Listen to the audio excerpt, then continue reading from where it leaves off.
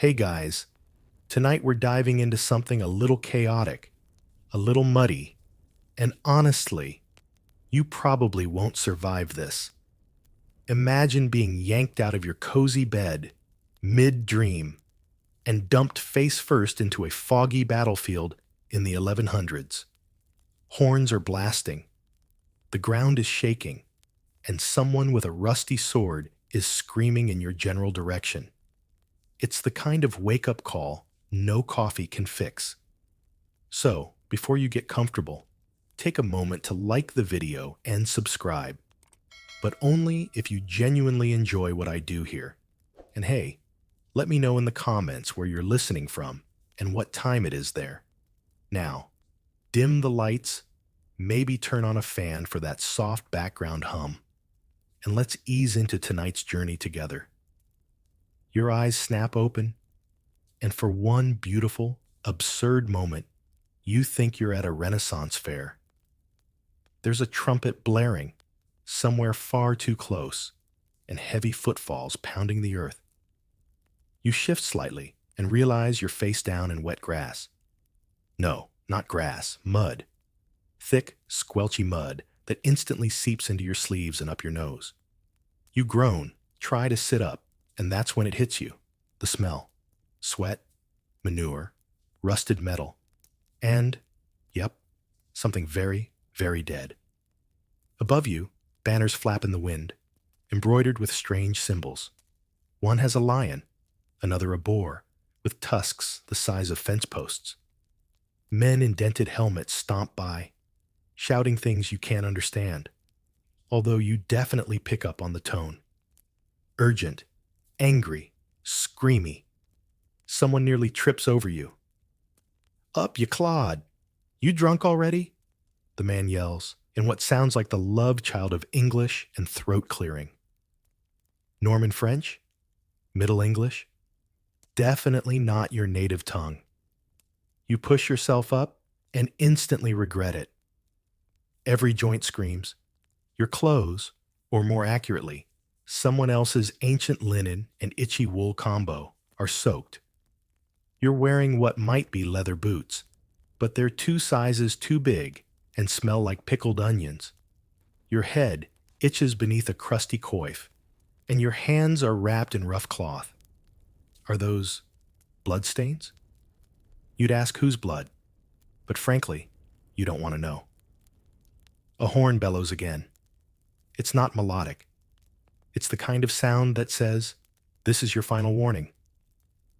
Around you, warriors start forming into lines, gripping spears, axes, swords, whatever they have. One guy is holding a rock. Bold. Then the world tips slightly to the left. A dull thud rattles the air, followed by another. In the distance, something huge is rolling across the field. A siege tower? Or maybe a very aggressive wagon? You can't tell. The fog is too thick. It's clinging to the ground like an overprotective blanket, muffling shouts and cries into a distant hum. You try to make eye contact with someone, anyone, but everyone's looking ahead, focused, bracing. Your heart is pounding like a war drum. This is no fair, no movie set. You're in the middle of an actual medieval battle, and the day has barely begun. Someone shoves a small round shield into your hands. It's cracked and smells like mildew, but it fits. Sort of. A man with a dented helmet claps you on the back, hard enough to knock the wind out of you. "Hold the line," he yells.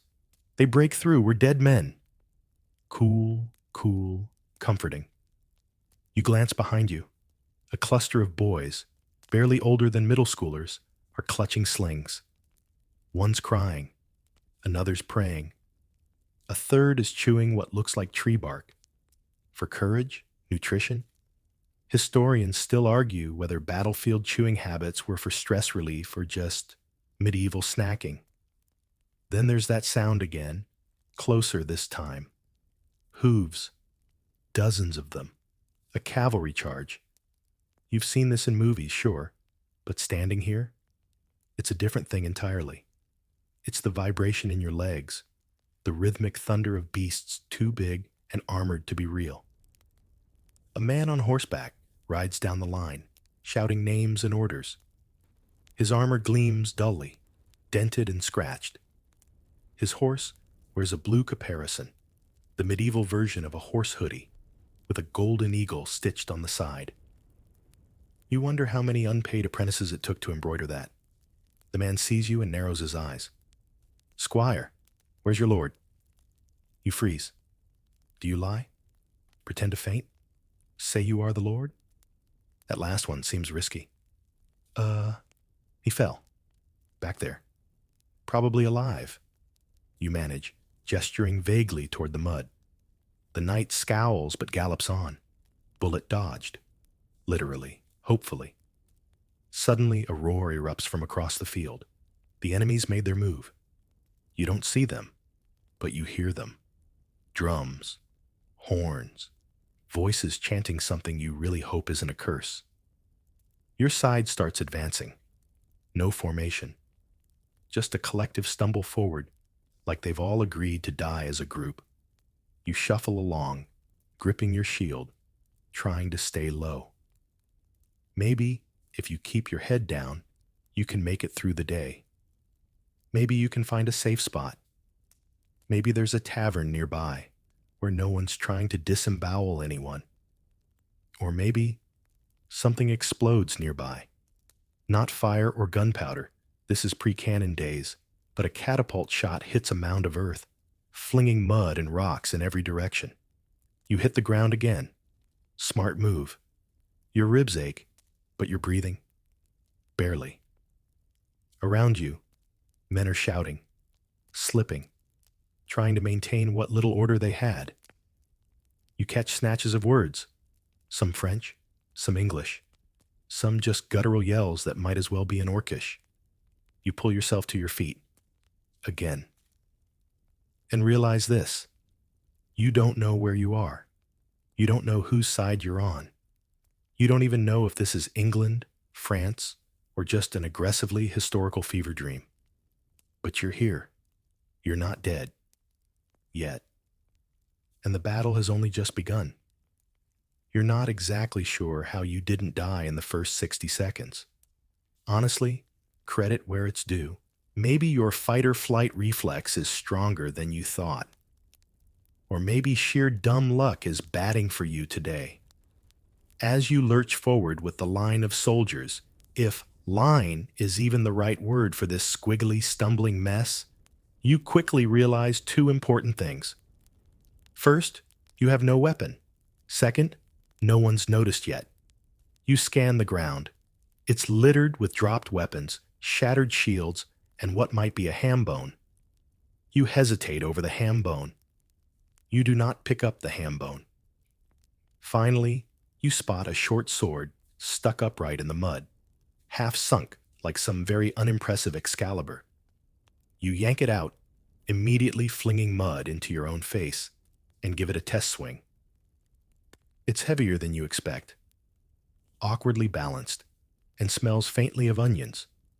Again with the onions. Were onions like the medieval Fabrizi? No time for questions. Someone screams to your left. You duck on instinct, just as a spear whooshes through the space where your head used to be. The spear doesn't hit you, but your survival confidence plummets to a solid 2 out of 10. You crouch behind your dented shield, watching as men clash just ahead, shields slamming, swords flashing, boots crunching on grass and bone. You want to help, or at least not die horribly. So you do the only thing that makes sense. You scream, like you mean it, charge 10 steps forward, and immediately trip over a severed gauntlet. Not a hand, thankfully, but the empty metal glove clangs as it hits your knee. You yelp, flail wildly, and somehow your random sword swing actually hits someone's leg. A knight in red staggers sideways, not badly hurt, just surprised. He turns toward you, with the angriest expression you've ever seen. His eyes lock with yours, and you do the bravest thing imaginable. You run. You run like a tax collector is chasing you, like the last bread cart is rolling out of town, like your life depends on it, which, let's be honest, it does. You dive into a shallow ditch, narrowly missing a volley of arrows that zip over your head like angry bees. They hit someone else. You hear a groan. You don't look. You're breathing hard now, chest heaving. Around you, the battle is turning into a blur. Swords crash. Men scream. Horses whinny in protest at the madness. It's like being inside a giant washing machine of mud and violence, a medieval Vitamix of steel and regrets. And here's the thing. They're not fighting in neat, organized lines like in the movies. No choreographed duels. No gentlemanly nods before clashing blades. This is chaos. Desperate, unpredictable, dirty. Historians still argue whether actual medieval battles were strategic affairs or more like full-contact mosh pits with extra stabbing. Right now, it feels like the latter. You see a man swinging a mace like he's trying to swat invisible bees. Another holds a wooden spoon. Not metaphorically, a literal spoon. Maybe he lost a bet. Or maybe spoons were the daggers of the very desperate. Either way, he looks committed. Then someone yells again, this time in your direction. Shield wall! Shield wall! You freeze! Are you part of that? Probably. Everyone else is running toward a clump of guys interlocking their shields like an angry armadillo. You stagger toward them, wedge yourself into the edge, and hold up your own shield. It's like joining a very panicked conga line. A massive thunk jars your arm. Someone's weapon, maybe an axe, slams into your shield, splintering a corner of it. You scream. No shame. Everyone's screaming. It's like the worst team-building retreat ever. As you hold the line, press shoulder to shoulder with strangers in chainmail, your mind drifts, just briefly. How did you get here? Were you time-traveled? Drugged? Did you fall into a museum exhibit and wake up in this mud-soaked madness? You try to remember the last normal thing you did. Coffee? Brushing your teeth? Definitely not fighting in a medieval war. But your thoughts are cut short when a horn blasts again. This time, closer. A horse charges past, its rider swinging a banner instead of a sword. It flaps violently in the wind, some kind of crest you don't recognize. Everyone cheers. Must be on your side. You cheer too. Why not? Then someone next to you drops. Just crumples. You flinch. The shield wall opens slightly. Someone pulls the man away, and a boy, maybe 14, steps into the gap. No armor, just a ragged tunic and a look of sheer panic. You nod at him. He nods back. That shared look says, neither of us signed up for this, did we? Another wave crashes into your line. More enemies this time. Their armor's different. Darker. Their shields bear a crescent. You're not sure if that's historically accurate or just stylish. The two sides clash. You lunge forward, mostly to keep your balance, and your sword grazes someone's arm. They howl and fall back. You blink. Did you just win a duel? Technically, you'll take it. The clash continues. Minutes stretch like hours. Your arms ache. Your legs wobble. Your shield's a mess. And then suddenly a bell rings from somewhere beyond the trees. A real, deep, tolling bell. A signal. Both sides pull back, retreating a few paces. No one told you this was a thing. A timeout bell? You lower your shield slightly. Around you, men are panting, bleeding, slumped in the mud. No cheers, no victory songs, just quiet. Heavy, exhausted quiet. You take the chance to breathe. Finally. Somewhere, someone plays a single note on a wooden flute. Why? Who knows? Maybe it's the medieval version of lo-fi beats. You're alive, battered, confused, absolutely not qualified to be here, but alive. For now. Your arms feel like boiled noodles. Your shield hand is trembling. And your sword, well, it's still attached to your wrist, but you're seriously considering just burying it in the mud and telling people it was heroically lost in battle. The bell toll fades, leaving behind only shallow breathing, muffled moans, and the occasional clink of metal on metal as exhausted fighters regroup. You glance around, trying to get your bearings. The fog is thinning, finally, revealing more of the battlefield. It's worse than you thought. Torn up earth, fallen bodies, some moving, some not. Bits of armor, shattered lances, and, for some reason, a shoe on a pole. You don't ask. You stagger toward the edge of the field, past rows of shield bearers slumped like discarded puppets. No one's paying attention to you anymore. You're just another muddy figure in the mess. Probably a blessing. Then you hear it. A voice.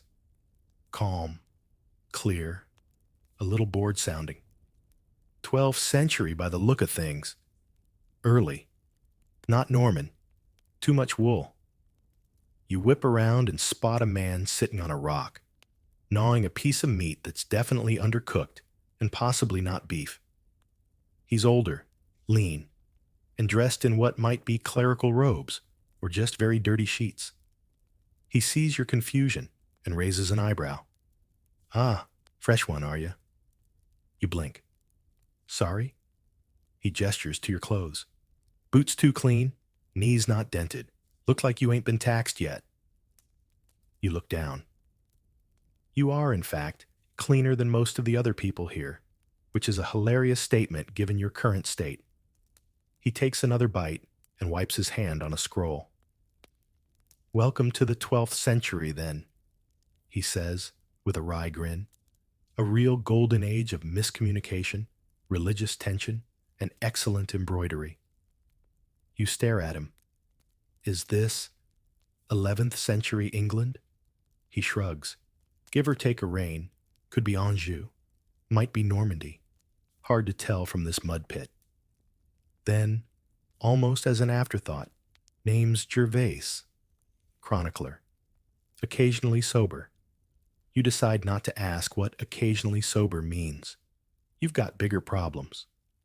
As he chews, he casually drops some context like it's bedtime trivia. If you're hoping for knights in shining armor, you're a bit early. Real chainmail era. Helmets shaped like buckets.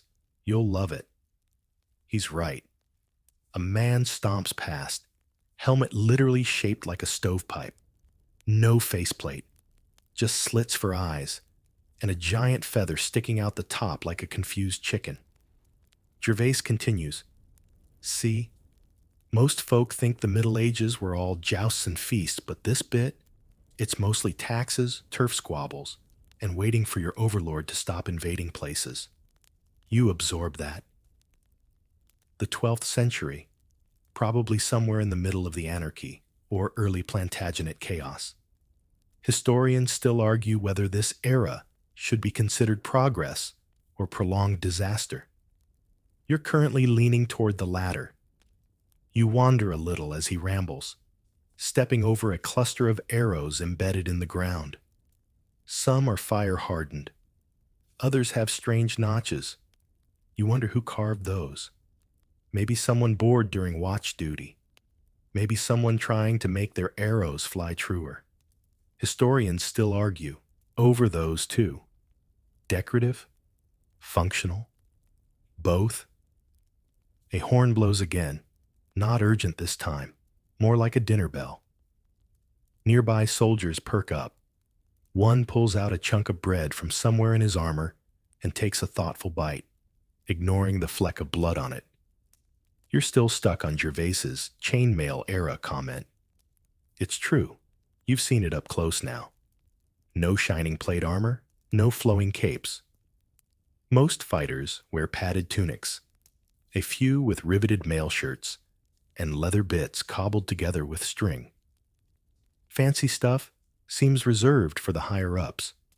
You, meanwhile, look like the world's least prepared Ren Fair intern. A few yards away, a group of men dig trenches with small wooden spades. They're grumbling, cursing, and at least one is singing. You sidle closer and hear the lyrics. Something about turnips, goats, and a lady named Matilda. You choose not to linger. As you walk the field, things get a little quieter. You spot more injured men lying in groups, some being tended to, others just waiting. There's no paramedic tent, no triage system. Just a guy with a dirty rag and what might be old wine. He pours it into an open wound. The patient screams. You do too, internally. Then there's the noise again. A soft rhythmic pounding. Hooves. Cavalry again. But this time it's more ceremonial. A tall rider emerges from the fog, followed by 6 others. They're resplendent compared to the rest. Tabards clean, shields polished. The main rider's helmet gleams, and his cloak bears a black raven crest. The soldiers nearby straighten up. Some salute. A few try to hide behind carts. You freeze. Is this the boss? The general? The feudal lord? The rider stops and surveys the field. He says something in French, then in Latin, then finally in English. Form the banners. Stand by for the roll. Someone hands him a scroll. Names are read aloud. Most get a grunt. A few get a sigh. One name, Eldrick of Darnford, gets a long pause followed by, still drunk, I expect. The others laugh. It's the kind of laugh that says Eldrick has a reputation. You sidestep out of view. You're not on the roll, obviously, and you don't want to explain why. Suddenly, you hear a bird cawing above. You look up. A raven circles. Gervais, who's somehow beside you again, nods at it. They say ravens carry souls, or count the dead, or just like the smell. You don't find that comforting. The sun's higher now. The fog is lifting. You can see more of the landscape. A tree line to the west. A shallow hill where tents are clustered. And beyond that, what might be a keep or fortress in the distance. Stone walls. Narrow slits for windows. Real medieval architecture. You ask Gervais, "Where are we exactly?" He shrugs again. "Where aren't we? Could be England. Could be France. Could be Wales. They all look the same after a while." Perfect. So you're stuck in the 1200s, somewhere in Western Europe, probably in a battle you have no stake in, with no idea how to get home. Gervais gives you a look. If you're smart, you'll get injured just enough to be sent to the rear. Break a toe or something. You'll be fine. Unless it festers. Great. Now you have to worry about festering. You're still contemplating whether to fake a festering toe when someone grabs you by the collar. "You there, boy!" A voice booms. Stern, commanding, and very disappointed in your general existence. You spin around and come face to chin with a broad-shouldered man in half-polished chainmail. His surcoat is streaked with dirt, but still manages to scream, "Important person." He looks at you like he's deciding between sending you to the kitchens or the front line. "You belong to Sir Alric's levy?" he demands. You pause. Blink. He narrows his eyes. "The Lion Crest. You're one of his, aren't you?" You nod so fast your neck cracks. "Lion Crest. Sure. Sounds noble." "Good. He needs every able-bodied lad he can get. We ride in less than an hour." Ride? You barely survived standing up straight, and now you're being conscripted to gallop off into battle with a guy you don't even know? Fantastic. Before you can protest, he shoves something into your hands. A cloth badge, hand-stitched with a gold lion on a red field. Apparently, that's all it takes to join a medieval military unit. A patch. No ID. No HR paperwork. The man barks an order to a nearby page, and you're swept away in a current of activity, marching soldiers, shouting squires, and the occasional pig trotting across the field like it owns the place. You nearly trip over a lad who's struggling to lift a helmet that's clearly too big for him. He looks up at you and grins through a missing tooth. "Which side are we on?" he asks cheerfully. You stare at him. "Red Lion, I think." "Grand," he says, as if that clears everything up. "They're fighting the ones with the black boar, then. Good to know." You look across the field. Sure enough, banners with a black boar on a white field flutter defiantly above a cluster of tents. They look just as muddy and miserable as your side, which is comforting in a no one's winning here sort of way. You're directed toward a rough line of men gathering around a man with an actual feather in his cap. He's waving a map around like he's explaining the finale of a confusing TV show. "Sir Alric," someone whispers beside you. You nod solemnly, pretending you knew that already. Sir Alric seems to be explaining the plan. Charge the flank, crush their archers, steal their bread. Or maybe not the bread part? You're pretty sure he said barricade, but your stomach's getting creative. No one asks questions. That's not how medieval chain of command works. You just nod, grunt, and get ready to charge at people you've never met for reasons you don't understand. It's funny how quickly you start picking sides. You've been here, what, 2 hours? Tops. But when you see those boar flag guys tightening their shield wall, you feel a flicker of tribal loyalty to the lion. Maybe it's the badge. Maybe it's the guy who gave you bread earlier. Maybe you just like red better than white. Historians still argue whether medieval commoners had any sense of patriotism, or if they fought simply because they had no choice. Right now, you think the answer is both. Plus, they were hungry. And let's not pretend you're doing well. You've nearly dropped your sword 3 times. Your helmet doesn't fit. You're pretty sure someone tried to sell you a lucky chicken feather for protection. And the worst part is, you bought it. It's tucked into your boot right now, probably clucking curses at your choices. Then comes the real test. A scout rides in with news. The enemy's moved their cavalry. "They're flanking us," someone shouts. Panic spreads. Orders are shouted. Shields lifted. The plan you didn't understand is now scrapped for a new one you really don't understand. You're pushed toward a tighter formation near the rear. Apparently, someone thinks you look like a support guy. Maybe it's the cleanish boots. Maybe it's the vacant expression. You try to look helpful, nodding like you understand what "keep the line staggered" means. You don't.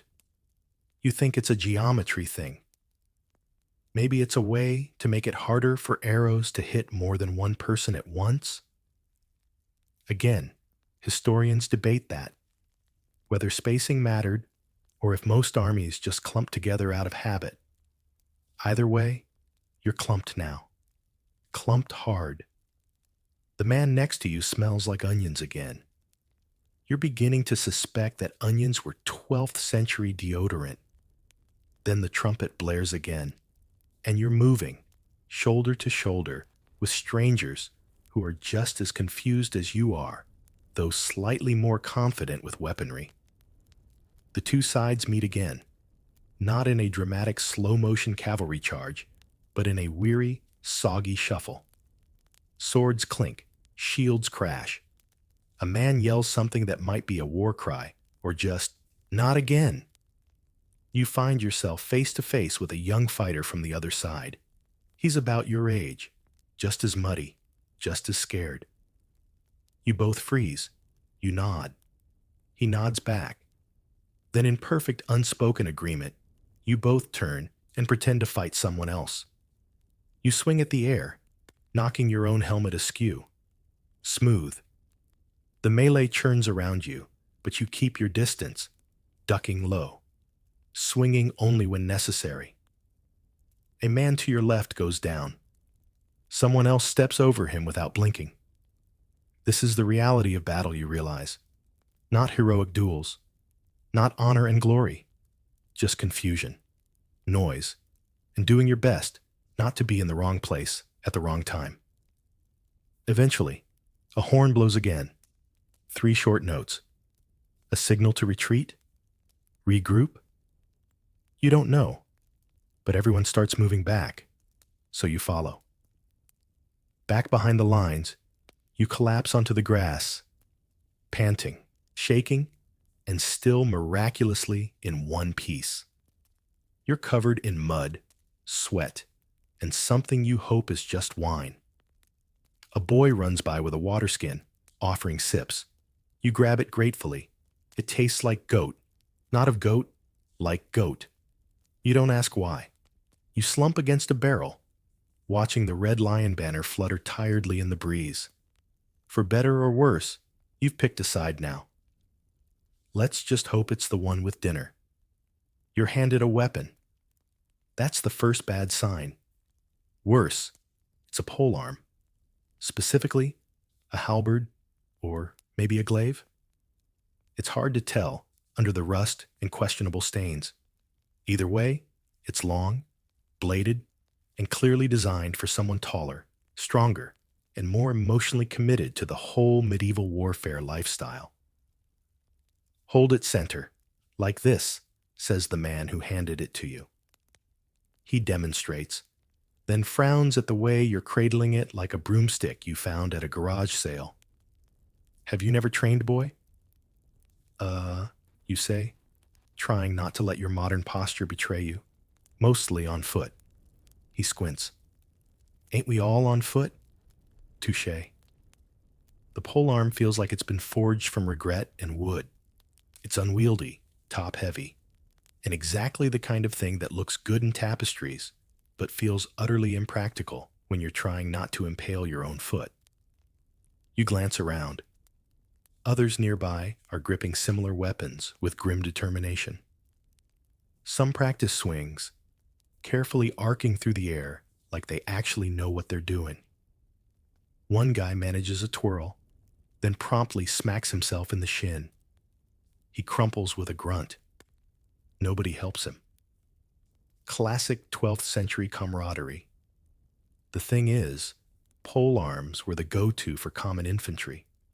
Historians agree they were cheap to make, deadly in formation, and just intimidating enough to make charging knights think twice. They're also notoriously difficult to wield in the hands of someone who just yesterday thought a halberd was a type of bird. The officer barks. 2 ranks, points forward, we brace on my call. Brace? Like, emotionally? No, physically. Because as it turns out, your job now is to stand in a tightly packed group with a bunch of other polearm wielders and jab upwards at charging horses. Horses. You're about to try not to die by skewering several hundred pounds of armored, angry horsepower.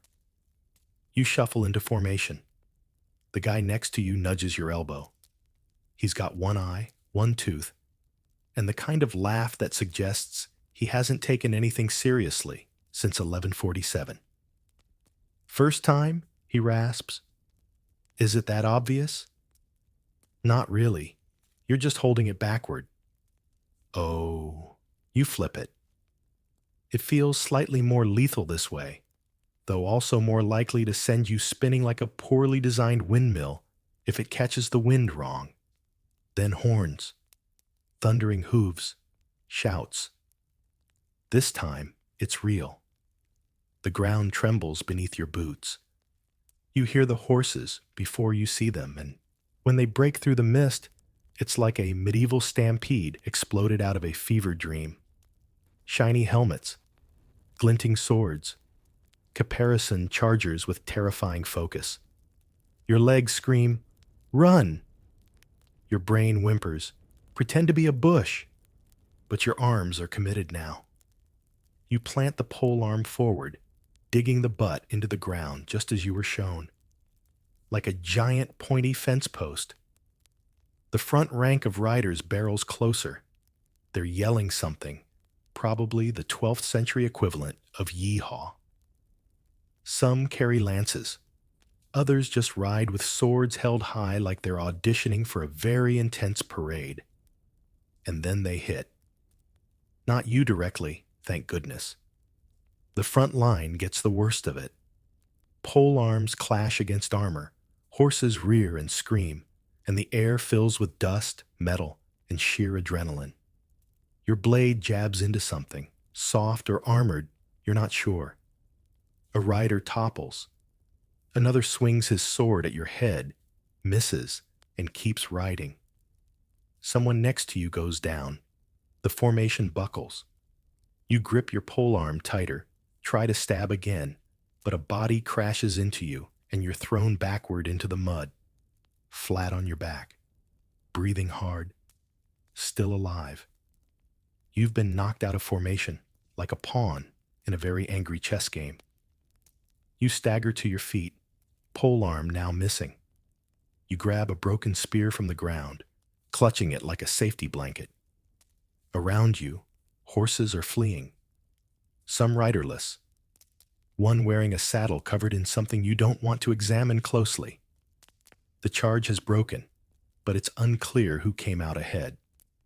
The cavalry's gone, but your side's shaken. Soldiers are regrouping, some limping, some yelling.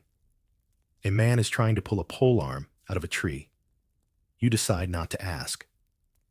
Nearby, an officer counts heads and calls for runners to report losses.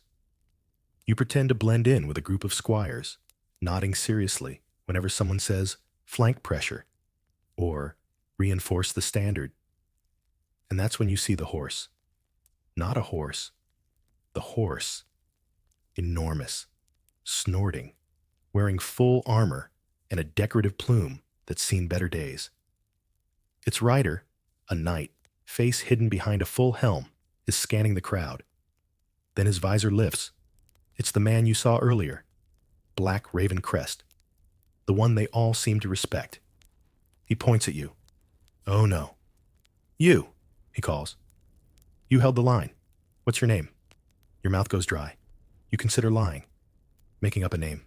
Something heroic like Thorn or Kevin of House Oatcake. But your brain stalls. Just me, sir." He tilts his head. "Then well done, just me. Report to the rear. Tell the quartermaster we'll need more spears and bread." Then he rides off. You stare after him, dumbfounded. Did you just get promoted? Or drafted again? Or did he think you were someone else entirely? You turn toward the rear, hoping the quartermaster is less shouty than everyone else, and also perhaps not currently on fire. As you walk, someone pats your shoulder. "Nice jab," says a soldier with a crooked nose and an even more crooked grin. "We saw that. Took down a rider, didn't you?" You almost correct him, almost say, "Actually, I just sort of tripped and my halberd went rogue." But instead, you nod, shrug. "Yeah, I guess I did." The soldier laughs. "Reckon you'll earn your lion yet, just me." You chuckle, weakly. The nickname might stick. Wonderful. Behind you, the sounds of regrouping begin again. Banners raised. Men shouting roll calls. Somewhere, someone is roasting a very confused chicken. You grip your broken spear and keep walking. You still don't know where you are. But for now, you've survived another charge. That's got to count for something. You don't hear the horse until it's nearly on top of you.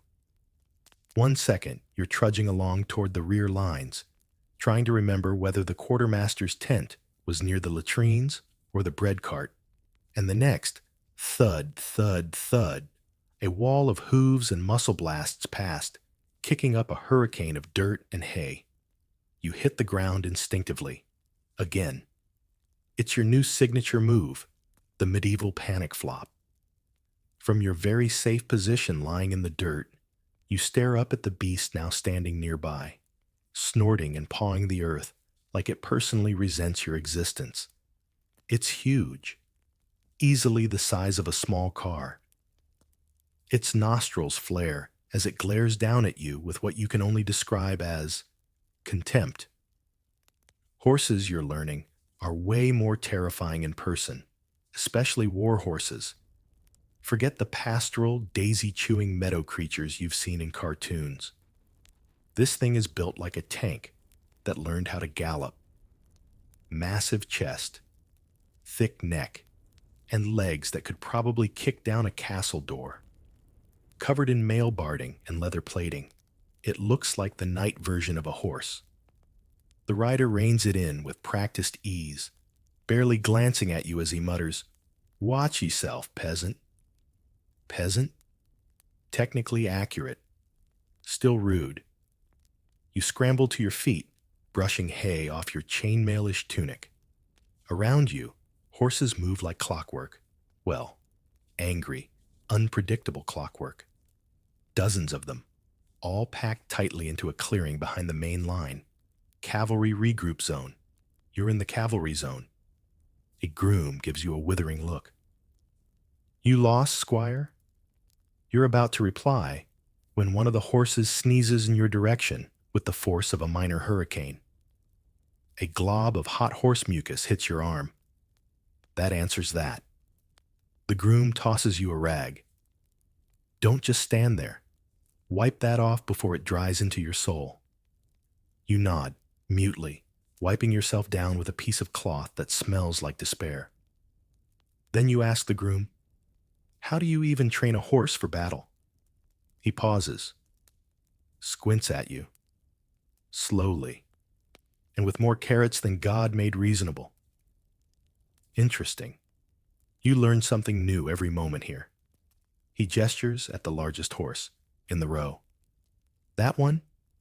His name's Mervyn. He's kicked 4 men this week and bit 2 flags. Loves apples. Hates priests. You blink. Hates priests? Yeah. Swung his tail at a bishop last month. No one knows why. We think he holds a grudge. You edge away from Mervyn. As you do, you notice that each horse has its own personality. Some are calm, gently stomping the ground like they're just waiting for oats. Others are twitchy, eyes darting, ready to leap at the faintest movement. The noise is deafening. Whinnies, snorts, hooves striking earth. It's like being backstage at the most dangerous concert in history. One of the knights is dismounting, his armor groaning with effort. He pulls off his helmet and dumps a cascade of sweat onto the ground. His face is red, beard soaked, eyes half closed with fatigue. Another knight slaps him on the back. 50 yards of charge, 10 seconds of glory, and now my thighs feel like firewood. You can't help but ask, "Doesn't that hurt your legs?" They both stare at you. "Of course it hurts," one says. "Riding a destrier in full armor is like wrestling a stove uphill." The other grins. "Welcome to knighthood, lad." Apparently, that's the dream. Historically, cavalry was the flex of medieval warfare. If you had mounted knights, you were someone.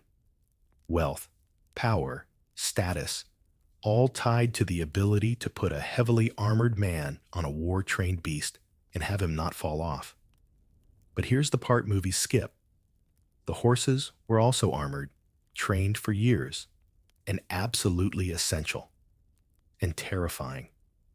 You watch as one horse is led away, lame from a thrown shoe. Another is being fed a weird mash of oats and chopped garlic. "Keeps the worms away," the groom says. Delicious. Nearby, a knight is giving an impromptu lecture to a group of squires. Your mount is your life. Treat it well, or you'll die cold and alone, possibly face down in a creek. Motivational stuff. You inch away from the horses, finally making your way toward the rear tents. But the cavalry isn't done with you yet. A shout goes up, urgent, sharp. They're regrouping. Another wave. You barely get a chance to react before another squad of horsemen mounts up, the rhythmic clang of stirrups and grunts echoing through the air. You flatten yourself against a cart as they ride out, formation tight, expressions grim. One knight tosses a sarcastic, "Wish us luck," over his shoulder as he passes. You call back, "Don't get kicked by Mervyn." He glances back, confused. "Who told you about Mervyn?" Oops. The quartermaster's tent is finally in view, a tattered brown thing that looks like it's been repurposed from a potato sack. You reach it breathless and half covered in hay and snot. The quartermaster himself is seated on a crate, balancing a wheel of cheese on one knee and scratching something on a wax tablet with what looks like a burnt twig. He eyes you. You don't look dead. That's rare. What do you want? You relay the message. More spears and more bread. He grunts. "We're out of bread. Got turnip mash, and I can spare a dozen spears. Maybe." He kicks a bundle toward you. A mess of wooden shafts clatters at your feet. "Tell Alric if he breaks these, I'm charging him personally." You nod, grabbing what you can and wondering how one is supposed to carry 12 spears across a war zone without becoming a human kebab. As you awkwardly gather them, something hard presses against your side. You realize you still have the broken spear from earlier, clutched protectively, like a toddler holds a security blanket. You didn't even notice. The quartermaster notices. "That yours?" You glance at it. "Sort of." "Keep it," he mutters. "You look like you need all the luck you can get." You head back through the cavalry zone, trying not to make eye contact with any horses, especially Mervyn. A group of knights returns from patrol, their faces pale. One is limping, clutching his side. Another mutters about the hill to the east. You don't catch the details, but the mood is darker than before. Back at the front line, you drop the spears off and collapse on a log. A squire hands you a ladle of something hot and gray. "Soup," he says. You don't ask what kind. And as the sun starts to dip toward the horizon, painting the sky in streaks of orange and ash, you realize the battle's far from over. You've survived another skirmish. You've learned that horses are not your friends. And most importantly, you're still standing. For now. There's a sound like rushing wind, but sharper, deadlier. You look up just in time to see a cloud of arrows streaking through the sky, like angry blackbirds on a caffeine rush. A high, terrifying whistle trails behind them. Everyone around you reacts instantly. Shields go up. Heads duck down, and the entire front line hunkers low as the arrows fall. You do what any sensible person does when projectiles rain from the sky. You scream, throw yourself onto the ground, and try very hard not to cry. The arrows hit with a sound you'll never forget. It's like rain, but louder, more final. The thunk of wood-piercing wood, the dull, wet thud of arrows finding flesh, and that horrible silence right after, where your brain waits to figure out whether you're dead or just dramatically inconvenienced. You open one eye, then the other. You're alive. A man next to you is not so lucky. An arrow has pierced his shoulder, and he's trying to bite back a scream. Another soldier is already dragging him to the back line, muttering something about clean entry, no exit, like it's a weather report. And then, just to keep things spicy, another volley comes. This time, you're a little quicker. You duck behind a discarded shield, heart pounding, trying to become one with the mud. Arrows hiss past your ear. One slams into the ground 2 feet away, vibrating like it's personally offended by your existence.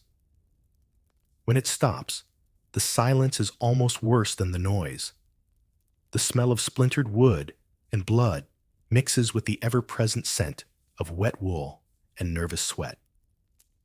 You lift your head slowly. No arrows in your torso. No arrow-shaped shadow stretching from your chest. Progress. A knight stomps by, clearly annoyed. They've brought longbowmen. Damn poachers in uniform. You blink. Longbows? Now that's a name you recognize. Longbows were the super weapons of medieval archery, especially the famous English ones. 6 feet of curved yew, capable of launching arrows over 200 yards, piercing armor at full draw. They turned ordinary farmhands into distant death machines. You peer toward the enemy line and squint. Sure enough, you spot them. Archers crouched behind a makeshift palisade, drawing back long, pale bows with eerie coordination. They loose in waves, rhythmically, like a very deadly dance team. Not even aiming at individuals. Just arcs of arrows raining down indiscriminately. The man beside you, older, and wearing what's either a padded gambeson or a well-loved bathrobe, nudges you. They call that the storm of sticks. Pretty, innit? Pretty is a choice word. You both flinch as another volley hisses overhead. This one's lighter, fewer arrows, but still terrifying. One hits a banner and flaps harmlessly to the ground. Another embeds itself in someone's pot of soup. Sad. You ask, "Can we shoot back?" The old man shrugs. "Maybe. If our bowmen haven't all gone blind from eating moldy rye again." You wait for him to say he's joking. He doesn't. Historians still argue about the true origin of the longbow, whether it was Welsh innovation or just really enthusiastic hunting tech turned lethal. Either way, the effect is undeniable. Morale around you dips every time the archers fire, not because it's especially deadly every time, but because you can't see it coming. You just hope it doesn't hit you. Someone screams, "Shields up," again, and the line tightens. A few soldiers have adopted the turtle method, curled into balls beneath layered shields, muttering prayers or curses, depending on personal style. You copy them. Why not? And then, sudden impact. Your borrowed shield shudders violently. An arrow punches into it and sticks, quivering just inches from your face. Your breath catches. You can smell the wood and the burnt fletching. You stare at it for a long moment, like it's just insulted your ancestors. "Nice catch," someone says behind you. You look back. It's the kid from earlier, the one with the too big helmet and a cheerful death wish. He grins, holding a bundle of arrows he's been collecting from the ground, like souvenirs. "What are you doing?" You hiss. "Reusing," he whispers. "Lord says wood's expensive." This tracks. Historically, archers often reclaimed arrows after volleys. Wood, feathers, and iron weren't cheap, and recycling didn't begin with plastic. It began with not wanting to die bankrupt. He tosses a couple of bent arrows aside, then proudly slides one behind his belt like a lucky charm. "You should get one," he says. "Keeps the bad spirits away." You point at the arrow still embedded in your shield. "I've got one." "Perfect," he chirps, then darts off toward the rear again. You decide to name your arrow. You call it Regret. The sky clears slightly. No fresh volley. For now. But archers don't sleep for long. You know they'll fire again as soon as the infantry bunches together like a buffet. You hear an officer shout from the rear, "Counterfire! Form up the bows." A cheer rises from a small section of your force. Finally. Your side has archers too, though they look like they've been drafted from the nearest sheep festival. Thin arms, patched clothes, questionable shoes. but they know how to draw a string. They line up behind bundles of straw and loose brush. Makeshift protection. A man with a big feather in his cap. Why is that such a thing? Raises his arm, waits, then drops it. The first counter volley sings through the air. It's surprisingly satisfying to hear. The whistle of flight, the distant clack of impact on shields and wood. The enemy archers duck. One tumbles from the palisade, clutching his chest. Your men cheer. It's brief, but it feels like winning. Then a trumpet sounds. Your side again. Orders ripple down the line. Advance with shields. You groan. Not another push. Still, you rise, lifting your poor, arrow-pierced shield like it's a dinner tray at a very aggressive cafeteria. Around you, soldiers start moving forward in staggered steps, raising spears and weapons high. You move with them, boots squelching in mud, each step slower than the last. You pass a man clutching his arm, an arrow still embedded in his bicep. He grins through gritted teeth. It's not in the bone. All good. Right. That's all good now. Further up, someone has tied a string of broken arrows into a necklace. Battle fashion. You're not ready for that level of commitment. As the front line presses forward, you brace for more arrows. But the sky remains clear. Instead, you hear something worse. Drums. The enemy's infantry is advancing too. You whisper to your arrow-lodged shield, "Okay, regret. Time to earn your name." Retreat is a strong word for what happens next. Stumbling backward while tripping over arrow-littered mud might be more accurate. The drums grow louder, your comrades grow quieter, and you develop a new appreciation for modern emergency exits. The enemy infantry presses forward with unnerving calm, while your group, now severely arrow-light and morale poor, is slowly giving up ground like it's on clearance. You make it about 20 yards before someone shouts, "Fall back to the tents!" And people begin moving a little too quickly for comfort. The men who'd been bravely holding the front line a moment ago are now all sprinting with the same collective energy as folks who just spotted a health inspector in the kitchen. You don't argue. You run, and then you trip. Again. Your foot catches on something, soft, squishy, and disturbingly warm. You don't look down. You don't want to know. You roll sideways, flopping into a ditch half full of rainwater and discarded gear. It smells like wet leather and regret. That's when you realize your arm hurts. Not a lot, but enough. You glance down to see a thin line of blood trailing down your forearm. Looks like you got grazed. Fantastic. You're now officially wounded. Hopefully, it comes with a snack break. You crawl out of the ditch, following the trail of retreating soldiers toward the rear of the camp. And that's when the smell hits you. It's not just mud and sweat anymore. It's everything. Acrid smoke from burning tents, sharp tangs of blood, old meat, manure, and something that smells suspiciously like moldy cheese. You gag. Someone behind you yells, "Keep moving, lad." Smells worse the longer you stand in it. You find yourself stumbling into a makeshift field hospital, if you can even call it that. It's more of a tarp draped over some poles, with a few buckets of cloudy water and a pile of dirty rags stacked neatly beside a man who appears to be using a fish knife as a scalpel.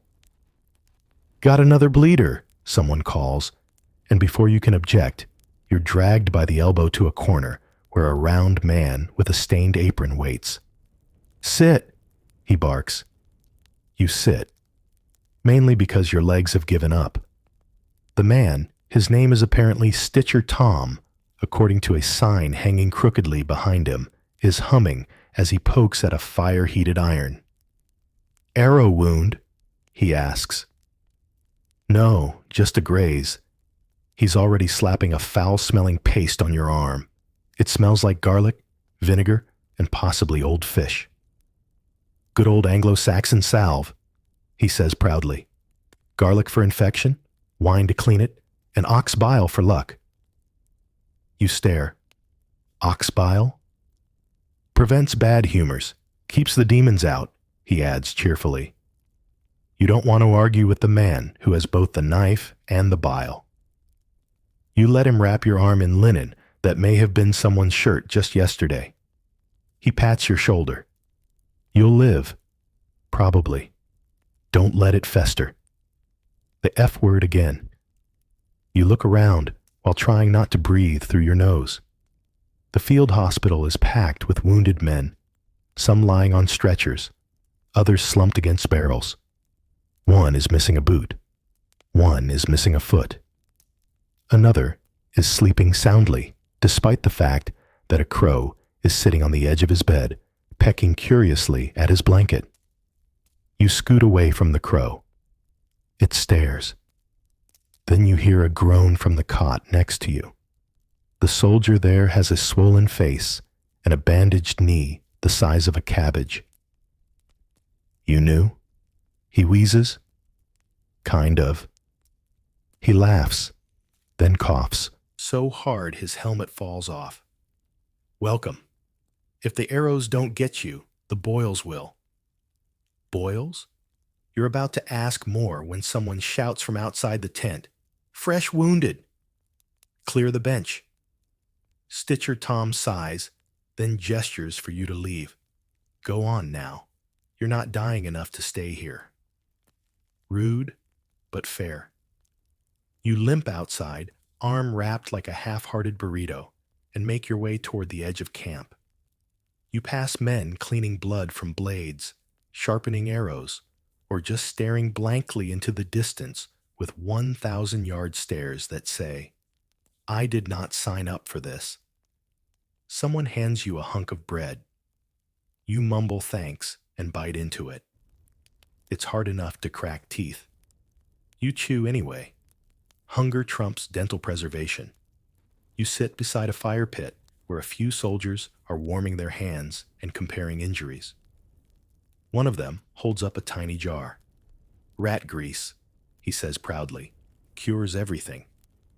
Except hygiene, someone mutters. The conversation turns to strange remedies. One swears by boiled nettles, another by burying onions under a full moon. A third claims his grandma once used powdered frog to treat gout. Historians still debate whether medieval medicine helped or merely prolonged suffering. Looking around, it seems like a mix of both. You've got half a dozen battlefield medics with zero coordination, one goat wandering through the tent area like it owns the place, and Stitcher Tom performing surgeries with what might be a butter knife. A man in monk's robes walks through the rows of injured. He carries a satchel and hums softly, stopping now and then to anoint foreheads with oil or whisper prayers in Latin. One soldier swears the oil smells like lavender. Another says it's just tallow. The monk pauses at your fire and looks you over. He nods once, presses a dried sprig of rosemary into your hand, and murmurs, "Protection." From what? He smiles faintly. From the next volley. Thanks, Father. You tuck the rosemary into your belt next to the arrow you named Regret. You're starting to look like a very confused florist. Suddenly, there's a burst of commotion near the central tent. A messenger arrives on horseback, shouting breathlessly. They're repositioning siege engines. We've got till sunset to brace. Groans ripple through the camp. Siege engines? You'd hope this was just a fast skirmish and not the multi-day misery kind of battle. But no. They're digging in. The Boer Flag Army is going for the long haul. You stand, joints protesting, and look out toward the distant tree line where the enemy is still partially hidden by fog and smoke. You can just make out the silhouette of something massive being assembled, cranks, pulleys, counterweights. Looks like you'll be seeing a trebuchet in action soon. But right now, you're just a limping, arrow-grazed, bile-smeared mess wandering back to the front lines with a rosemary sprig and a haunted expression. You might not survive the next part, but at least you smell vaguely of garlic. You're barely 5 steps from the field hospital when a knight grabs you by the shoulder, spins you around, and bellows, "Where have you been, you miserable little toad?" You blink at him. He's tall, broad, and wearing enough chainmail to drown gracefully in a shallow pond. His tabard bears the same lion crest from earlier, red and gold, which seems to be the 12th century equivalent of, "I'm important, don't talk back." You stammer, "Sorry, but he's already dragging you by the collar toward a row of tents arranged in a semicircle behind the front lines. "You were supposed to be back an hour ago with my helm polished and my sword edge checked. And what's this?" He points to your bandaged arm like you've personally betrayed him. You glance around. The tent area is calmer than the battlefield, but still buzzing with tension. Squires scurrying, servants yelling over misplaced chainmail, and at least one man trying to wrestle a roast pheasant off a spit while wearing gauntlets. It's not going well. The knight doesn't seem to notice that you're not his actual squire. Or he does, and he doesn't care. You, he jabs a finger at your chest, are polishing my gear, fetching my boots, and tightening the straps on my greaves. Or I'll have you on latrine duty till Candlemas. Latrine duty. That's not a bluff. You've seen the latrines. They're less facility and more pit of despair. So you nod like a good, obedient fictional squire and follow him into the main tent. Inside, it's dimly lit, smells strongly of wet leather, smoke, and something that might be boiled mushrooms. Armor hangs from wooden racks, swords lean against barrels, and a half-eaten wheel of cheese sits on a stool like it's been promoted to nobility. The knight throws himself onto a bench and starts yanking off his gauntlets. "What kind of fool rides into battle with half-sharpened blades?" he mutters. You assume this is rhetorical. He tosses his helmet toward you. You catch it, barely. It's heavier than expected and absolutely reeks of whatever he had for breakfast. You set it on a table and begin polishing it with a rag that, frankly, could be a dead squirrel in fabric form. The tent flap opens and another knight strides in. This one is leaner, with sharp eyes and a slightly cleaner uniform. He looks at you, then at the first knight. "New squire?" "Don't ask," the first mutters. The second knight turns to you. "Well, squire, fetch me wine." You nod. Of course. You have no idea where the wine is. You wander out of the tent and scan the surrounding area. Eventually, you spot a table under a canopy where a servant is pouring something dark red into wooden cups. You snag one, offer your thanks with a nod so polite it would make your elementary school teacher proud, and return to the tent. The second knight takes the cup, sips, winces. This tastes like vinegar married a wet boot. You try not to take it personally. As they continue talking, you listen in, and it turns out you've stumbled into the juicy part of the day. "The northern flank is folding," says the second knight. "Of course it is. Lord Humbert put his nephew in charge," grumbles the first. "The boy thinks strategy means yelling louder than the other guy." They laugh grimly. You take your cue and kneel beside the armor rack, pretending to adjust some greaves while soaking in the gossip. This is the real medieval politics, family squabbles disguised as military tactics. You start piecing things together. The lion crest belongs to House Grenwold, and they're trying to hold a vital stretch of land from House Borehurst. Apparently, this isn't even the main conflict, just a side feud in a longer, dumber war. You glance around the tent again. A small map is tacked to a wooden post, hand-drawn and wildly inaccurate. Rivers run like spaghetti. Mountains are exaggerated scribbles. You spot your location, marked by a lion paw. The Borehurst camp is to the east, near a river bend. There's talk of fording at dawn and undermining the palisade, which you assume are not metaphors. Suddenly, the tent flap bursts open again, and a young page rushes in, panting. "My lords, scouts report a breach on the southern trench. Sir Brenwyn is down." The knights bolt upright. The mood shifts instantly. "We'll reinforce with the foot archers," says the first knight. "Tell Alric to prepare a shield wall and move the reserves." The page nods and dashes out. The second knight grabs a scroll and mutters, "If Brenwyn's down, the siege may be shorter than we hoped." You seize the opportunity to fade out of the tent. You've polished a helmet, fetched bad wine, and eavesdropped on nobility. Frankly, you're overqualified as a 12th century intern. Outside, you catch your breath. Someone shouts your name, sort of. "Oi, you, just me." Of course, it's the soldier from earlier, the one who dubbed you just me after you failed to give a real name. He waves you over. They think you're the knight's personal squire now. Might want to lean into it, get fed better.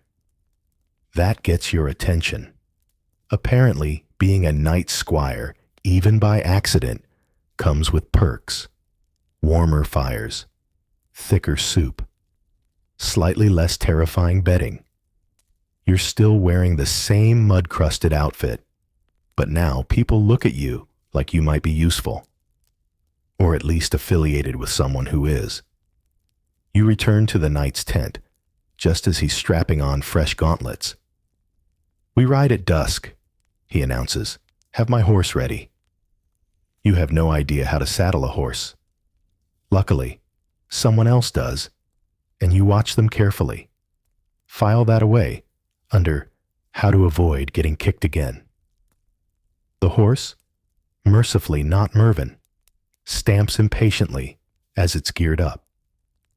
As the knight mounts, he tosses you a scrap of parchment. "Deliver this to the banner commander." You nod. "Yes, sir." He pauses, narrows his eyes. "You're not actually my squire, are you?" You freeze. "Too clean," he mutters, then rides off anyway. You tuck the parchment away and start walking toward the command tent. A crow follows you for several paces. You try not to take it as an omen. By the time you reach the command tent, you're sweaty, limping, and developing a mysterious cramp in your left ankle that feels like it might be rebellion. The tent itself is larger than the others, draped in embroidered fabric that's far too fancy for a battlefield. The flap is guarded by two men in full mail, each leaning on a halberd, with the quiet menace of people who haven't smiled since the last good harvest. You hold up the parchment like it's a VIP concert pass. One guard raises an eyebrow. The other sighs and calls inside. "Message for the banner commander." From within, a gruff voice grumbles, "Send them in then, if they haven't fainted yet." You step inside. It's warm, warmer than expected. Possibly due to the brazier in the corner, or the body heat of at least 8 senior officers squeezed into a space meant for 4. Maps stretch across 2 tables, weighed down by stones, cups, and what might be a perfectly roasted partridge someone's been nibbling mid-strategy. The man at the center of the tent, clearly the banner commander, is built like a tree and frowns like someone who hasn't had a good night's sleep since the Third Crusade. You hand him the parchment. He breaks the seal reads it, and snorts. Of course Alric wants more men. He always wants more men. You tell him I'm not pulling my reserves unless I see a severed banner or a smoking campfire. He glances up at you. Can you remember that? Or do I need to draw you a picture? You nod quickly, trying to memorize every word. Severed banner. Smoking campfire. Alric is annoying. Got it. Before you can turn to leave, he adds, wait, take this back too. He scribbles a quick reply on the back of a torn map scrap, seals it with a blob of wax, and hands it over. And don't drop it in a puddle. I've had enough disasters for one day. You salute. Or, rather, do something vaguely wave-like that might be mistaken for a salute by someone not paying attention. Outside, the late afternoon sun is sinking fast. The sky's gone from blue to a kind of moody bronze, streaked with smoke and haze. The air smells like metal and old fires. You feel like you've been here a week already, though your stomach claims it's only missed 2 meals, not 10. As you walk back through camp, your path winds past the center fire pit, where soldiers are gathering for what passes as a pre-evening meal. Gray stew, some blackened turnip chunks, and a bucket of something labeled only as fat broth. You take a cup, because honestly, your standards have gone subterranean. It's warm, at least. Sort of.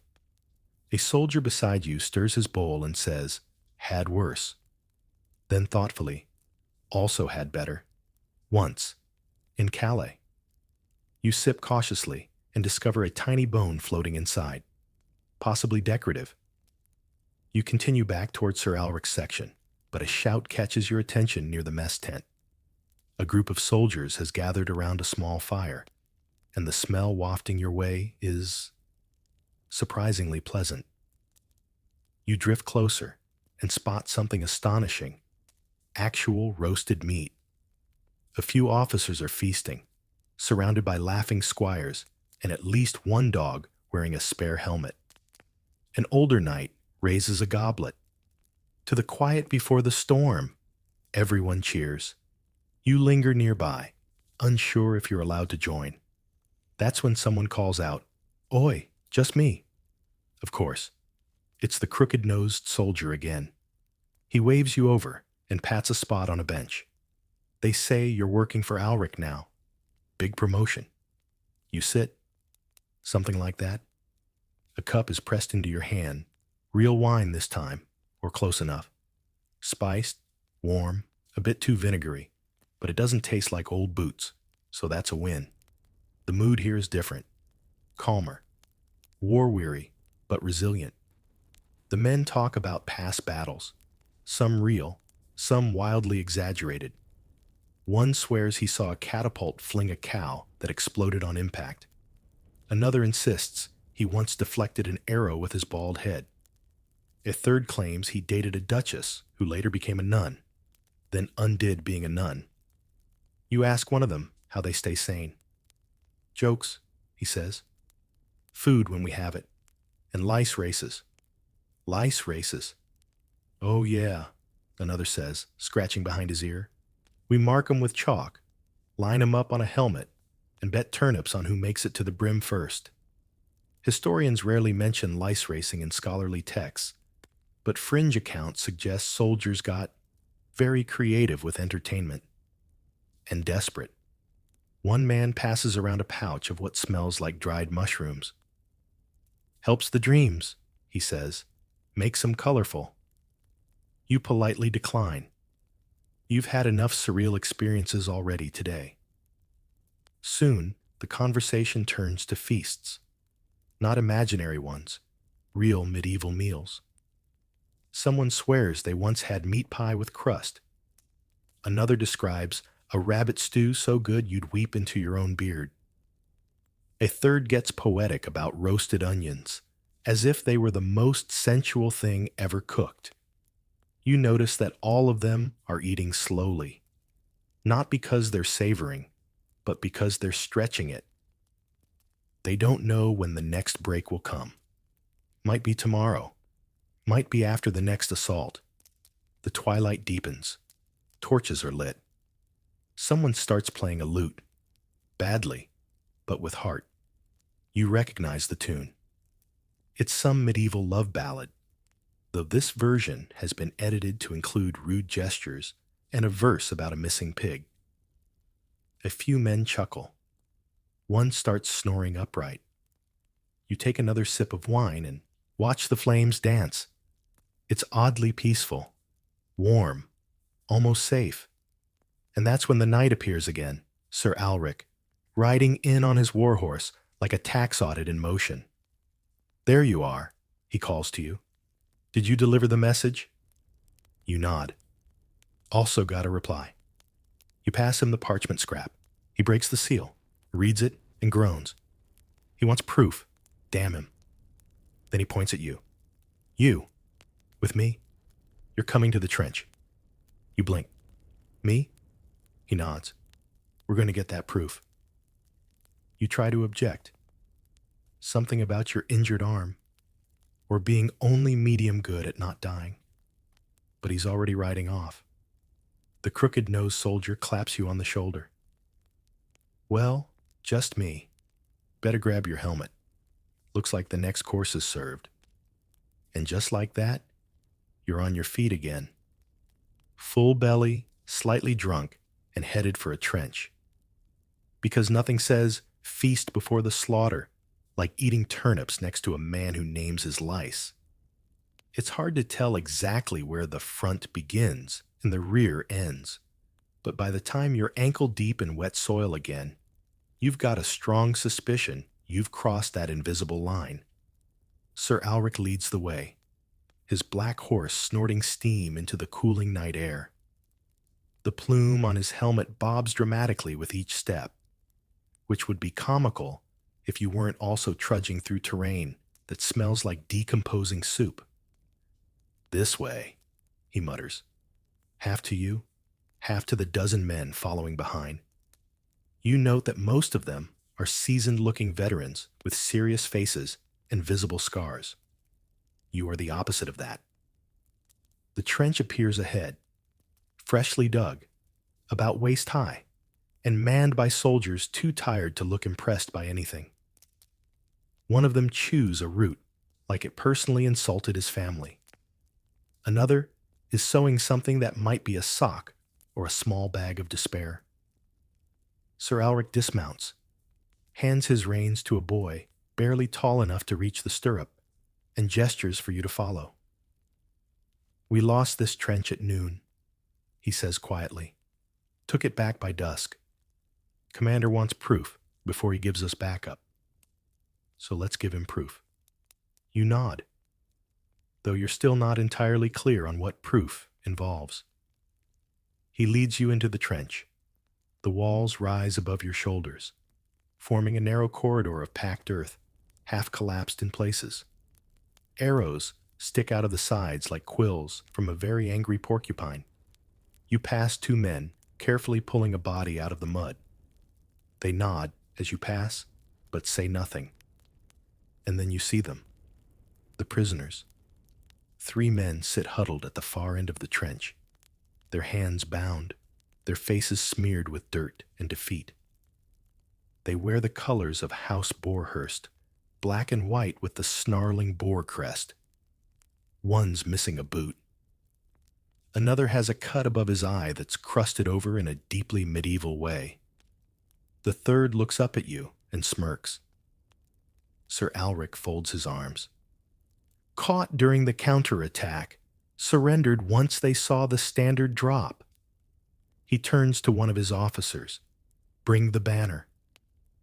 Moments later, a soldier arrives with a torn, muddied piece of cloth, a black boar's head on a white background, barely recognizable. Alric nods with satisfaction. This will do. You watch the prisoners. They don't speak, just sit there like men who have been through more than you want to imagine. Alric hands the captured banner to you. Take this back to the commander. Tell him we held the trench. And tell him we've got prisoners if he wants names. You nod and turn to leave, until one of the Borehurst men suddenly speaks. Tell him we surrendered with honor, he growls. We weren't routed. Alric raises an eyebrow. You dropped your weapons and begged. The man doesn't blink. Still better than dying for your king's bastard cousin. Ah, so that's what this is about. Not just land. Not just banners and colors and fancy crests. It's a blood feud. One with layers of betrayal. Family trees that branch like brambles, and grudges older than any of these soldiers. Historians still argue whether medieval wars were driven by real political strategy or just overcooked dynastic drama.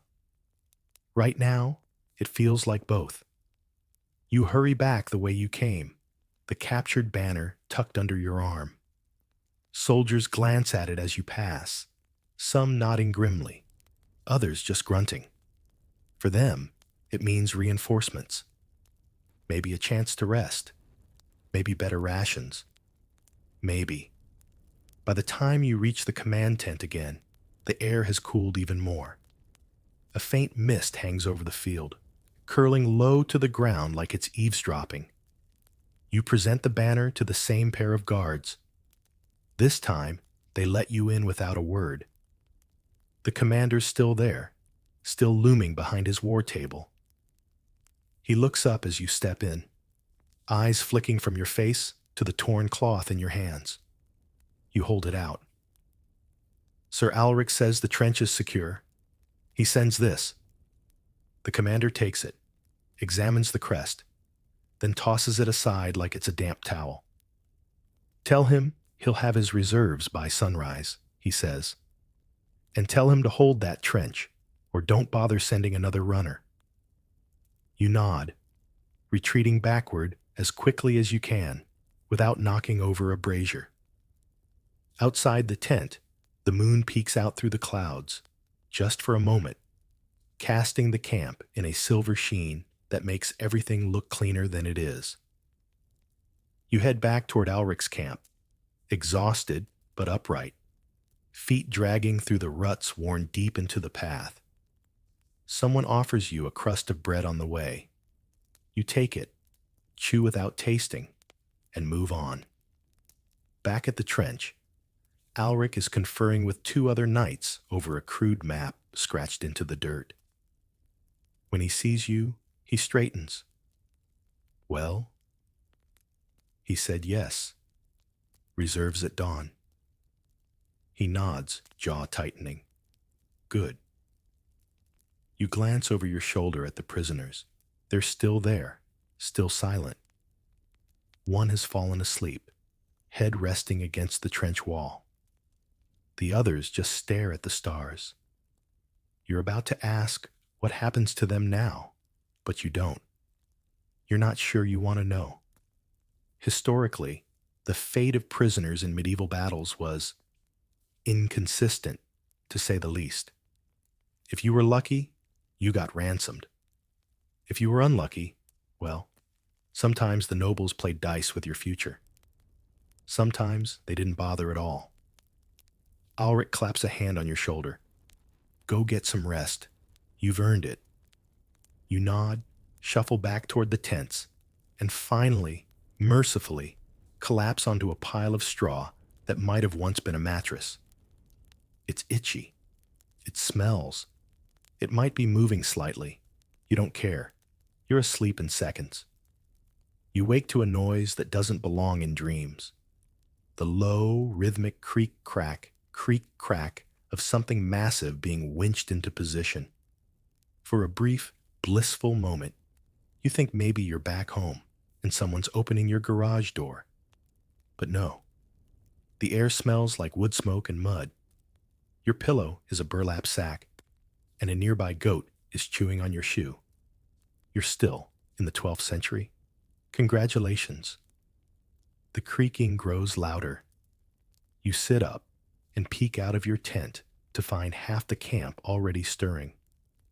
Men are lacing up greaves, sharpening spears, or just standing in place, staring at the horizon like they're trying to will the enemy to go home. Above the low mist, dark silhouettes loom near the tree line, tall, angular, and undeniably ominous. Siege engines. One of the soldiers walking past points with his bread crust. Trebuchets. That's new. You follow his gaze. Sure enough, just beyond the far ridge, you see the towering arm of a counterweight trebuchet rising slowly into view. Its thick beam sways slightly as it's hauled upright by a team of figures you can barely make out. Even from this distance, the thing looks like it could fling a barn over a small river. The soldier chews. They don't build them unless they plan to stay a while. You squint. Beside the trebuchet, smaller machines are being rolled into position. Ballistae, it looks like. Giant crossbows on wheels. Because what's better than a crossbow? A crossbow the size of a wagon that can punch through a tree. You're summoned toward the trench again. Not by name, of course. Just you, the squire-ish one, with the confused face. You jog over to find Sir Alric and his officers observing the enemy line through a spyglass. You didn't even know they had spyglasses in the 1100s. Apparently they didn't either, because it's really just a polished crystal on a stick, but it kind of works. Alric hands it to you. See that? He asks. You look. Yep. Trebuchet. And beside it, a crew is fitting what appears to be a stone the size of a sheep into its sling. That, he says, is aimed at us. You lower the glass. And we're standing here because this, he says with a grin, is the part where we fire first. He gestures, and a runner sprints off. Moments later, the camp erupts into motion. Men race toward the siege line being assembled behind your position. And yes, your side has trebuchets too. 3 of them. They're smaller than the enemy's, sure. And one looks like it's held together with twine and prayer. But they're here. Big wooden skeletons groaning with the promise of chaos. You're directed to help with the load. You don't know what the load is until 2 men wheel over a cart carrying a massive pot full of what looks like tar? Hot tar. One of them explains while stirring with a stick. We dip the stone. It burns better that way. Sometimes we add pitch or cow dung. Cow dung? Smells worse. Psychological edge. You help wrap the stone with a crude harness, the pitch bubbling ominously as it's applied. The air is thick with smoke and the oddly sweet, resinous smell of burning pine. One man chants a prayer under his breath. Another is telling the stone to fly true, like it's his cousin going off to college. Once loaded, the crew begins winching the arm into firing position. It takes 6 men just to haul it back, inch by agonizing inch. The counterweight rises slowly, like a sunrise that's had one too many ales. Someone calls, "Ready!" Another shouts, "Release!" And the arm slams forward. The stone flies.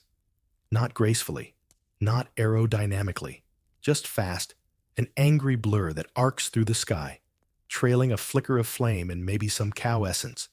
It sails, soars, dips, and misses the trebuchet entirely. But it lands directly on a cluster of enemy tents.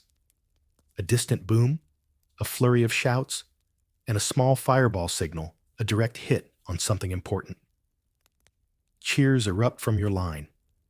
A few men bang shields together. One throws his helmet into the air and immediately regrets it when it lands upside down in the mud. Now it's the enemy's turn.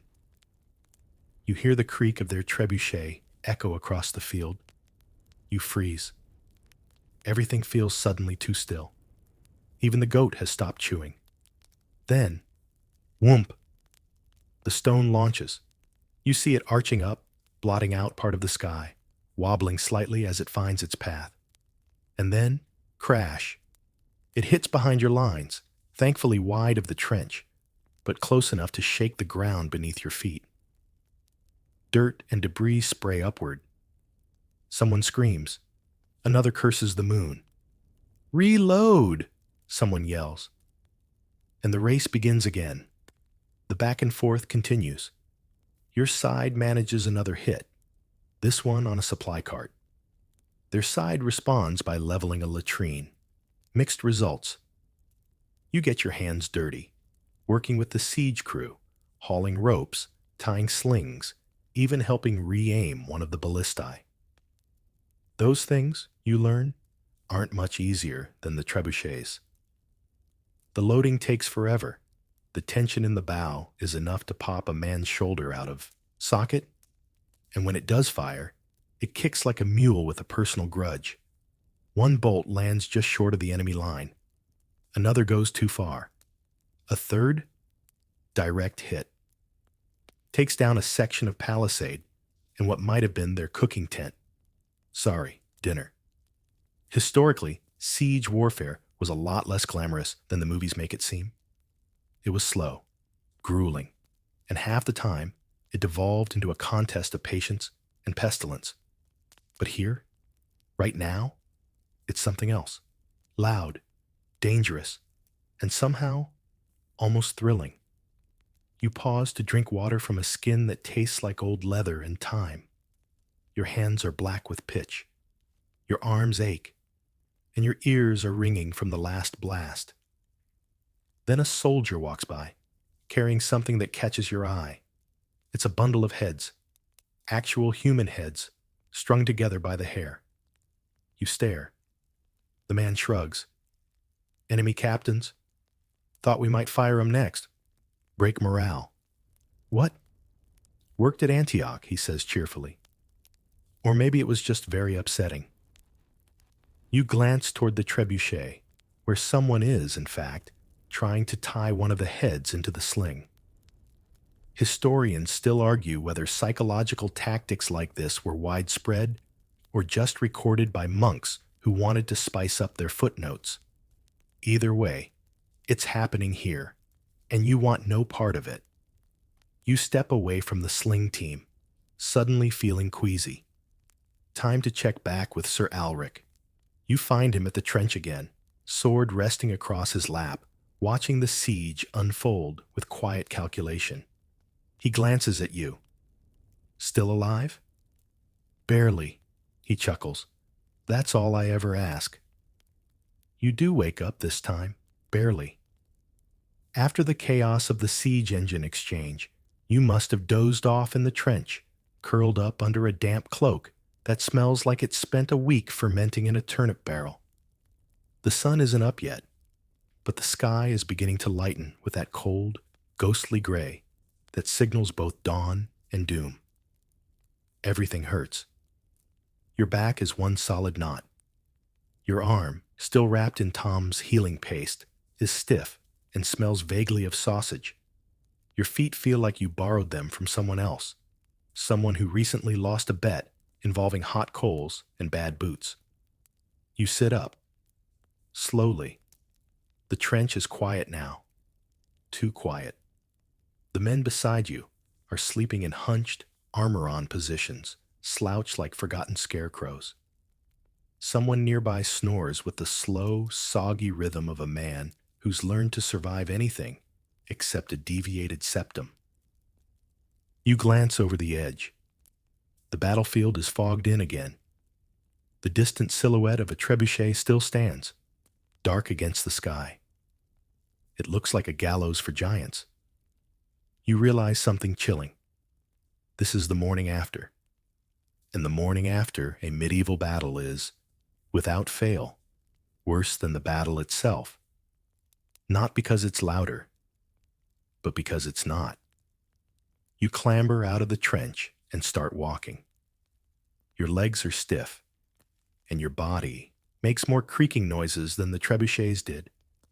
You limp past overturned carts, arrow-strewn earth, and someone's boot, just the boot. The leg is, thankfully, missing.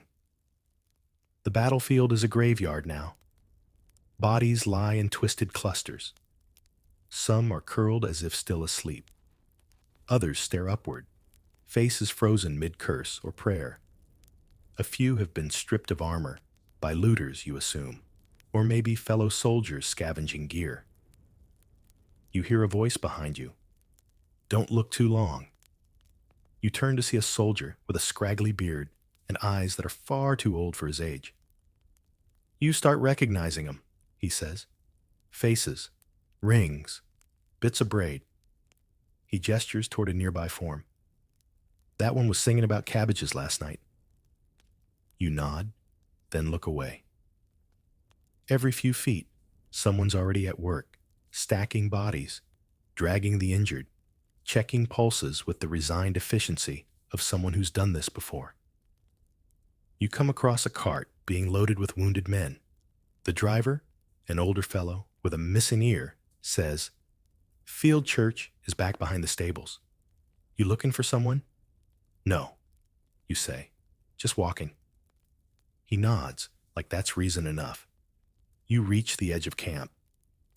A bonfire smolders near the center, surrounded by silent soldiers warming their hands. No one talks much. A few sip from dented tin cups. One man picks at a piece of salted meat and stares into nothing. And then comes the part no one tells you about. Cleanup. You get conscripted again, because of course you do.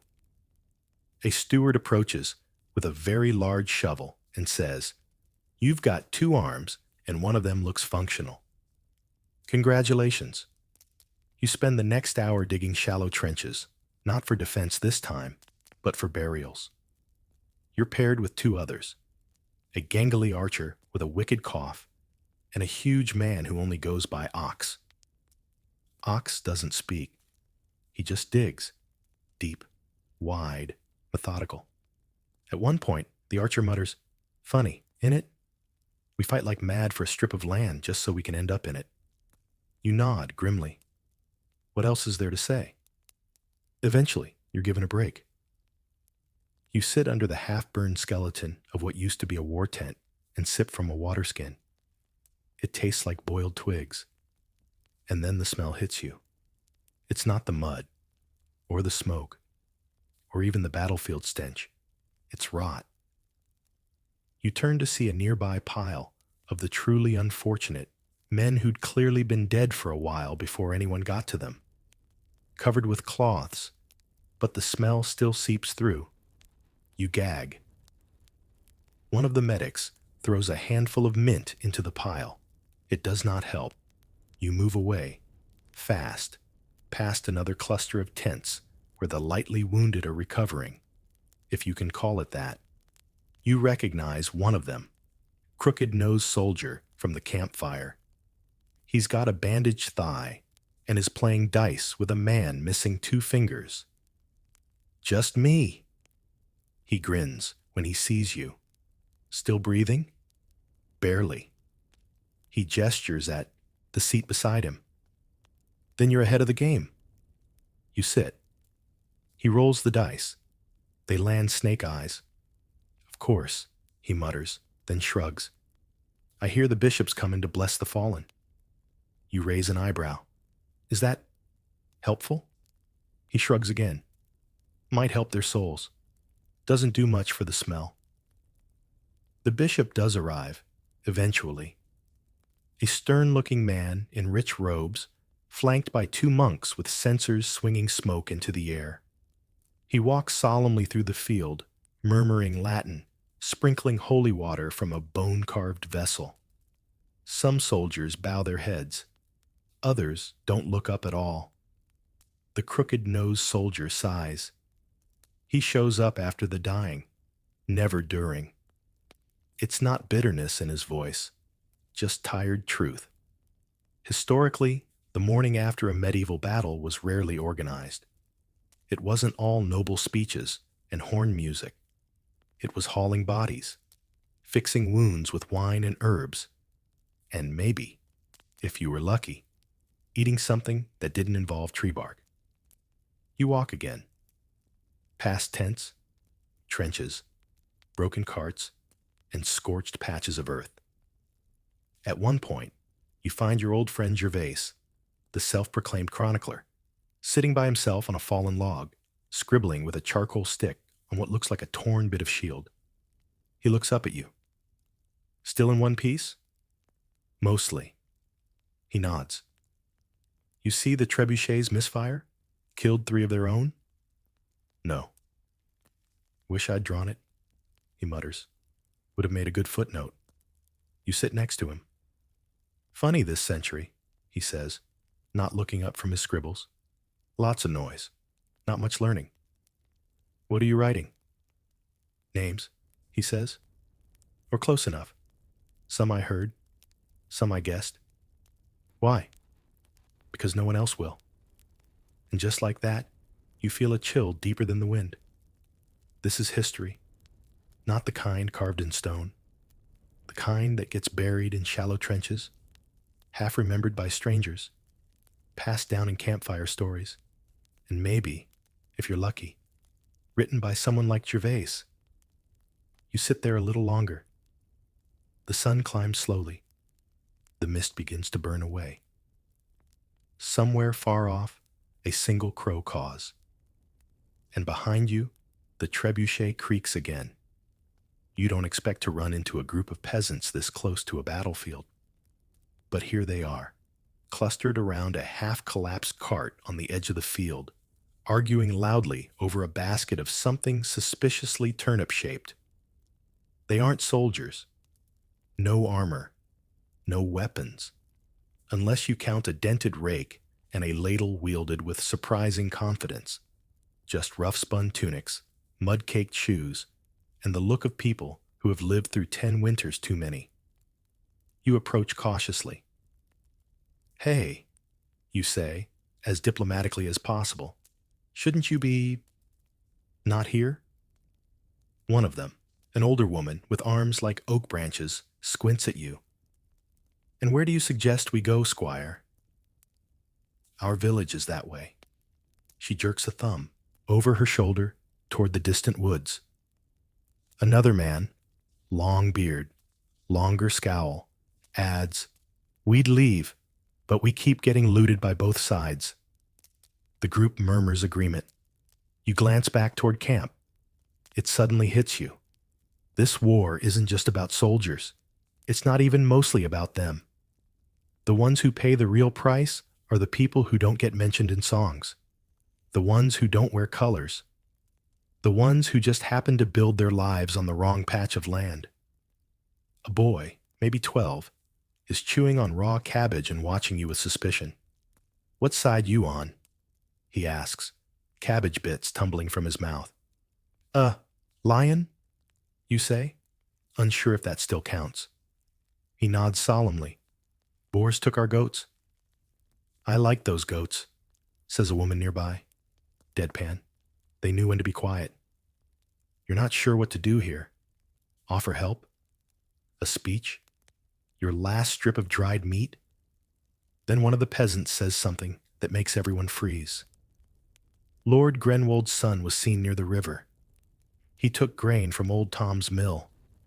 Left a writ, like it meant something. Old Tom nods. You recognize him. He's the one with the rooster that wears a bell. Didn't even say thank you, Tom mutters. Said we owed him our loyalty. They all say that, the bearded man adds. Boars, lions, ravens. Doesn't matter. They take, then ride off. You ask, why don't you leave? Where would we go? Says the cabbage boy. There's war east, war west, and the marsh to the south eats children. You blink. Sorry, what? Oh yes, the older woman says, nodding. Very soggy marsh, real temperamental. You store that away, under places not to visit. Historians often simplify medieval peasant life as static, passive, and grim. But in truth, these people were sharp, adaptable, and deeply political in their own quiet ways. They knew exactly who held power, who was lying, and which lords would trade their loyalty for a bushel of barley. And they were tired of all of them. You sit down on a rock nearby. Your legs thank you. The peasants start to relax. One even offers you a bit of onion flatbread. It's stale, but you're not picky anymore. You chew as they talk, mostly about weather, taxes, and someone named Flora, who apparently won the last midsummer dance-off despite a scandal involving nettle wine. The real war, the bearded man says, is over who gets to tax us after all the killing's done. You glance at your borrowed armor, your mud-streaked tunic. I don't think anyone knows who's winning. The older woman barks a laugh. Oh, we know. How? She gestures around her. Because none of us are. Point made. You help them lift their cart out of a rut, your contribution to 12th century diplomacy, and bid them farewell. One of them presses a clove of garlic into your hand. Good for the blood, he says. Or vampires, someone else adds. Same thing, the bearded man mutters. You make your way back toward the main road, garlic tucked safely in your belt, next to your now triple-wrapped bandage and the still unexplained rosemary sprig. Your inventory is starting to look like a suspicious alchemist starter kit. Ahead, you pass another cluster of civilians. A merchant with a donkey and a wheelbarrow of apples. A young couple searching for a missing cousin who might have joined the wrong army by mistake. And a man who insists he's selling blessed mud for wounds. Guaranteed miracle properties, he says. 2 pennies a pinch. You give him a look. It's just mud. He leans in. Yes, but I blessed it. Twice. You do not buy the mud. Back at camp, you find Gervais again. He's leaned up against a barrel, sketching in the dirt with a bone. Meet the locals, did you? He asks, not looking up. You nod.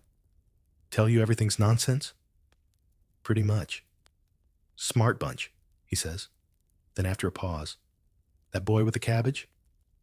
He's been through 3 raids, keeps a sling in his boot. You blink. Seriously? Oh, yes. Took out a tax collector once, clean between the eyes. You mentally reclassify the cabbage boy as a tiny assassin. People think war is fought by knights, Gervais says, but it's the peasants who suffer, adapt, and rebuild every time. The nobles just change names.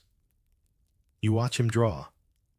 He's sketching the enemy siege tower, details surprisingly accurate for someone using a rib bone on dirt. He even includes the scaffolding. You ever fight? You ask. He shakes his head. Fought fleas once, nearly lost. Then he adds, you should write it all down. What you see, what you hear, no one else will. You're not sure if he's being literal or philosophical. Either way, you nod. He stands, stretches, and grunts. Come on. Sounds like the quartermaster's finally opened the pickle barrel. Is that good? He grins. It's a morale food. You follow him back into camp.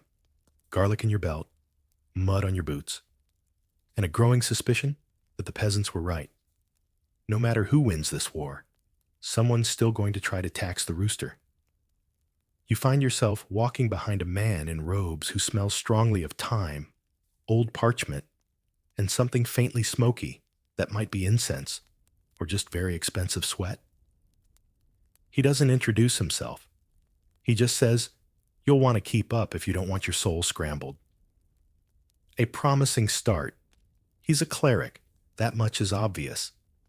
The robe, the tonsure haircut, the little leather pouch clinking with charms and powders. It's like he stepped out of a stained glass window. The camp has given him wide berth, as if afraid he might start a sermon or burst into spontaneous chanting. He pauses occasionally to mutter Latin phrases while waving a dried sprig of herbs over injured soldiers. You catch a few words: Dominus, Corpus, Libera. It's like someone translated first aid into poetry. You trail behind, unsure if you're part of an official procession or just the guy too awkward to walk away. Either way, he doesn't seem to mind. "You've got a wound," he says, eyes flicking to your bandaged arm. You nod. "Stitcher Tom's work." He grimaces. Ah, he's a brave man, and utterly unhygienic. He stops, fishes something out of his pouch, and hands it to you. A small vial of oil. Smells like garlic, rosemary, and honey. Rub it on before dusk. If the flies avoid it, it's working. You pocket it. "Thanks. What's in it?" He smiles. "Faith." "Great." As you walk, he shares the camp's latest rumors. A knight who caught fire from a lit pitch arrow and survived. A crow that keeps following a specific officer. And, his personal favorite, a soldier who claims his sword screams every time he swings it. "That one's likely syphilis," the cleric says thoughtfully. He leads you toward the edge of the camp, where a small wooden cross stands at a crossroads. Beneath it, a circle of stones surrounds a blackened patch of earth. "Cursed spot," he says, gesturing to it casually. "Last week, someone left their boot there and woke up with blood in their eyes." You edge away instinctively. He chuckles. "Don't worry. I've doused it in blessed urine." "Come again?" "Urine. From a fasting monk. Very effective for binding spirits." You try not to ask how that was collected. You've heard tales of medieval superstition, but seeing it practiced is something else. Soldiers pass by wearing talismans carved from bone, bits of broken swords tied to their sleeves, and even teeth, yes, teeth, strung around their necks. The cleric points at one such man. That's Ulrich. Keeps his mother's last molar in his belt. Says it whispers warnings. Does it? So far, no. It's not just soldiers either. Even commanders keep charms tucked under their armor, crosses, stones with holes, bits of parchment with scribbled prayers. One man insists on eating only with his left hand to confuse the demons. Historians still debate whether these battlefield superstitions were sincere beliefs or just morale-boosting rituals. Either way, no one here wants to take chances. You ask the cleric, "Do you believe in curses?" He shrugs. "I believe men do strange things when scared, and strange things often follow them." Comforting. He stops suddenly and points at a patch of ground near the latrines. "Don't step there." "Why?" "Fey path. Bad luck." You sidestep it. You pass by a small altar, hastily built from crates and a broken shield. Candles flicker atop it, wax melting over the carved figure of a weeping saint. Soldiers stop to bow, leave tokens, buttons, feathers, a small braid of hair. You lean in closer. One candle has burned down entirely, pooling wax over a finger bone. "Whose is that?" you ask. The cleric doesn't pause. "No one knows. Found it near the siege tower. She's lucky now." You leave it be. The cleric moves on, now humming a hymn you only recognize because someone sang a parody version about goats the other night. He hands out more vials, dabs oil on foreheads, and at one point stops a knight mid-rant to mutter a quick blessing that seems to make the man sneeze violently. You eventually find yourselves in the outer ring of the camp, the place where the truly exhausted go to sleep, sitting up, and no one talks unless it's absolutely necessary. Here, the cleric kneels beside a groaning soldier and begins praying in earnest. You sit nearby, watching. A few other men have gathered around. One asks, "Do we bury him?" The cleric replies softly, "He may yet wake. Give him until sundown." Someone mutters, "He's cursed." Should have never touched that shield. The cleric doesn't answer, just keeps praying. There's a long silence. Then a new voice says, "Did you hear about the dog?" You turn. A man in a torn cloak is speaking to no one in particular. It ran through both lines, straight through arrows. Didn't get hit once. Another man nods solemnly. Saw it. Black and white. Eyes like coals. Wasn't a dog, someone else whispers. It was a spirit. Death's hound. You don't know what's more disturbing, the story, or how casually they talk about it.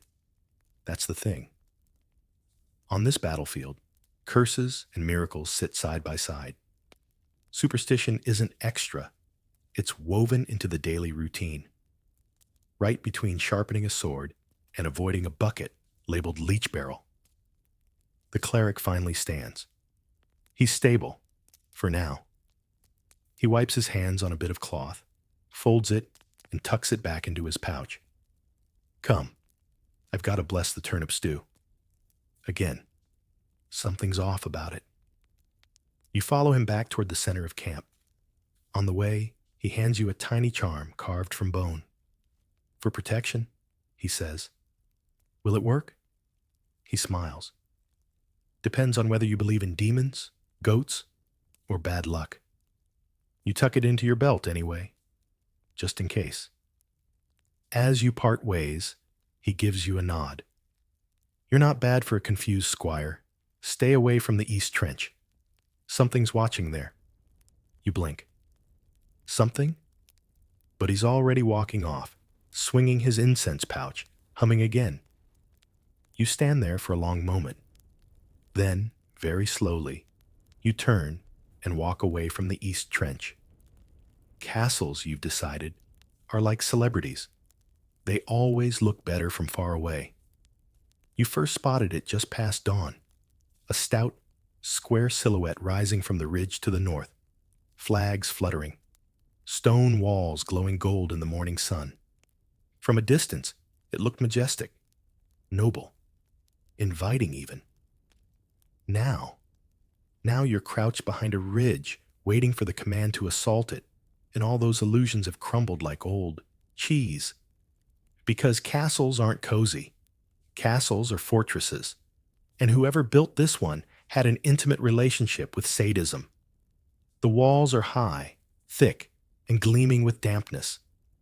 The moat surrounding it looks shallow, but smells deep. The narrow slit windows above, called arrow loops, you now know, are spitting out volleys of bolts with terrifying frequency. You can't even see the defenders, but they sure can see you. Sir Alric crouches beside you, his face half covered in soot. Ready? You look at the rickety ladder next to him.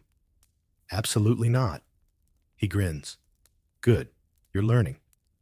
A horn blows behind you, not the fancy kind, the urgent kind. Alric shouts, "Go!"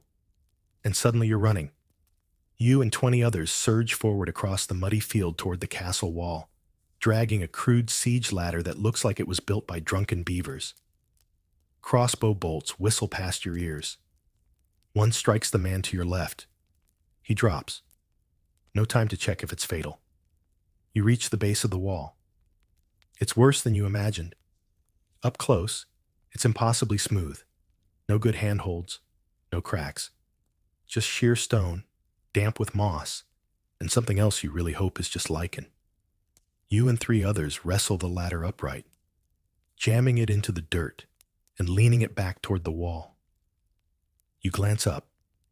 It's a long way to the top. Too long. Someone shouts from above. A rock falls. It smashes into the ground inches from your foot, shattering into sharp fragments. Another voice yells, "Oil!" You scream, "Move!" Just as a dark splash rains down from above, coating the bottom rungs of the ladder and the men nearby in hot, viscous liquid. You scramble back, heart pounding.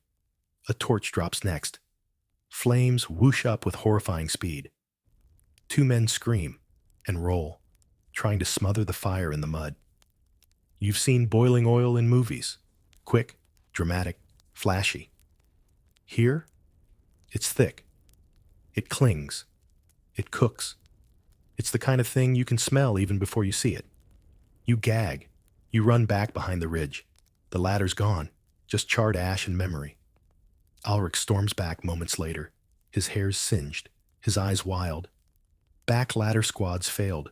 They're reinforcing the gate, he snaps. We move with the ram. You groan internally. Now it's battering ram time? You follow him toward the new assault line. A team of men is assembling a wheeled battering ram beneath a thick hide canopy. It's supposed to shield from arrows and hot pitch. Supposed to. The ram itself is a massive tree trunk, bound in iron at the tip and carved with a lion's head, probably more symbolic than functional. Ulrich barks orders. You're handed a pole and pushed under the canopy. It's dark, cramped, smells like leather, mold, and a hint of goat. The signal is given. You begin to push. The ram creaks forward slowly, groaning with every wheel rotation. Arrows slam into the canopy above. One pierces the hide and stops an inch from your ear. You do not look up again. You hear someone shout from the wall. Then, clang! The ram strikes the gate. It barely budges. Again! You reverse, then shove forward. Clang! Still nothing. You do this 7 more times. You're drenched in sweat. Your shoulders are screaming, and your arms feel like wet ropes. Someone vomits inside the canopy. No one acknowledges it. On the 10th strike, you hear a splintering crack. The gate is giving way. 2 more, someone shouts. You pull back. And then, boom! The entire canopy lurches sideways. A catapult stone has landed right next to you, just outside the shelter. Dirt flies.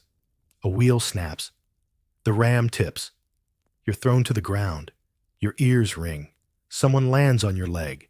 You crawl out from under the canopy as the others scramble to right the structure. Smoke fills the air. You stumble backward, dazed, and find yourself inside the enemy's kill zone. Bad place. Very bad place. Above, you hear a war cry. Men pour from the castle gate, not retreating, charging. The defenders are counterattacking. This is not part of the plan. You spin, looking for Ulrich. He's already swinging his sword, rallying the line. The 2 sides crash together. There's no time for clever tactics. No formations. Just raw survival. You swing wildly. Miss parry. Duck. Bash a man with your shield. You fall. You get up. You're elbowed by someone on your own side. It's chaos. Then a trumpet blares from the left. Reinforcements. Thank every saint you vaguely remember. More of your side charges forward, forcing the defenders back. You regain your footing, limp toward the edge of the fight, and spot a familiar face. Gervais. He's leaning against a tree, scribbling madly into a notebook. You came to a castle assault with a notebook? He grins. It's the best material I've had in weeks. A soldier stumbles past, bleeding from the shoulder. Gervais looks after him. Well, some of it's less poetic up close. Back near the gates, the ram is upright again. Another push. One last shattering crack. The gate gives. Your forces flood inside. Ulrich roars. Take the courtyard. Secure the ramparts. You should follow. You do not. You crawl to a low wall, duck behind it, and simply sit. You're shaking, covered in soot. Your leg is bleeding from somewhere. You smell like scorched rope, but you're alive. And the castle? It's uglier up close. You think you're dead. That's your first thought when you open your eyes. The light is strange. Your body is numb. And everything sounds distant, like the world's underwater, or someone stuffed your ears with porridge. But no, you're not dead. You're playing dead. And honestly, it's going really well. You're lying flat in the courtyard of the castle, which your side technically just captured. But the line between captured and absolutely not secure is still very blurry. The bodies around you are real. The blood is real. The stone beneath you is cold and wet and real. And if you move even a little, one of the enemy's remaining defenders, still holed up in the corner tower, might spot you and finish the job they didn't quite start. So, you stay still. Very still. You're getting surprisingly good at pretending to be a corpse. This is either a new low or a weirdly useful talent. A pair of boots stops next to your head. You squint, just barely. It's a soldier in unfamiliar colors. Black tunic, boar crest, still breathing hard. He nudges your side with his foot.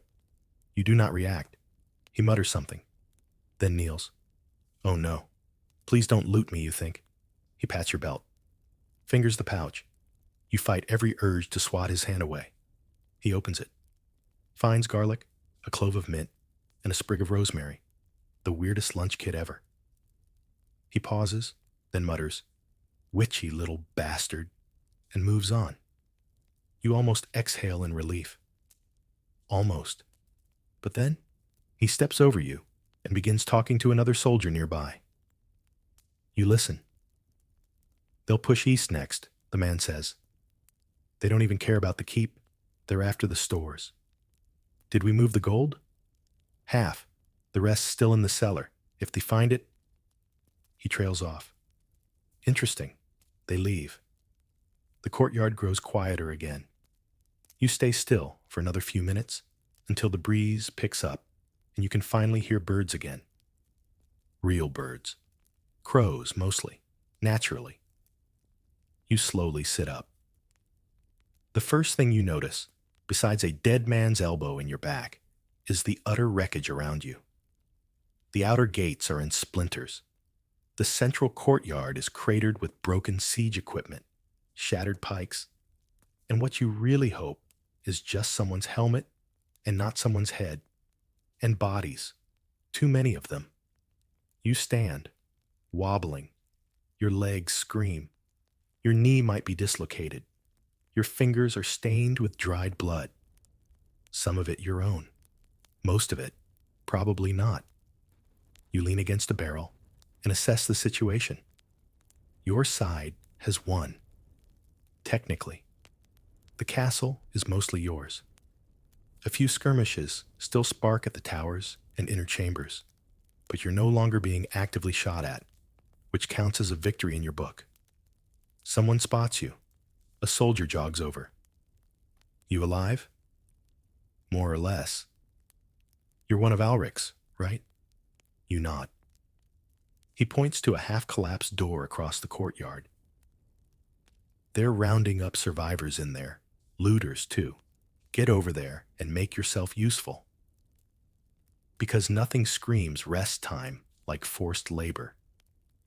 You limp toward the door and step into what used to be the castle's main hall.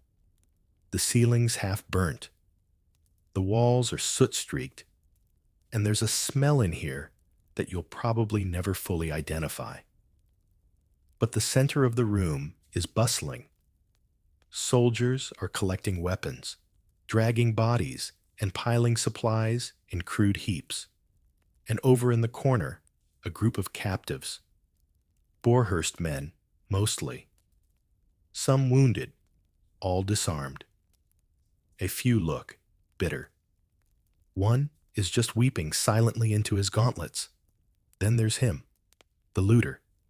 A thin man in patchy clothes, reeking of smoke and fear, hands tied behind his back. He's shouting indignantly at anyone who'll listen. "I didn't touch no coin. Just bread. Bread. I was starving. No one's buying it." Ulrich walks past, pauses and says, "Hang him." You blink. "Wait, what?" "Looting during combat," he says simply. "Punishable by rope." You glance at the man. He's pathetic. pale, crying now. Clearly not a soldier. Probably just someone who crept in after the chaos, hoping to find a crust of something edible. Sir, you say quietly, he's not a fighter. Alric doesn't even look at you. He knew the risk. You don't argue again, but it sits wrong. You help move supplies instead. Barrels of salted fish, broken crates of barley, a chest of boiled leather scraps labeled armor, optimistically. And then, tucked behind a stack of firewood, you find it. A narrow wooden trapdoor. You remember what the Borehurst soldier said. Half the gold's still in the cellar. You glance around. No one's watching. You lift the hatch. Stairs, stone, dark, cold, and something else. Whispers. You descend, slowly. It's pitch black, save for a sliver of light from the trapdoor. The air smells ancient. Damp stone. Moldavian. Maybe a little wine. Maybe a lot. You strike flint from your kit. A small flame flickers into life. The cellar is bigger than you expected. Barrels, shelves, an old table, and, yes, boxes. Dozens of them, stacked haphazardly and sealed with wax. You crack one open. Gold coins. Dozens, maybe hundreds. Some marked with a lion, some with a boar. Others with symbols you don't recognize. This isn't just spoils. It's a treasury. You're standing in the center of a political earthquake. And that's when you hear the voice. Step away from the chest. You turn slowly. It's a Borehurst knight, bleeding from a wound in his side, sword still in hand, one eye swollen shut. He's guarding the gold, last line of defense.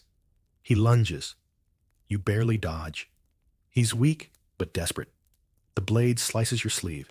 You swing a broken table leg in response. It hits. He falls. You kneel beside him. He's breathing, barely. You whisper, "Why?" He coughs. "Because if they take this, everything's gone." Everything? Borehurst doesn't fight for land, he gasps. We fight for debt. Then he slumps, unconscious. You stare at the gold. You should go tell Alric, right now. Instead, you take one coin, just one, for evidence. Probably. You slip it into your pouch and climb the stairs, heart pounding. Above ground, everything is exactly as it was. Soldiers, firelight, fatigue. But you? You're not just me anymore.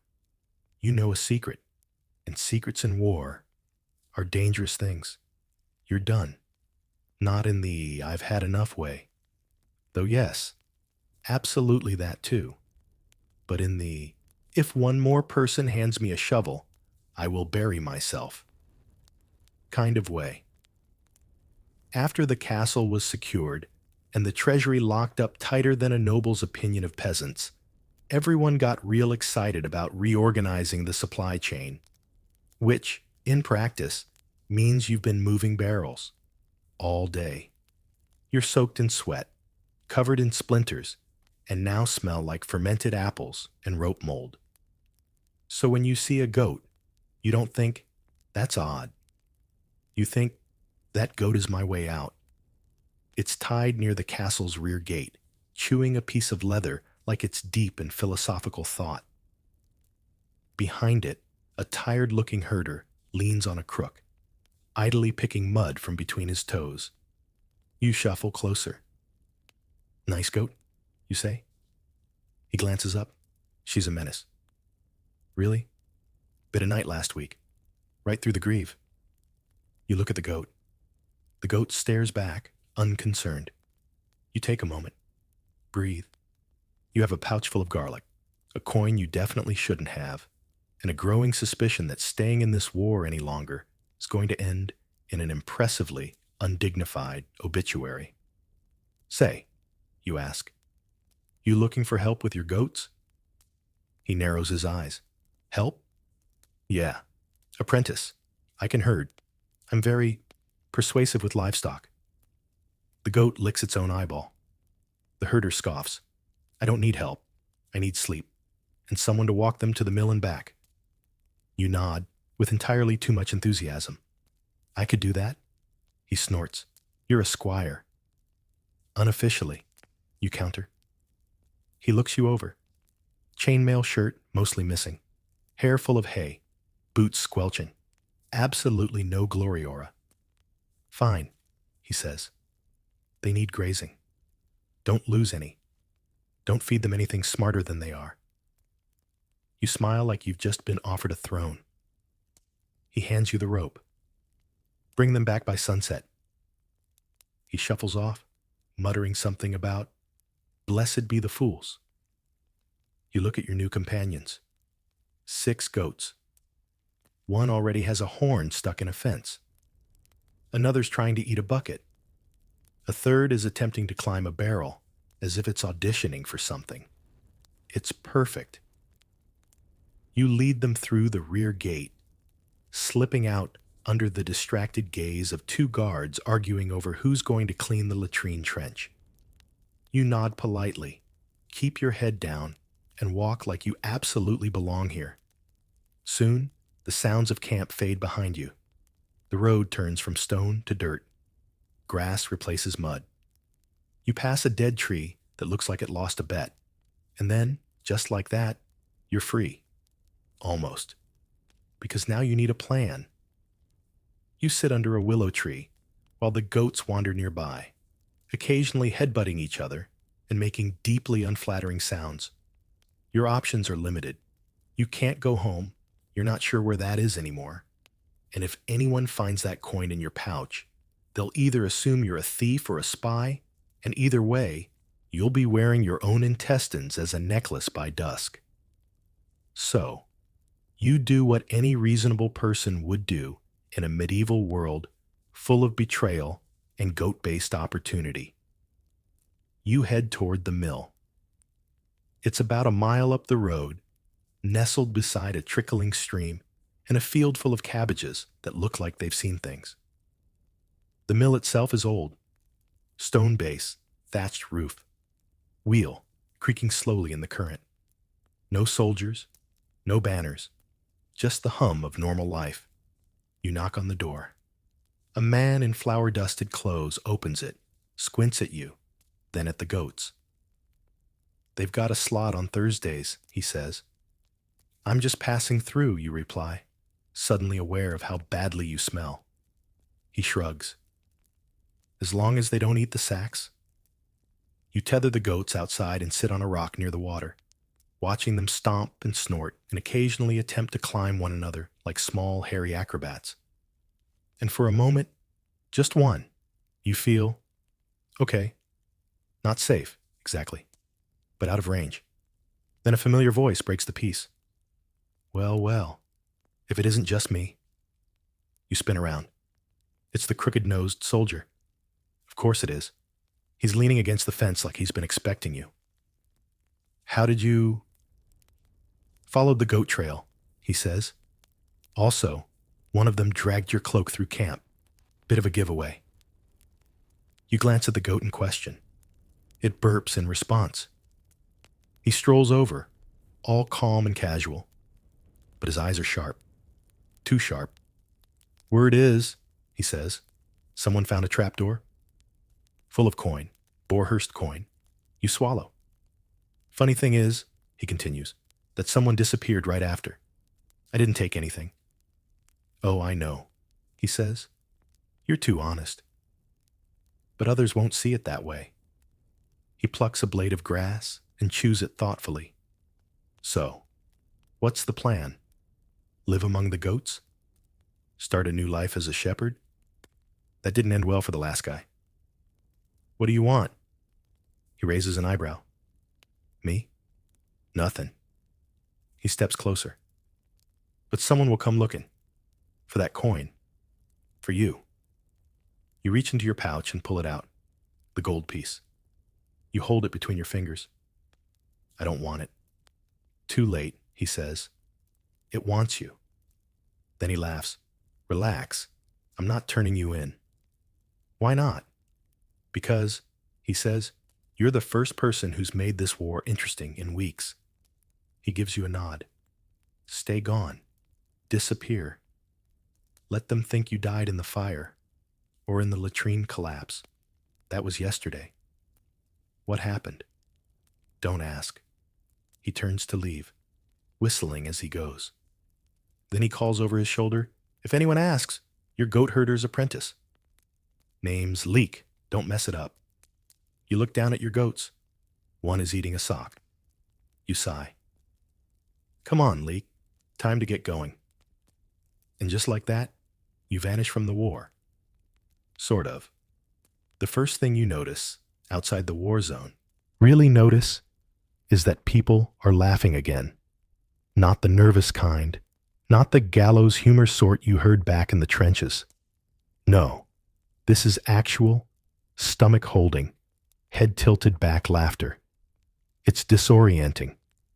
You're on a narrow dirt path now, leading out of the contested territory and into what looks like a modest trading village, or the 12th century version of anywhere that's not on fire.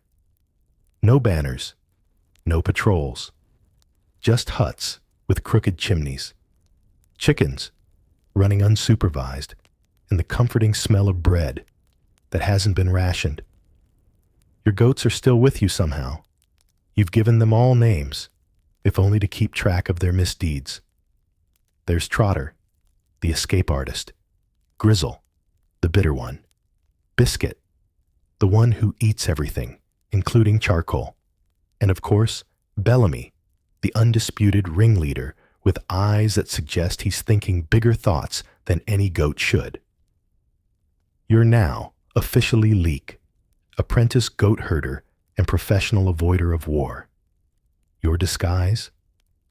Muddy tunic, straw hat stolen from a scarecrow, and the unwavering confidence of someone with absolutely no qualifications. You stroll into the market square like you belong there. Nobody stops you. Nobody asks questions. Someone offers to trade a cabbage for one of your goats. You politely decline, mostly because Bellamy is glaring at them like he might file a complaint.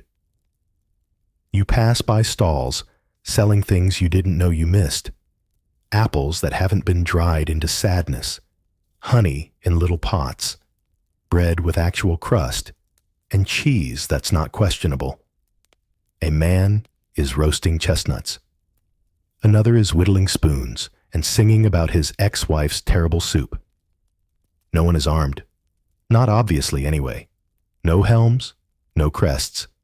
Just aprons and sunburns. You settle near a fountain, a carved stone basin surrounded by children arguing over who gets to ride the goose. Yes, there's a goose. And yes, it's aggressive. It honks at you. You give it a wide berth. Someone offers you a job shoveling compost. Another points you toward a tavern in need of help unloading barrels. You nod, smile, file it all away. Because you're not staying. You're scouting. At least, that's what you tell yourself. What you're really doing is remembering what life looks like without smoke. You grab a bread roll from a baker who insists it's the fluffiest this side of the river. It's slightly burnt and absolutely perfect. Then a man sidles up beside you, cloaked, hooded, suspicious in the very specific way that makes you wish you'd remembered which goat kicks the hardest. "You're not from here," he says. You swallow your bread. "Neither are you." He chuckles. "Fair, but you smell like ash and politics, and you've got coin weight in your pouch." You freeze. He raises a hand. "Relax. I'm not here for that. I'm here to offer you something." "Let me guess," you say. "A chance to join the resistance? Or a very exclusive death cult?" He smiles. "A ride." You blink. "What kind of ride?" He points to the edge of the village. A cart, 2 mules, no crest, no colors, just space and wheels and a man loading sacks of wool. "Headed west," he says, "away from the war, away from the lions and boars." "Why me?" "Because you look like you're halfway out the door already." and because I saw what you dropped in the market. You glance down. The coin. It must have slipped out when you reached for your bread. He holds it up now, flipping it between his fingers like it's a trick he's done 100 times. Borehurst Treasury, he says. Rare stamp. Valuable. Dangerous. And very traceable. You reach for it. He doesn't pull back. But he doesn't let go either. People are going to come looking, he says. Not for you, maybe. But for this. And anyone near it. You stare at the coin. It's smaller than you remember. Shinier. Just metal, really. And yet, it's shaped your whole week. He lets it drop into your palm. Leave it behind, he says. Or use it wisely. But don't keep it and expect peace. You glance toward the goats. They're fighting over a boot. Again. You sigh. Then you nod. You pocket the coin. Not for greed. Not for glory. But because you're not quite done with this strange, violent, wonderful time. Not yet. You thank the man. He tips his hood and disappears into the crowd like a badly timed ghost. Later that day, you help unload barrels at the tavern. You eat stew that has both meat and seasoning. You listen to a woman sing about river spirits who steal shoes, and you laugh for real. But when the stars come out, you lead the goats away, quietly, gently, toward the west road, past the last cottage, past the weird goose, past the village where no one knew your name. Just you, 6 goats, a stolen identity, and 1 coin that still weighs more than it should. And somewhere behind you, banners are still flying. But you're not looking back. Not yet. Night again. But this time, it's not under a siege tower, or in a trench, or next to a dying man whispering about cabbage ghosts. It's under a tree, an actual, living, unburned tree, beside a brook that makes soft bubbling sounds like it's trying to sing you to sleep. The goats are settled nearby. Bellamy is snoring. Grizzle is chewing on a rock for emotional reasons. You're wrapped in a threadbare blanket you bartered for back in the village, lying on a patch of moss that, at this point, might be the most comfortable thing you've ever known. And for the first time in, you don't know how many days, no one is screaming. You stare up at the stars. They're brighter out here. You can actually see them again. No campfires, no smoke, no walls, just sky. It's strange how silence can feel like a gift. After days of metal clashing and men shouting and orders being barked like a choir of very angry walruses, the hush of the countryside is almost loud, but not in a bad way. In the way that makes your bones finally settle. You pull the coin from your pouch and hold it up toward the sky. It glints faintly in the moonlight, just a small, round disc with too much history baked into it. You think of the seller, of the bleeding knight who whispered, "We fight for debt." Historians still argue whether most medieval wars were fought over ideology or just bad economics.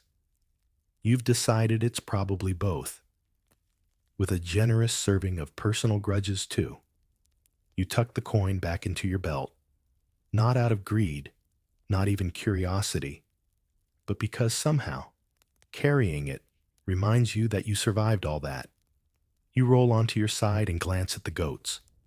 They're your herd now, sort of. They've stopped trying to escape, which might be loyalty or just apathy. Either way, you'll take it.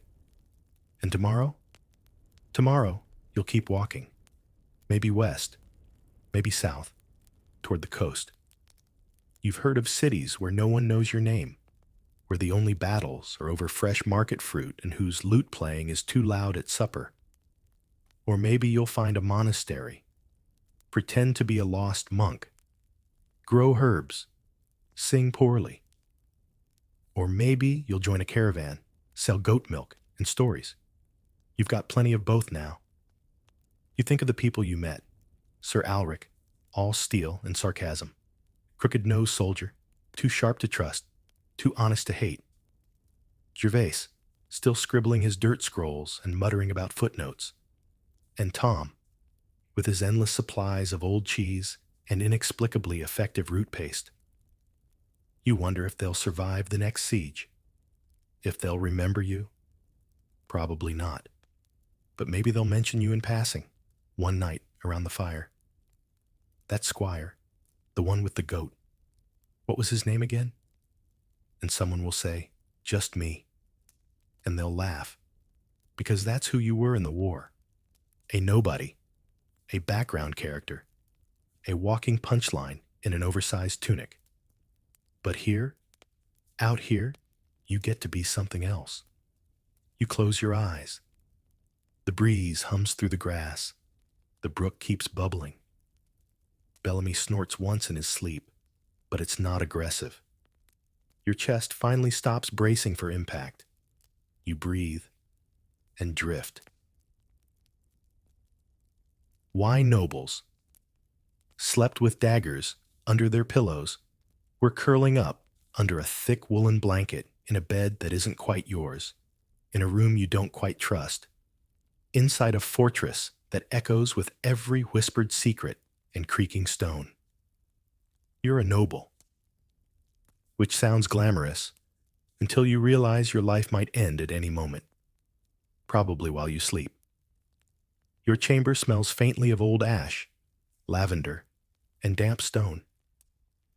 A rushlight flickers beside the carved oak bed, casting long shadows on the embroidered tapestry of your grandfather's beheading. You shift slightly, not from discomfort, but from habit. You want to see the dagger again. Not that you forgot where you put it. It's always the same place. Beneath your goose feather pillow, right under the embroidered lion crest. Its cold hilt is oddly comforting. Why?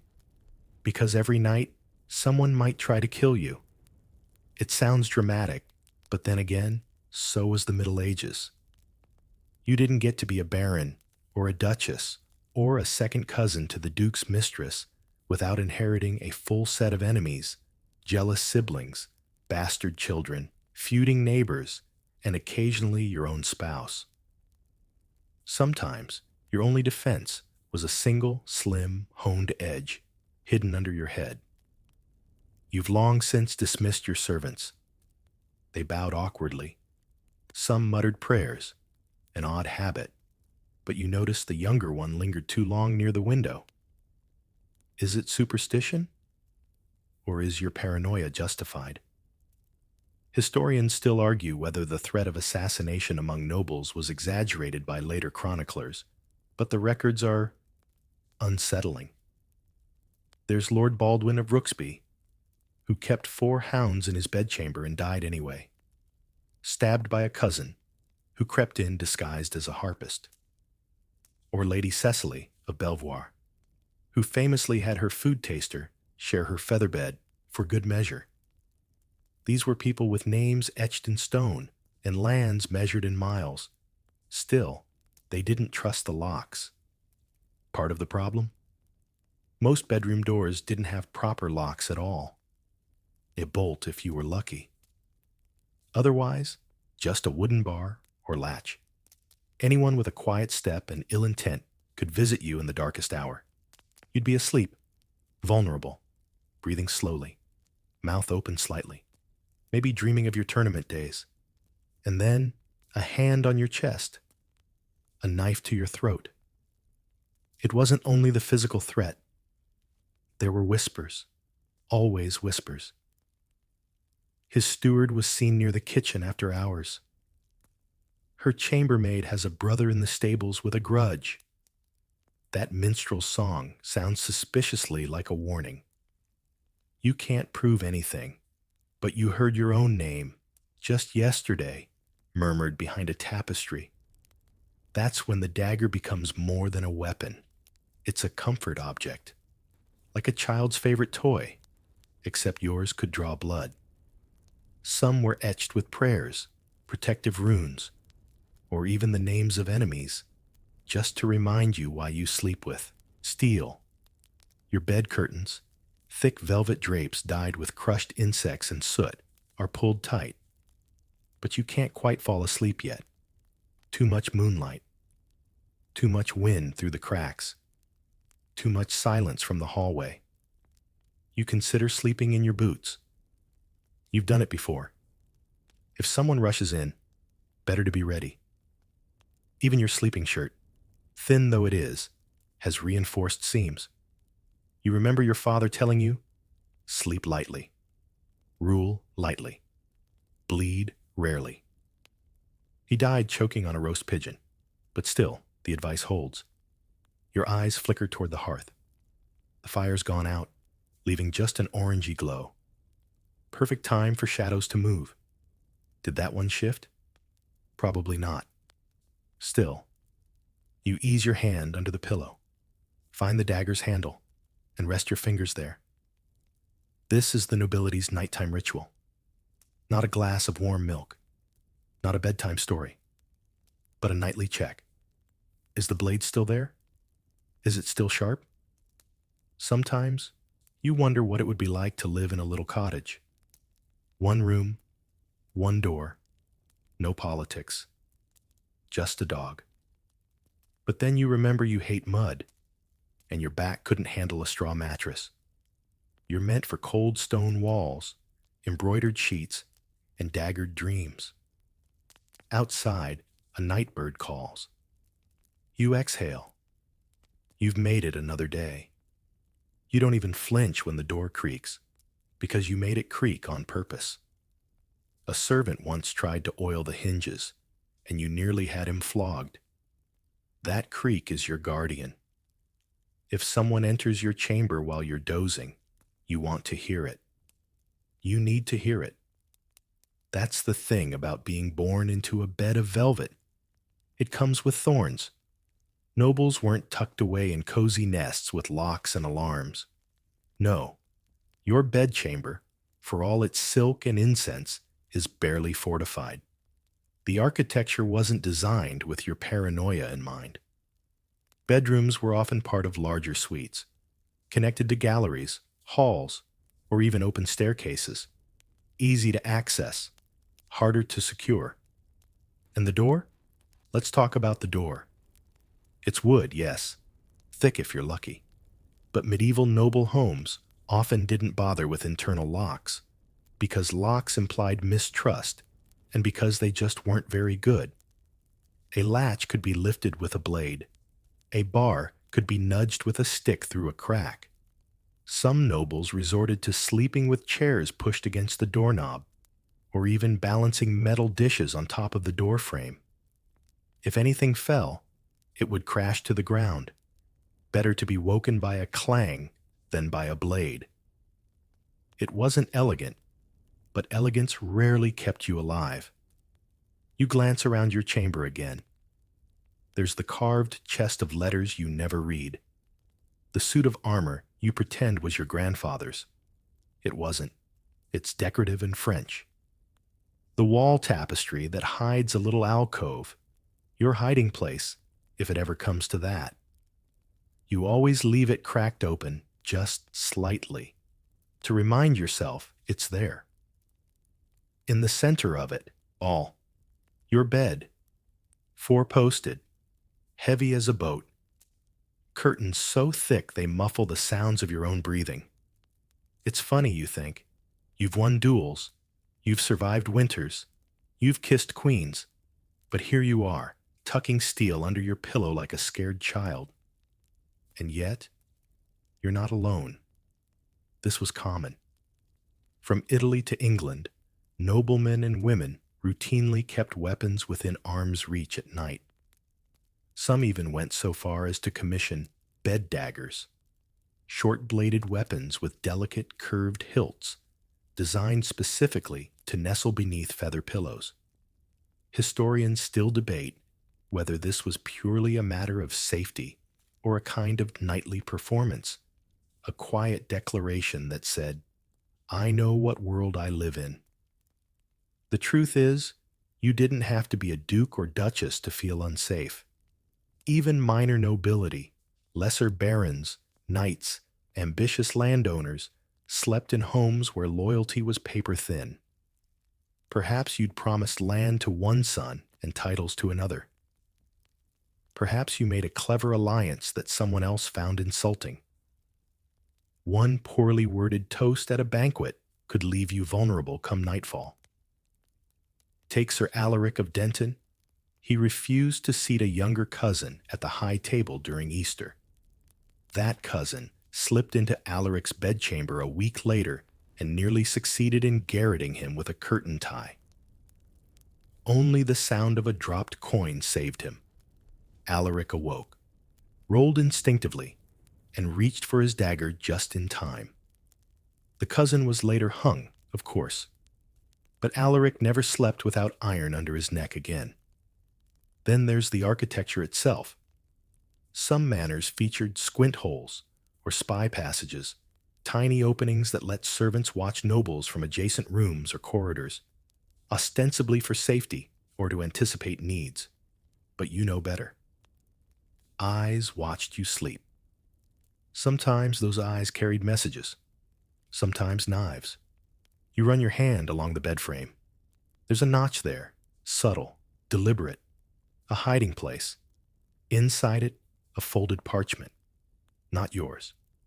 You discovered it weeks ago and haven't opened it. You're afraid of what it might say. The dagger under your pillow shifts as you lie back down. It's a little crooked now. You adjust it without looking, like a mother adjusting a sleeping child.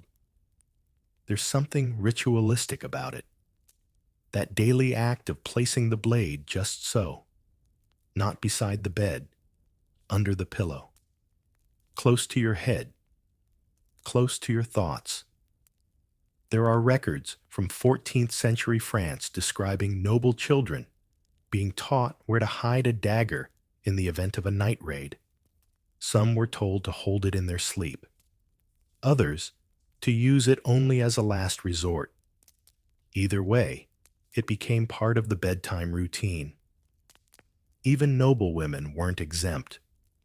A 15th century Venetian lady wrote in her diary, "I keep a silver knife beneath my chemise, though I pray it never tastes air." Was she afraid of assassins? Of ghosts? Of her husband? Historians still argue. And that's the thing. These fears weren't just paranoia. They were culture. There were songs, lullabies even, about the cold whisper of steel. One popular children's rhyme in Burgundian noble courts went, "Lay your head on linen soft. Keep your blade within your loft.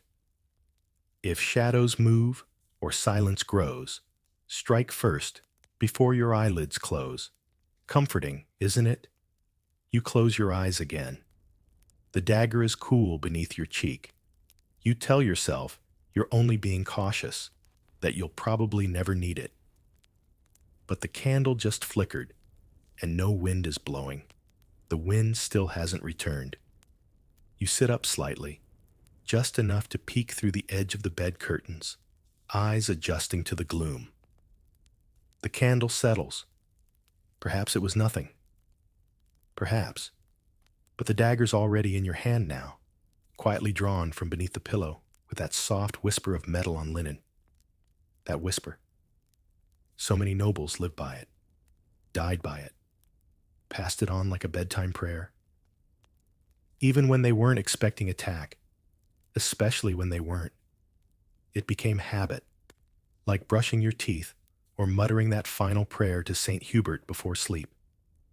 A nightly motion, more muscle memory than thought. Reach under pillow, find hilt, turn slightly toward the door. Some daggers were simple, iron or steel, with bone or leather handles worn smooth from decades of anxious nights. Others were opulent, inlaid with gold, runes, Latin inscriptions, even tiny jeweled eyes that winked in the candlelight. One Duke of Aquitaine was said to sleep with a blade shaped like a lion's tongue, its hilt wrapped in red velvet. His enemies joked he kissed it goodnight. Yours is modest, not showy, but reliable. The kind a father gives a son with no fanfare. The kind meant to be used, not admired. It's seen the inside of your boot, your belt, the folds of your cloak. But its most consistent home is your bed. Why the pillow? That's a common question, one you've heard whispered at court by those new to noble life. Why not the nightstand, the drawer, the wall hook near the brazier? But they don't understand. You don't want to reach for the dagger. You want it there, already touching your dreams. The second you wake up, if you wake up, you don't want to think, move, or search. You want steel in hand, faster than the breath it takes to scream. There's also symbolism. The dagger under the pillow wasn't just for defense. It was a statement, a warning, a talisman. In some parts of medieval Germany, daggers were believed to protect against night terrors and demonic visitations. Nobles would bless them with salt water, then lay them beneath their pillows point up, supposedly to pierce bad spirits before they could settle. A little macabre, perhaps, but effective, psychologically at least. And in Italy, especially among the merchant nobility of Florence and Siena, daggers became strange symbols of fidelity. Husbands would gift their wives slender knives with inscriptions like, "Only for the thief of my heart," or "Defend my name while I dream." Romantic, until you realize how many of those knives were actually used in jealous outbursts. Historians still argue whether these customs were widespread or sensationalized, products of exaggerated chroniclers, eager to spice up otherwise dull inventories of courtly life. But enough records persist to suggest this wasn't isolated eccentricity. This was bedtime routine. Take, for instance, the inventory list of Lord Osbert de Grey, an aging noble with little land but great vanity. Among his possessions, one feather pillow embroidered with the Virgin, one small devotional dagger etched with the Psalms, and one flask of almond oil for the blade. Oil for the blade. Not the joints, not the saddle, not even the kitchen knives. Just this one sacred object he took to bed nightly. You get the sense he probably spoke to it more than he spoke to his sons. You shift again in bed. The mattress groans. Somewhere above, you hear a creak of the timbered ceiling. Mice? Or heavier feet? You think of the rumors. Of the lady who kept a second pillow, one for her head and one stuffed with daggers. Like a hedgehog, as her maid once described it. Of the knight who slept in a cot with a hidden blade rigged to a string, ready to swing from the ceiling if anyone opened the door. It decapitated a drunken cousin once. No one asked questions. But then there's the most infamous case of all, King Philip the Pale. He ruled for 17 years, and for all 17 he slept with not one, but 7 daggers under his pillow. One for each cardinal sin. When he died, the blades were buried with him, despite the priest's protests. It's said his soul couldn't rest without them, and his ghost now guards the royal crypt, blade in hand. True? Probably not. But you like the story. Your own sleep, of course, remains light. You hover just above dreams, ears half attuned to every creak and sigh. The dagger isn't just there to save your life. It is your life, your night self, your steel shadow.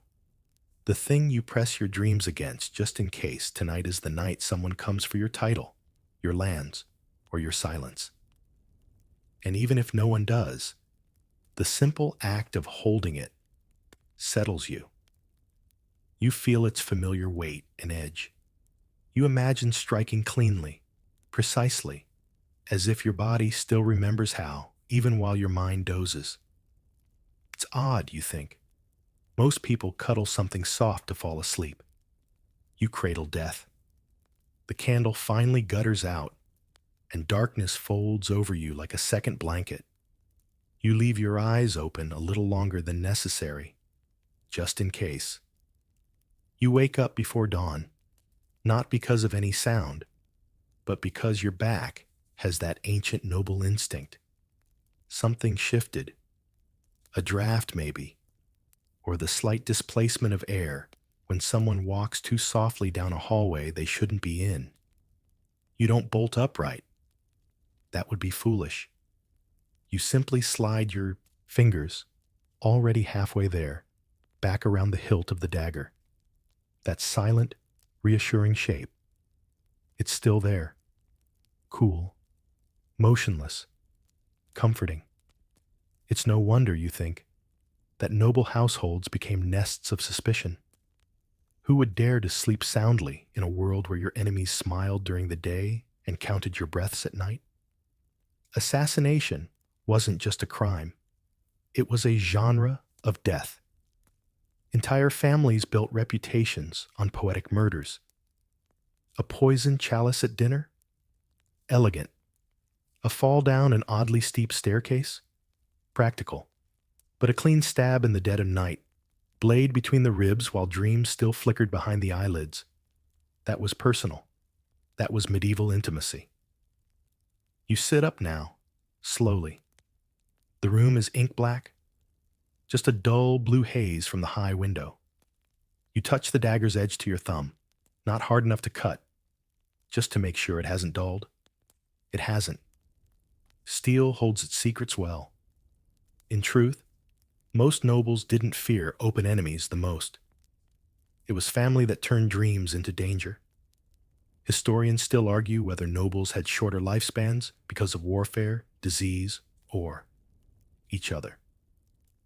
The records are patchy, of course, disguised in polite euphemisms like died suddenly or passed peacefully after a long fast.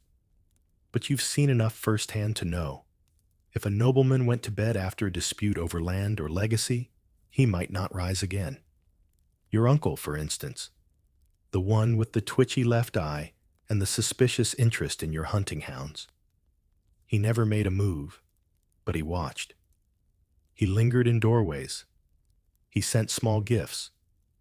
And when you fell ill one spring, it was his steward who insisted on preparing your broth. That steward died in a fire a week later. Suspicious? Maybe. But you haven't touched stew since. Then there's the tale of Lady Evelyn of Mordrith. She inherited 3 castles and 2 jealous brothers.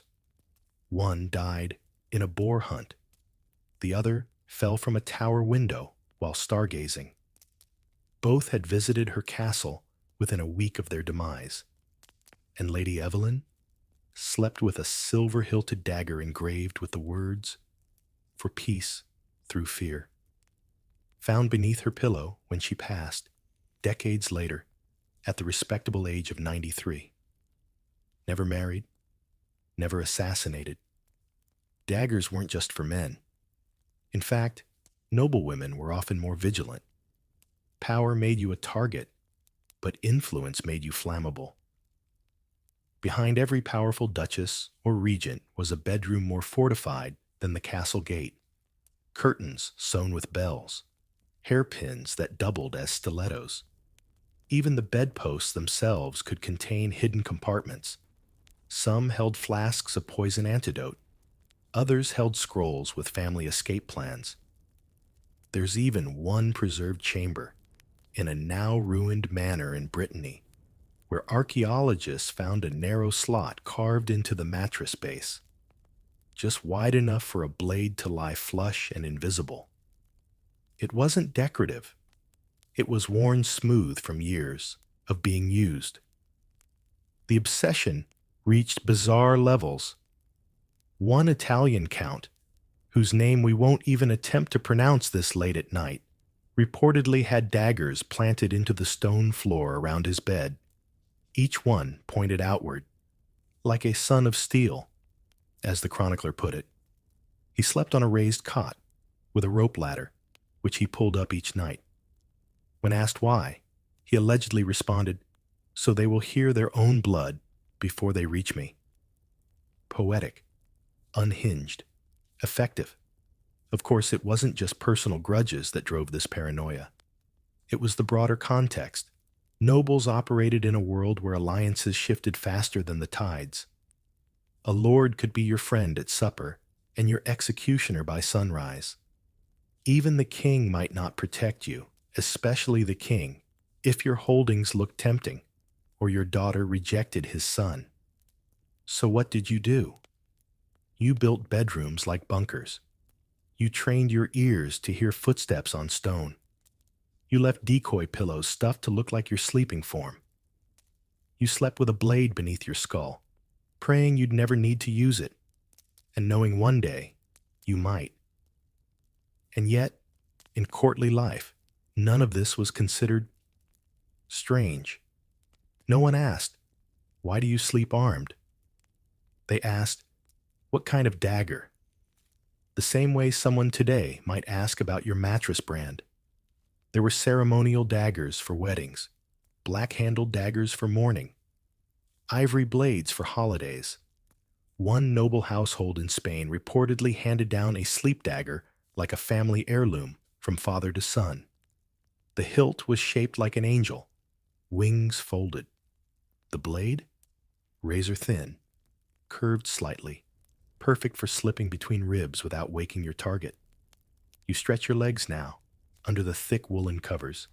There's something mildly absurd about it all. A life of velvet, silks, banquets. And yet, you sleep like a soldier in a battlefield tent, weapon in hand, ready for whispers to become footsteps, and footsteps to become endings. You lie back down, letting the dagger rest lightly across your chest now, like a cross pressed to your heart. You tell yourself again, probably nothing, just a draft, a settling beam, a rat, a dream. But still, you watch the door. Just a few more minutes, just in case. Eventually, the tension drains from your shoulders, not all at once, but like wax softening near the hearth. You let the dagger slide gently back beneath the pillow, hilt angled toward your dominant hand. A practiced motion, like tucking in a child. And then, finally, you let yourself drift. But your sleep is shallow, as it always is. And it isn't long before a sharp metallic clink startles you half awake. Not from outside, from your dream, though in your world, there's not much difference. You dreamed of mail. Not the letter kind, the armor kind. A coat of rings, clattering softly as you roll onto your side. Because in your dream, you're wearing it. But you're not. Or are you? It wasn't unheard of. Some nobles did sleep in mail, especially on campaign, of course, but even at home, if things were tense enough. A gambazon under the covers, a mail shirt loosely thrown over the chest, and the dagger, always the dagger. It's not as foolish as it sounds. A sudden attack while you're asleep gives you mere seconds to react. If you're naked, you're exposed. If you're armored, even clumsily, your odds go up. Not by much, but enough. One countess, Isabeau of Monteclair, reportedly ordered a custom sleeping gown lined with chain links at the shoulders and back to prevent knives from finding her heart while in slumber. Another lord supposedly slept in half-plate, though that's likely exaggerated, since trying to lie on your side in plate armor is like hugging a cathedral. Historians still argue whether this practice was widespread or just a hallmark of a few paranoid eccentrics. But at least one chronicler from the 13th century wrote of a bishop who refused to remove his hauberk even in bed, for he feared not only sin, but sinners. The line between religion and violence in the Middle Ages was, shall we say, porous. Take Bishop Elfric of Caerwine. No one knows quite how he came to power, But once installed, he kept a dagger sheathed inside his book of Psalms and slept on a stone slab to keep himself honest. A monk once tried to poison him with wine, an offense that ended with the monk's sudden disappearance and a new tapestry adorning the bishop's chambers. The motif? Saint Michael, gleaming in armor, stabbing downward. And yes, sometimes even clergy kept weapons under their pillows. It was never spoken aloud, of course. The official doctrine condemned violence, but unofficially, everyone understood. Nobility meant exposure, power attracted threats, and beds, with their softness and solitude, became dangerous places. A noble slept, half prepared for battle. There's something almost tragic about it, you muse. To live in such wealth and prestige, yet never sleep freely. To lie atop velvet and beneath embroidered canopies, yet trust none of it. But you also know it's not just about defense. No. The dagger is as much a symbol as a weapon, a nightly reassurance, a form of self-recognition. I am not like other men. I am someone worth killing. You imagine it now. A nobleman rising in the dark, mail rustling, dagger in hand, walking barefoot through his chamber just to check the latch, just to see if the wind is real. And sometimes it isn't the wind at all. There's that famous tale, half truth, half ghost story, of Lord Roderick of Donley, who slept with a blade tucked inside his sleeve every night. Not under the pillow, not on the table, on him. His son claimed he watched his father stab a would-be intruder before fully waking. The intruder was a servant. No one asked too many questions. This sort of hyper-readiness became a kind of identity. Some nobles trained their bodies to leap from bed and strike in a single motion. There are fencing manuals, yes, actual manuscripts, that include advice for early rising defense. One even features a crude sketch of a man parrying while wearing what appears to be a nightshirt and slippers. The implication? You never ever let yourself fully go. Even your bed itself was sometimes designed with defense in mind. Some had secret compartments under the frame for extra daggers, or trapdoors to crawl through in case of an attack. Others were mounted on platforms, giving the sleeper a slight height advantage, a tiny battlefield, raised just enough to matter if the door bursts open. You reach down now and run your fingers along the edge of the mattress. Just checking. You know it's still there, but you check anyway. Because it isn't just if someone tries, it's when. Your enemies aren't always visible. Sometimes it's not a rival lord, but a servant who's been bought. A lady-in-waiting with secrets. A jester with a grudge. One of your own cousins, grown too ambitious. Or the scribe who knows too much about your finances. That's what keeps you gripping the blade just a moment longer every night. That thin line of steel is all that separates your name from your epitaph. And now, as the birds begin to murmur outside and the stars fade to a lighter gray, you loosen your hold at last. Just a little, but not completely. Never completely. The sun hasn't quite risen, but the castle stirs. Somewhere below, you hear the clatter of pans, the low grunt of a half-asleep porter, the first hoof stamping in the stables. Morning routines begin. Yours, however, is not quite finished. Because, of course, you haven't let go of the dagger. Not entirely. You never do. Not until the sky is fully light, the door has opened, and the day's rhythm drowns out the night's doubts. But for some nobles, even that wasn't enough. Daggers were a start, but for the truly afraid, or the truly important, the solution was bigger, sharper, louder, crossbows. Yes, you heard that right. Some slept with loaded crossbows pointed directly at their own doors. Take Lord Gilbert Dufresne, suspicious by nature, wounded once by a poisoned pin, and forever after a man of elaborate bedtime protocols. According to the steward's log, a rare and bitter little document, he slept in a stone chamber with two things: a bolt-loaded crossbow mounted on a chest at the foot of his bed, and a tripwire rigged to his doorknob. If someone opened it in the night, snap, the bolt would fire. It never actually killed anyone, but it did once hit a maid in the shin. She limped for life. He gave her a goose as compensation. That's the sort of man who lived in this world. Sleep wasn't a release. It was a gamble. And some gambled with mechanical precision.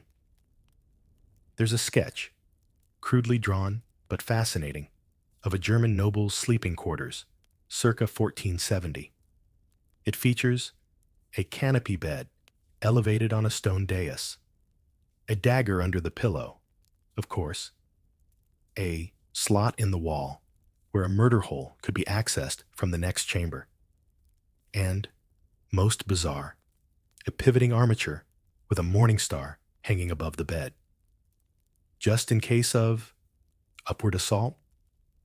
Historians still argue what exactly the function of that morning star was. Some say ceremonial.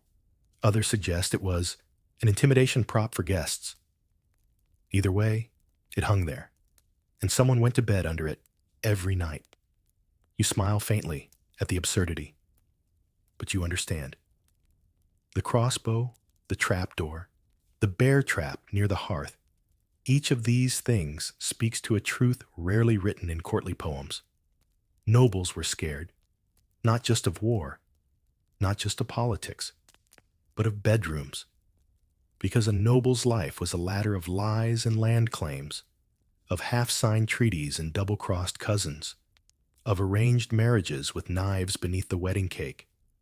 No wonder sleep felt like surrender. You think of Lord Marion of Thorpe, a minor baron with major trust issues. It's said he trained a goose to honk at any footstep it didn't recognize. The goose slept beside his bed for 12 years. It honked once, just once, and saved his life. The assassin fled. The goose was knighted. There's a stained glass window of it somewhere. Funny, but real. Even in quieter castles, bedtime defenses became a kind of arms race. If your rival kept a dagger under his pillow, you added one to your boot. If he rigged bells to his windows, you trained your falcon to shriek at unfamiliar scents. There's even a tale, probably exaggerated, of a duke who kept a monkey with a knife trained to lunge at anyone wearing blue, which unfortunately included his nephew. But the principle? Solid. You shift now, finally letting the dagger rest flat beneath the pillow once more. You stretch your legs. The day is beginning, and with it comes a new kind of safety. The safety of witnesses, of public rituals, of people watching your every move. Paradoxically, you feel safer in court than in bed, because when everyone's awake, no one dares to strike. Yet even now, some part of you stays alert, because nobles didn't only die in the night. Sometimes it was early morning, a knock on the door, a servant with a tray, a small vial of something extra in the wine. Poison was quieter than daggers, but daggers sent a message. They were personal, they were unmistakable, and they were everywhere.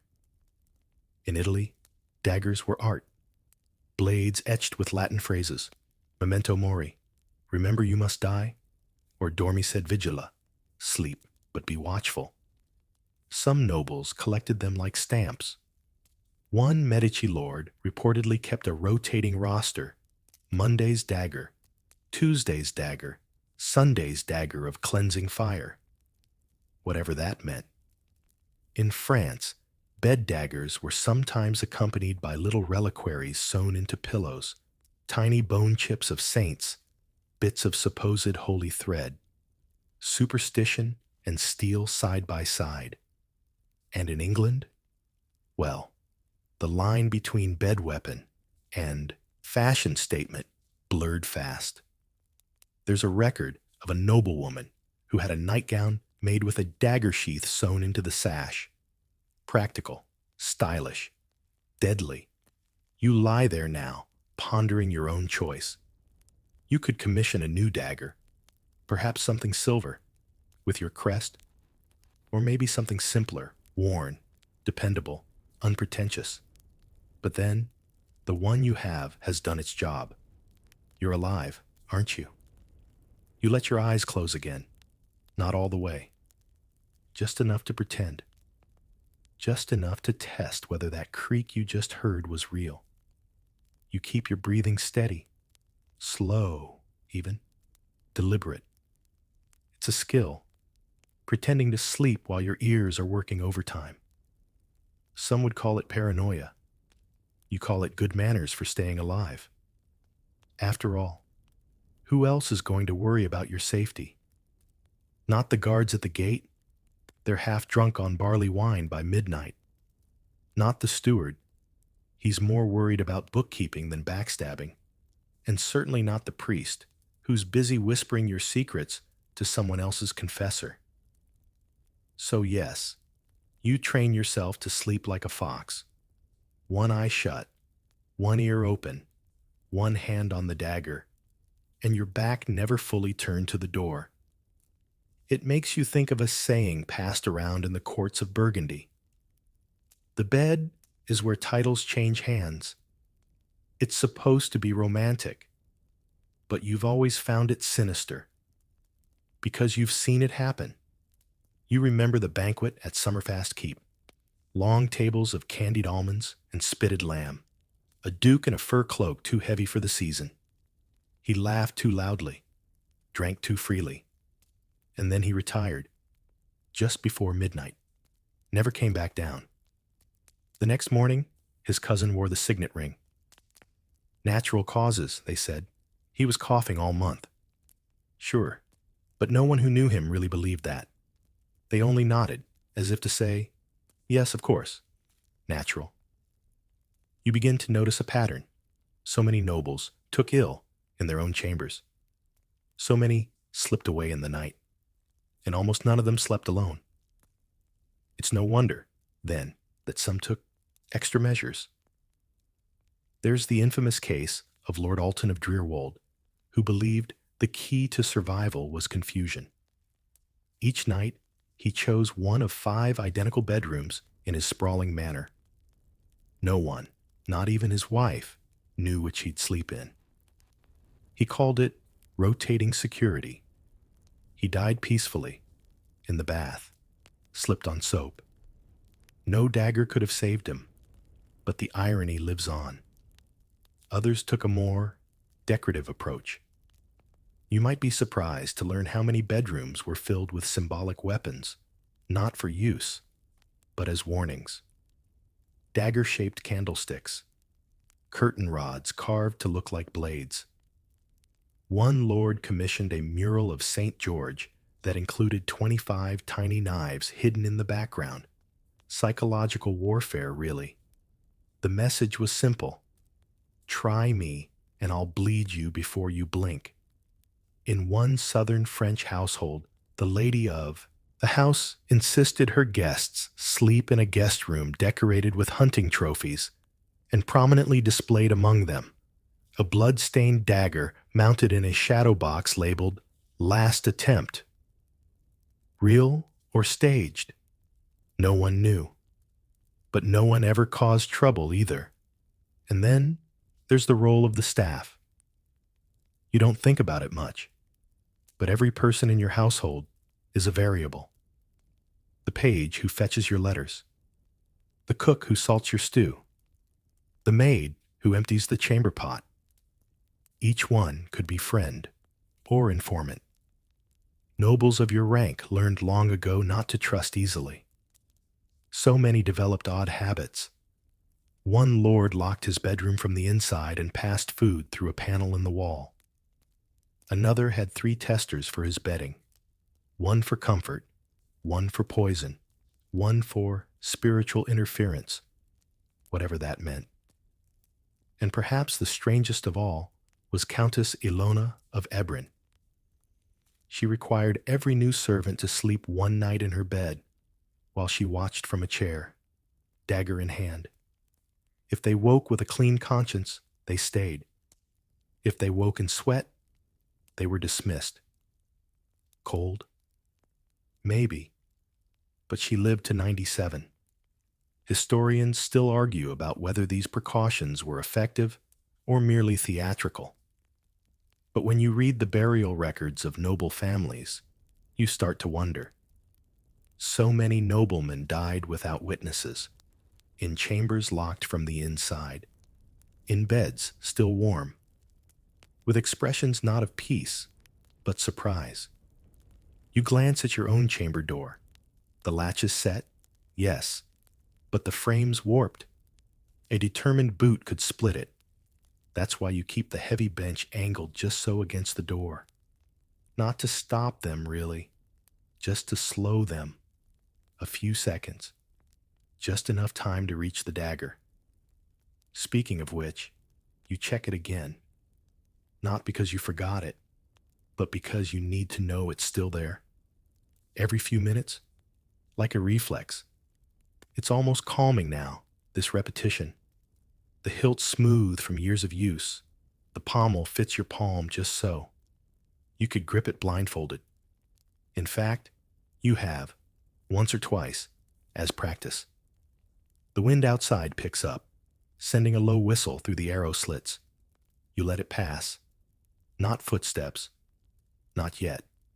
But you keep your eyes on the ceiling beam that creaks when someone steps into the hall. Your house is old. And like all old houses, it talks in the dark. You lie back again, letting your body settle, but keeping your mind half sharp. Just sharp enough to count the shadows. One at the door. One by the hearth. One near the curtain. That one always looks like a man. You've checked 100 times. It's just the edge of the tapestry. Probably. Still. Your fingers curl around the hilt once more. Because sleep is a nobleman's most dangerous hour. And tonight, like every night, you don't intend to die in it. Dawn finally breaks, though it's more of a slow exhale than a sudden light. The stone walls of your chamber catch the morning chill, and your breath ghosts in, the air above your face. You haven't moved in a while, still lying there, hand loosely touching the hilt beneath your pillow, blanket bunched at your waist. But your eyes are open now. You've made it through the night.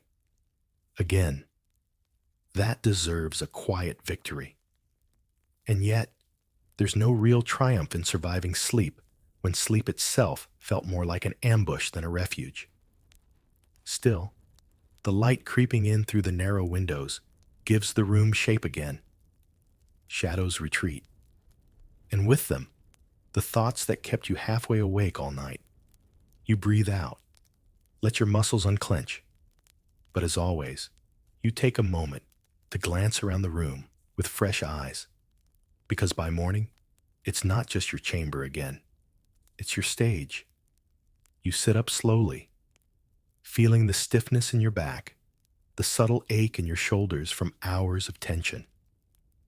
The velvet curtains hang limp around your bed like tired guards. You part them, and the room emerges. A carved oak wardrobe to your right, its doors slightly ajar, never fully closed, just in case someone tries to hide inside. You keep a mirror propped beside it, angled to catch anyone crouching in the corner. Paranoid? Maybe. Decorative? Absolutely not.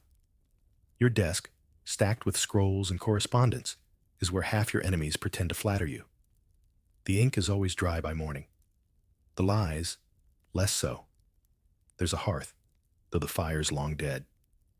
The ashes glow faintly, the scent of last night's pine logs still lingering. And above the hearth, the tapestry, the one you never trust. Woven in rich reds and muddy browns, it depicts your family crest, flanked by lions and thorn branches. Symbolic, patriotic. But also, it hangs over a shallow alcove built into the stone, the kind used in older manors for devotional statues, or, in more recent times, for eavesdropping. You had it bricked off years ago. But still, every few nights, you check it. It's quiet now, just as it should be. You rise, letting the blankets fall. The cold rushes in, biting at your ankles. You walk the perimeter of the room barefoot, feeling the floor with the balls of your feet, listening to the sound of each step. You know these boards. You know how they should creak. That's the only way you'll notice if they ever change. Some nobles redesigned their rooms entirely around this kind of vigilance. The geometry of the chamber, yes, the actual shape, became part of the defense strategy. Circular rooms were preferred by some lords because they had no corners for attackers to hide in. Others insisted on elevated beds or alcoves that could double as bolt holes. And don't get started on trapdoors. The nobleman's bedroom wasn't just a place to rest. It was a battlefield in miniature. A puzzle box of false drawers, swinging panels, and secret levers.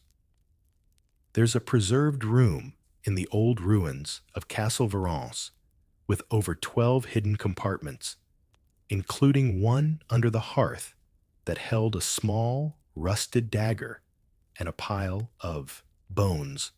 Not human. Probably. Historians still argue what most of those compartments were for: smuggling, security, sadism. One theory even suggests some rooms were designed to make attackers get lost. A noble could escape through a series of mirrored panels while his enemies chased shadows. Overcomplicated? Perhaps. But when your enemies could be in your own bloodline, no precaution seemed too absurd. You finish your perimeter check and return to the bed. The dagger lies beside your pillow now, blade faintly gleaming in the soft light. You pick it up, feel its weight, study the edge. Still sharp, always sharp. Your valet knocks 3 times, soft but deliberate. The signal's correct. You answer with a quiet grunt. He enters. His eyes flick once to the blade in your hand. He says nothing. He never does. That's another part of this ritual, the silent acknowledgement. Everyone knows. No one comments. Nobles were expected to be visibly unafraid, but privately prepared. The rule of survival wasn't bravery. It was caution, covered in brocade. He sets down your clothes for the day: thick tunic, wide belt, boots polished to a dull shine. You nod, but don't move to dress yet. Not until he leaves. No one sees your back until you're armed again, even if it's just for a moment. There's something sacred about that final act of the morning. Slipping the dagger from under the pillow and placing it into its daylight resting place. For you, it's a hidden sheath sewn into the lining of your cloak. For others, it might be a boot, a belt pouch, or even a sleeve.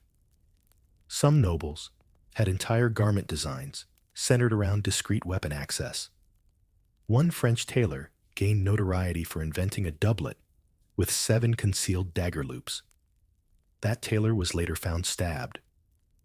The irony didn't go unnoticed. You get dressed slowly, dagger last. It slides into its place with a soft click, like a door shutting on the night. You straighten your shoulders. You survived another slumber. Another episode of velvet-colored danger. You don't smile. There's nothing funny about the routine. But as you exit your chamber, part of you misses the quiet dread of the room behind you. The castle is awake now. But you? You've been awake for hours. You step into the corridor, and it greets you with a familiar breath of cold stone and warmer voices rising from below. The castle is alive now. Servants pad along in soft shoes. Trays rattle faintly. Someone's coughing. Someone's laughing. Normal sounds. But you know better than to trust them.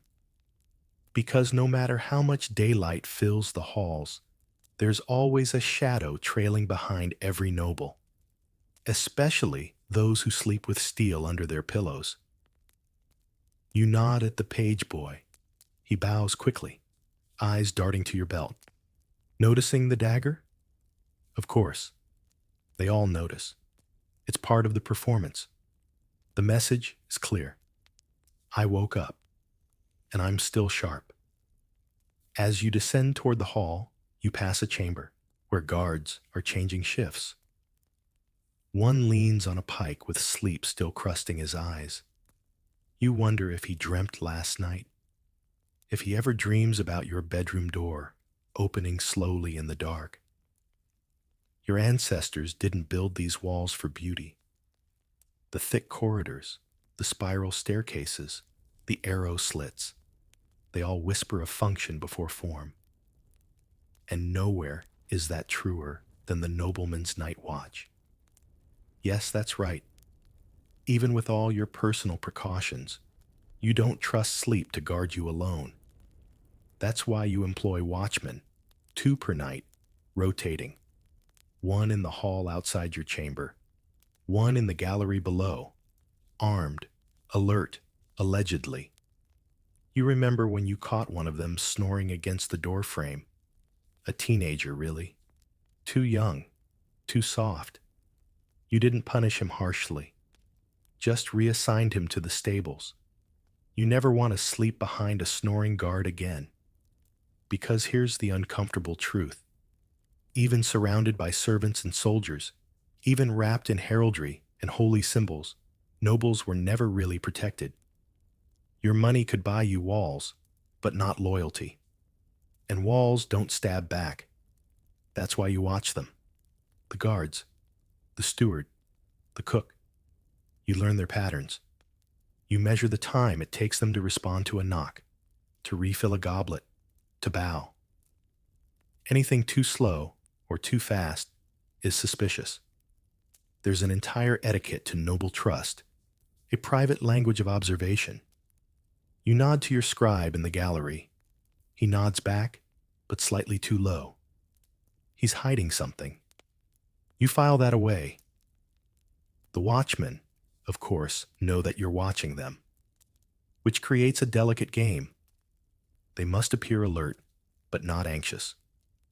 Loyal, but not sycophantic. If they overperform, you suspect rehearsal. If they underperform, you suspect poison. The paranoia isn't personal, it's structural.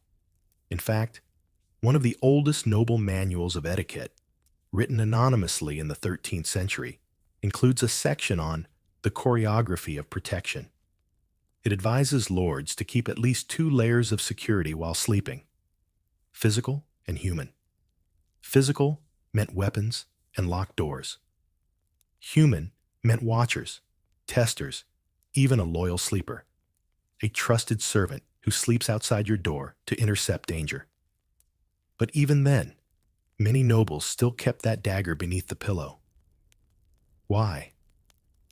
Because when it's 3 in the morning and your heart is pounding, and the candle flickers when it shouldn't, and the tapestry breathes a little too deeply, you don't want to rely on someone else's sword.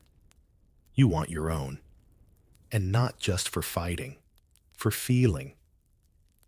The weight of it, the edge, the scent of metal and old leather, it's like a grounding talisman. There are nobles who claim they couldn't fall asleep without it.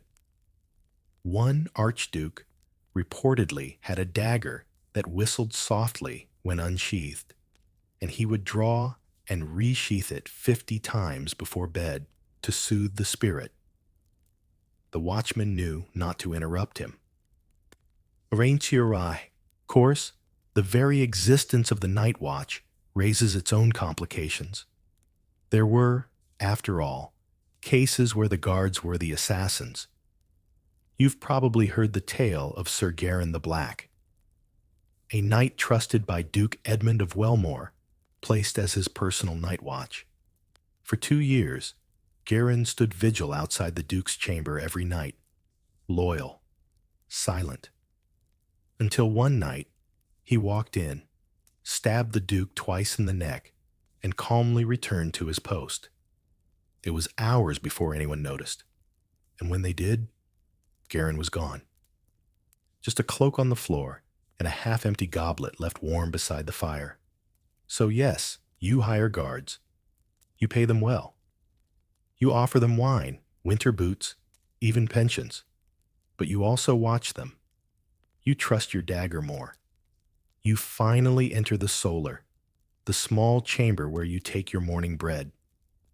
There's a plate of hard cheese, coarse rye, and weak ale waiting.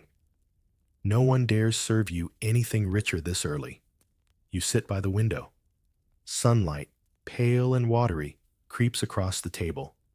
You eat slowly, one hand on the bread, the other resting lightly on the pommel at your side. Still in reach. That's the thing about nobles. Most never leave the night behind completely. They carry it with them into the day, in their shoulders, their glances, the slight stiffening when someone enters too quietly. Because night teaches lessons that sunlight doesn't. And the dagger? That's your reminder, a piece of midnight carried into morning.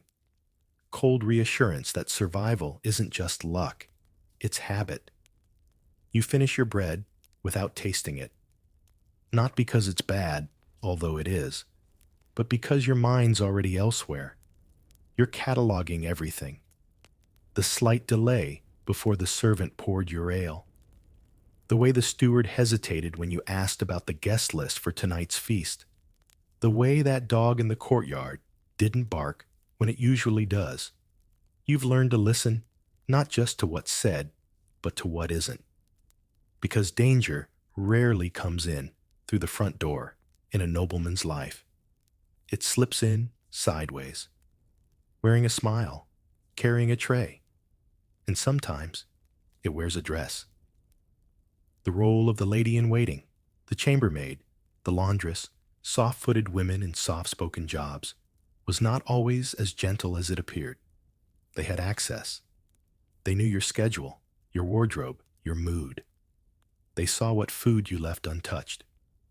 They heard what you muttered while half asleep. And some of them were watching for someone else. You glance up now, just slightly, toward the young woman clearing your plate. She doesn't meet your eye. Good.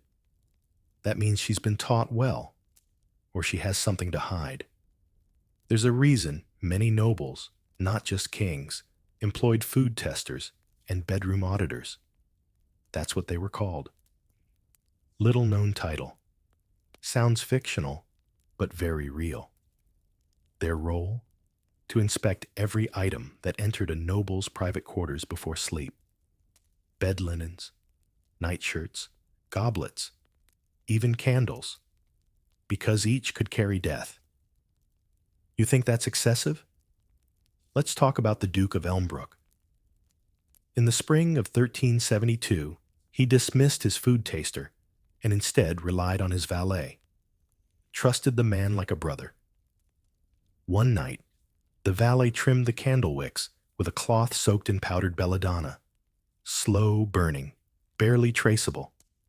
By morning, the Duke was twitching on the floor, pupils wide as coins. The valet vanished, left nothing but a clean towel and a locked door. No broken locks, no spilled blood, just silence. That's the other thing people forget. A dagger may be a noble's favorite sleeping companion, but it's not always enough. Because the real assassins, they don't come in swinging. They come in smiling, whispering, pouring your wine, folding your shirt. And so, nobles turned their suspicion not just to their peers, but to their servants, which of course created another problem. Servants who realized they'd never be trusted often stop trying to earn it. That's when the real spiral begins. Some nobles, especially in the later medieval period, began implementing complex systems of observation. A maid watched by a valet watched by the steward watched by a scribe, the scribe's reports reviewed by a priest, all for one bedroom, one man, one night's sleep. And even then, still the dagger under the pillow. Because paranoia isn't soothed by protocol, it's soothed by steel.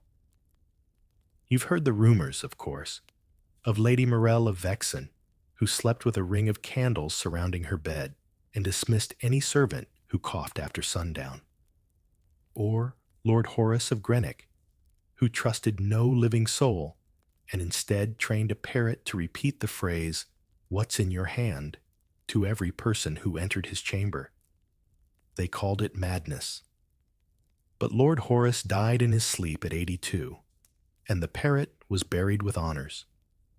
Historians still argue whether these extreme behaviors were common or merely colorful outliers.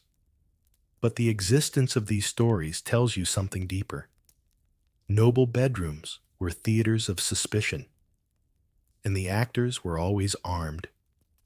Even romantic relationships were filtered through this lens of potential betrayal. A lover sharing your bed? She might also share your secrets. A spouse massaging your neck? That could just as easily become a soft distraction for a sharp end. That's why some nobles chose to sleep alone, not out of loneliness, but out of strategy. A solitary bedchamber meant fewer variables. If someone came in, they weren't meant to. If a shadow moved, it wasn't yours.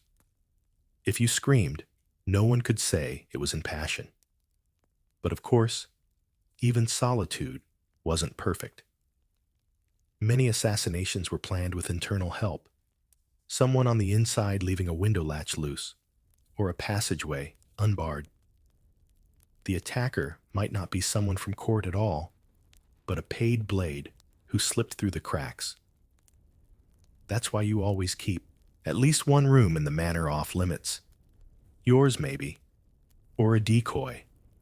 Some nobles even created entire false bedrooms, staged with dummies, cooled with wet cloth to simulate sleeping breath.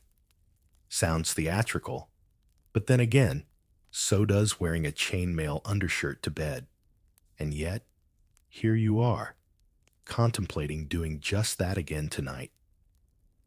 You push back from the table and rise.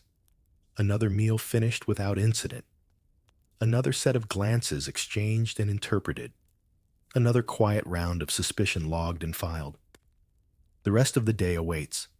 Audiences, correspondences, perhaps a hunt. But somewhere behind each formality, each toast and smile and polite bow, a voice in your head will be whispering, "Will they try tonight? And if they do, will you still be holding the dagger?" You hope so. You always do. But hope doesn't wake you up in time. Steel does. The sun climbs, the castle hums, and the rituals of noble life resume with their usual elegant repetition. But beneath the gilded surface, you never stop observing. That's what power does. It makes you aware of footsteps, of glances, of where you put your dagger, even during the day. You make your way down the gallery, where the stained glass casts fractured light across the stone floor. A few servants bow. Nobles nod stiffly. Everyone's polite. Everyone's armed. It's not always visible, of course. That would be crude. But it's there. A slim blade tucked into a lady's sleeve. A sharpened hairpin resting behind a jeweled comb. A gentleman's walking stick with a hidden spike. You can always tell by the posture, the careful way someone stands too close to a wall, or how their hand never strays far from their belt. But some take it further. You recall the Viscountess de Montevec, who commissioned a series of dresses with dagger pockets sewn between the inner lining and the embroidery. For reassurance, she claimed, though she also once stabbed a chamberlain who startled her while delivering wine. Self-defense? Certainly. Overreaction? Possibly. But she wasn't the only one. You've seen garments of similar design. Doublets with fold-in sleeves for hiding dirks. Cloaks stitched with loops for quick-draw access. And always, bedclothes modified for security. Yes, wardrobes weren't just about fashion. They were your mobile defense system. You remember the tailor you once used? Old man. Steady hands. Knew how to stitch a dagger loop so smoothly into the hem of a robe that even you forgot it was there. He called it peace of mind threading. Cheeky. He's dead now. Not from murder, just old age. One of the few who died honestly. But the idea stayed. And so did the practice. You still have a nightshirt, plain wool, with a blade sheath sewn just beneath the collarbone. On cold nights, it chills your skin. But you sleep better with it on. And then there are the symbols. The ones that aren't quite weapons, but not entirely innocent either. You've heard the rumors. Embroidered sigils said to ward off betrayal. Patterns stitched into cuffs or hems, stylized enough to pass for decoration, but placed exactly where a blade might strike. A noblewoman once showed you her gown with 5 tiny daggers stitched in black silk around the neckline. The 5 friends, she called them. Superstition? Maybe. But she died of old age. That's saying something. Historians still debate whether these practices had real protective value. But the fact that they existed is enough. Noble fashion wasn't just vanity. It was armor. Not steel, but symbols. Not weight, but meaning. One English lord, in fact, went further than most. He had his entire wardrobe blessed by a monastery, each item infused with prayers stitched in microscopic script, socks included.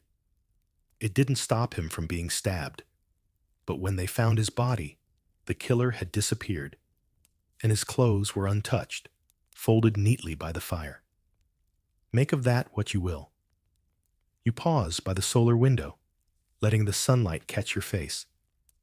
It's warm, rare. You let yourself enjoy it, for a moment. But then, your hand shifts, habitually, checking the fold of your cloak, feeling for the familiar bulge of the dagger hidden there. Still in place, still silent. Like a word you never speak, but always remember. This habit of wardrobe-based weaponry extended even to bedding. There's a preserved noble bed in the Castle Museum at Erlin's Cross. Massive thing. Walnut. Engraved panels. But the strangest detail? Beneath the feather mattress, stitched directly into the ticking fabric, was a linen pocket, about the size and shape of a stiletto dagger. No one knows if it was meant for offense or comfort, maybe both. You once stayed in that very castle. The room was drafty, the mattress too soft.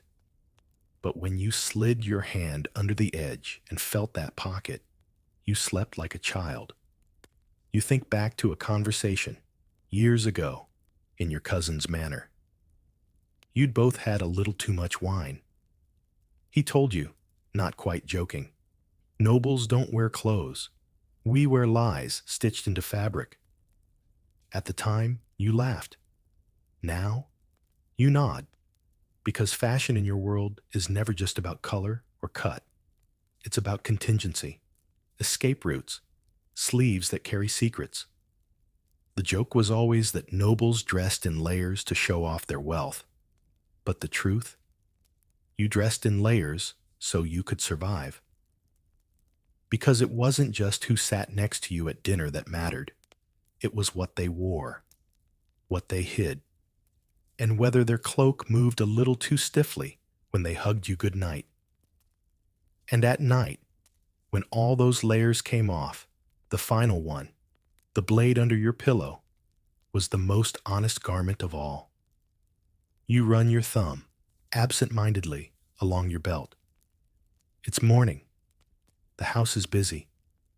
There's nothing wrong. But you already know what you'll do tonight. Check the mattress. Count the creaks in the hallway. Place the dagger beneath the pillow. Hilt turned just so, and fold your robe carefully, with the sheath stitched inside. It's midday now, and the castle bustles. Boots scrape across flagstones. Firewood is hauled in through the servants' doors, and someone's always arguing in the courtyard. You stroll through the inner hall with your usual practiced ease, but your mind, as always, is elsewhere. They think you're calm. They think you're at rest. But only you know that your left hand is resting, always, always, on the hilt tucked into your belt. It's not paranoia if the danger is real. And today, there's an added layer to it all, a visit, an unexpected one. You've received word that a neighboring lord is arriving by dusk, someone you haven't seen since the Harvest Council. The letter was polite, too polite, no reason given. Just a request for overnight accommodations and a few words before supper. That's enough to set your mind in motion. He'll want to stay in the west wing, you know, near your chambers. You'll have to post extra guards. You'll need to check the bed linens in his guest room. You'll need to remind the cook, no fish, no mushrooms, no shared goblets. But more than that, you'll need to sleep with the dagger even closer tonight. Closer than under the pillow? Maybe. Maybe in hand. Because here's the secret most people don't talk about. The dagger under the pillow wasn't always about using it. Sometimes it was just being seen with it. It was a warning, a silent one. It said, if you come near me in the dark, know that I'm not unarmed. It said, even if I'm asleep, I'm dangerous. You recall a passage from a letter you once read, from a noblewoman to her daughter.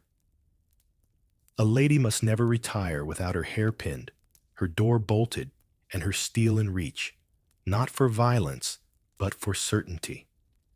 Certainty. That's what the dagger brings. In a world where alliances melt like wax and betrayal is a breakfast dish, certainty is rare. You learn to treasure it. And sometimes, you sleep better knowing the person who visited your room saw the glint of metal beside your sheets. Some nobles even flaunted their bedtime blades, a ceremonial placement, a ritual display. Like the infamous Count of Lucca, who insisted that guests tour his bedchamber before dinner, so they may know where I sleep and how I plan not to die. He once kept 3 daggers arranged at the headboard like holy relics. But the pageantry wasn't always enough. Because for some, the dagger became superstition. You've heard of households where each member had a personal bedblade passed down through generations. Not ornate, not showy, just old, touched by time, as if the steel carried the memory of sleepless ancestors. One house in the mountains of Savoy still displays theirs, a crooked thing, more spike than sword, rusted at the hilt. The plaque reads, "This blade slept through 100 winters and outlived them all." There's power in that. Not magical, not divine, just symbolic. Something solid you can press against when the mind goes wild at night. Even you aren't immune to the superstitions. You'd never admit it publicly, but when you place your dagger beneath the pillow, you always whisper the same phrase. 4 words, learned from your nursemaid. She used to press her hand to your chest and say it before you drifted off. You've never told anyone you still do it. And you always face the blade outward, never inward, never toward your heart, just in case. Historians love to debate this kind of thing. Was it really common? Did nobles really keep weapons at their side every night? Or is it all exaggerated? A few paranoid lords remembered too vividly, stories repeated until they felt universal. But the inventories don't lie. Estate records, letters, itemized dowries. They're filled with notations like one small blade for sleeping chamber, lady's night blade, worn at waist, pillow blade, silver hilt, inherited, and in a few rare cases, dagger placed with the deceased beneath their pillow, per custom. The sleep dagger wasn't just a bedtime precaution. For some, it was a part of their identity. You think now of your grandfather. You remember seeing the small slit in his pillowcase, carefully mended and remended over years. He never said what it was for, but you saw the indent, the faint shadow of steel beneath the stuffing. And when he died, no one found the blade. They say he was buried with it, that it belonged to the darkness, not the light. A melodramatic notion. But you understand it, because there's something deeply intimate about that little piece of metal. It hears your dreams. It knows your stillness. It rests inches from your breath. And it's never truly clean. There are nobles who never once drew their sleep daggers, and others who used them more than they care to admit. But the blade remembers. The tiny scratches along its edge, the rust near the guard, the way it leans ever so slightly from years of being pressed into soft mattress springs. It ages with you.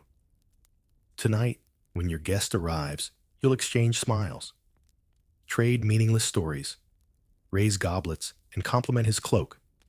But when you retire, you'll do what you always do. Close the shutters, test the lock, listen at the wall, then reach under your pillow, find the hilt, whisper the 4 words, and sleep like a noble, which is to say, not deeply, not peacefully, but ready. The sun slips down, as it always does, with an exaggerated slowness that feels cruel. It casts long golden stripes across the floor of your chamber, making everything look briefly theatrical. Dramatic shadows behind the chairs, light flashing off brass hinges, your own reflection in the dark window, like a stranger waiting to speak. You hate this time of day. Twilight. The hour between worlds. When the house still feels active, but the air starts to shift, heavier, more secretive. Servants murmur instead of calling. Boots sound softer on the stone.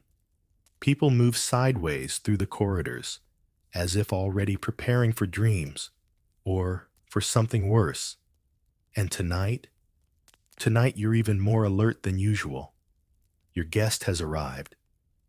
He stands now in the hall below, shaking rain from his cloak, smiling in that very particular noble way. Nothing in the eyes, all in the teeth. You watch him from the gallery above. He hasn't seen you yet, but he probably knows you're watching. That's part of the game. Everything is part of the game. His retinue is small, just 2 guards and a boy carrying scrolls. Fewer than expected, but that's what makes you nervous. A show of humility or a trap of minimalism? Historians will later argue whether noble paranoia increased during times of political instability or simply evolved in tandem with fashion and wealth. But you already know the answer. It's not the century that makes you fear betrayal. It's proximity. The closer someone is to you, socially, physically, emotionally, the sharper the dagger needs to be. Which brings you to another fear. One that's even harder to explain. Not assassins, not spies, but things that aren't quite people. You were raised on stories, weren't you? We all were.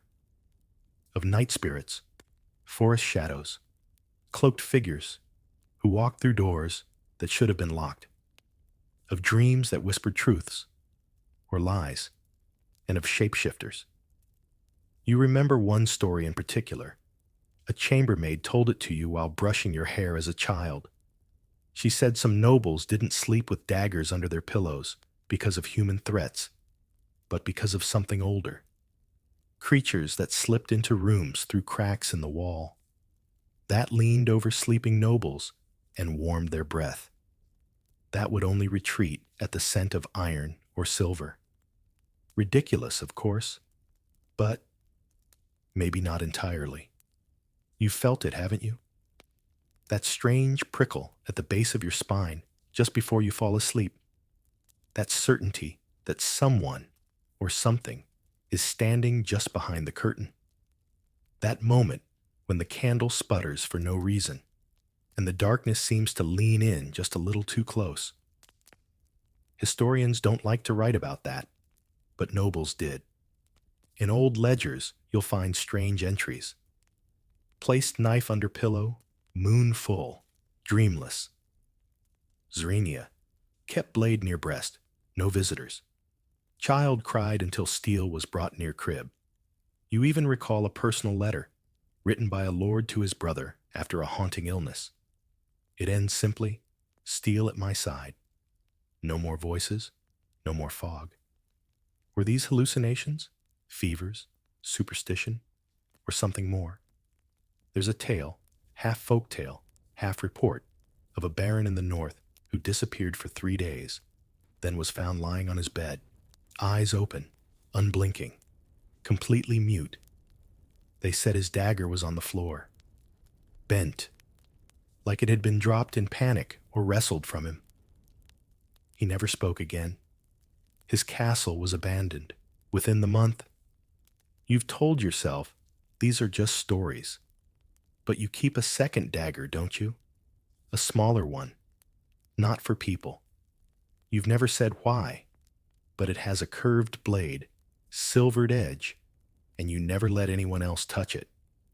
It lives in the drawer beside your bed, wrapped in wool, just in case. Because there's a part of you, a rational noble, steeped in politics and courtly games, that prepares for backstabbing cousins and poisoned goblets. But there's another part. A part that listens for the rustle of something moving through a room where the windows never open. A part that keeps one eye open, not for traitors, but for visitors. And that part?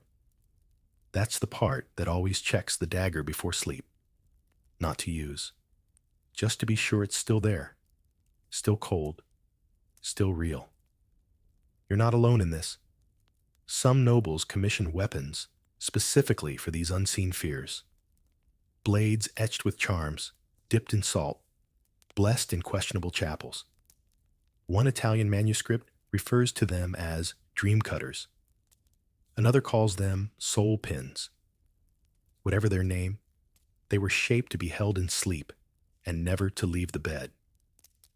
In your own family, there's a legend, utterly absurd, of course, that your great-grandfather once awoke to find a handprint burned into the pillow beside him.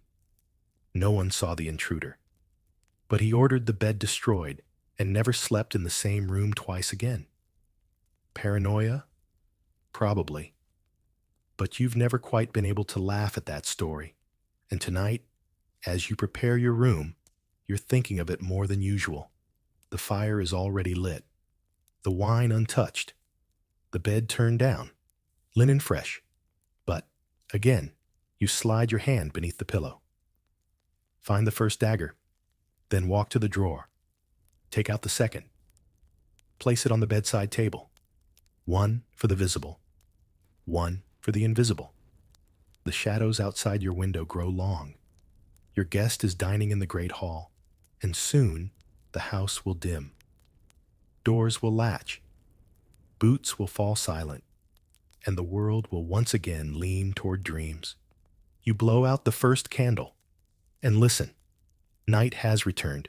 Again. Predictable, steady, but never quite the same. This one feels heavier. Not colder, just slower. As if the darkness is waiting for something. The castle has quieted. Your guest has retired to his chamber down the corridor.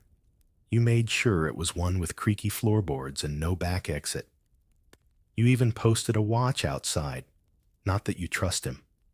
Or them. You trust the blade. The dagger lies where it always does, beneath your pillow, angled just so, the hilt gently touching your cheek if you turn a certain way. You haven't changed your habits. That would be noticeable. And in noble circles, changing habits is what gets you noticed. But tonight, there's one change. You're not alone. She lies beside you, warm, still, breathing soft and slow, the rhythm of someone already drifting. Her hand rests lightly on your forearm, and for the first time in a long while, the weight doesn't make your pulse jump. Yet even in this moment, quiet, delicate, almost tender, your fingers remain wrapped around the dagger's hilt beneath the pillow. Because love, in noble houses, was rarely gentle, and even more rarely safe. History books tell grand stories of noble romance, star-crossed lovers, secret trysts, unions that changed kingdoms. But behind those stories were bedrooms just like yours, and in those bedrooms, steel, sometimes hidden, sometimes not. You know the tales. The Duke of Esgrain, murdered by his mistress with the same dagger he gave her as a wedding gift. Lady Katharina of Kells, who slit her fiancé's throat with the ivory blade she wore as a hair ornament during a midnight quarrel over a chess match of all things. And perhaps most famously, Lord Edrin of Blackmere, who insisted his wife sleep with her hand tied to his wrist with silk ribbon, for passion, he claimed, but also because he feared what she might do when his eyes were closed. Historians still argue whether that detail was added later. But the ribbon? That's real. It's in a museum now, stained. Not with blood, just age. Probably. The truth is, noble beds were rarely places of safety. Not just because of politics, not just because of superstition, but because intimacy itself was dangerous. Trusting someone with your sleeping self, your breath, your body, your unguarded moments, was a gamble. A knife's-edge wager with no second chance. So yes, nobles slept with daggers under their pillows. Sometimes to defend against assassins. Sometimes to protect themselves from their lovers. And sometimes, just sometimes, to protect themselves from themselves. There's a kind of madness that creeps in when you've lived too long with secrets. A paranoia that doesn't point outward, but coils inward. You start imagining things. Conversations you never had. Motives where there are none. Glances that last too long. You recall a letter penned by a nobleman near the end of his life. Found in a locked drawer, never sent. It read, "I do not know whether I trust my wife, my steward, or my own hands less. The blade comforts me, not because it kills, but because it remains steady when I do not." The candle beside your bed gutters low. One last flicker before it gives up. You don't mind. The darkness is familiar. It's the same each night. Only the breathing beside you changes. You listen. She's asleep now, or pretending well.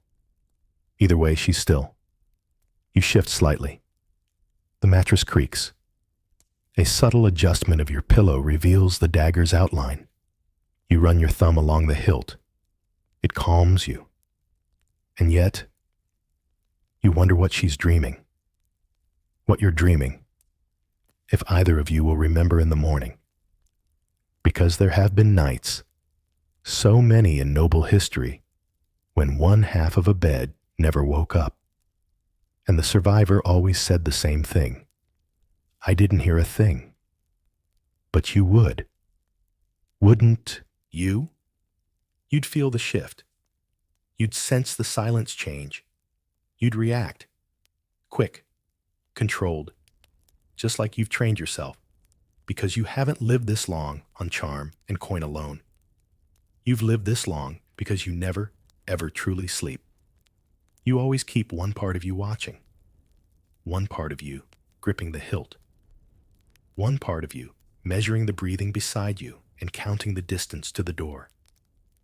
And as you lie there now, heart steady, gaze soft, steel beneath your cheek, you remind yourself of a rule that isn't written in any noble charter, but lives in the mind of every survivor. Love gently, sleep lightly, and never trust bare hands in the dark. The fire's down to its final whispers now, just a soft orange smolder and a faint wood crackle that sounds more like breathing than flame. You stare at the ceiling beams. They're old, heavy, scarred with tiny blade marks, some from the carpenters, some from nobles before you. Perhaps this very bed once held another wary soul who also stared upward, dagger in hand, listening to the dark whisper against the stone walls. You haven't slept, not really, but that's expected, because tonight is the ritual. The one you perform not just out of habit, but out of something deeper, something almost sacred. The ritual of the goodnight knife. No, that's not a term you use aloud, but you know it in your bones, the movements, the rhythm, the odd ceremony of it, the slow check of your bed frame, the adjustment of the curtain so it drapes just right, not too far, not too tight, the quick glance beneath the mattress, though it's been empty for years. And then, the final step, unsheathing the dagger, inspecting the blade, pressing the edge lightly to your palm, not to cut, just to feel. To remind yourself that if tonight is the night, you are ready. Historians rarely write about this. It sounds too personal, too intimate. But it was real, very real. In fact, some noble households had a formal version of it. Not just private habit, family tradition. In one family chronicle, there's a passage that reads, "At the 9th hour, our house shall lower its flames, count its locks, and rest its steel in sleep's embrace. A dagger laid flat beneath linen is a prayer in iron." A prayer in iron. You love that phrase. And in many homes, the dagger wasn't just checked, it was blessed. Some lords taught their sons to whisper a phrase over it, not a religious prayer exactly, more like a charm.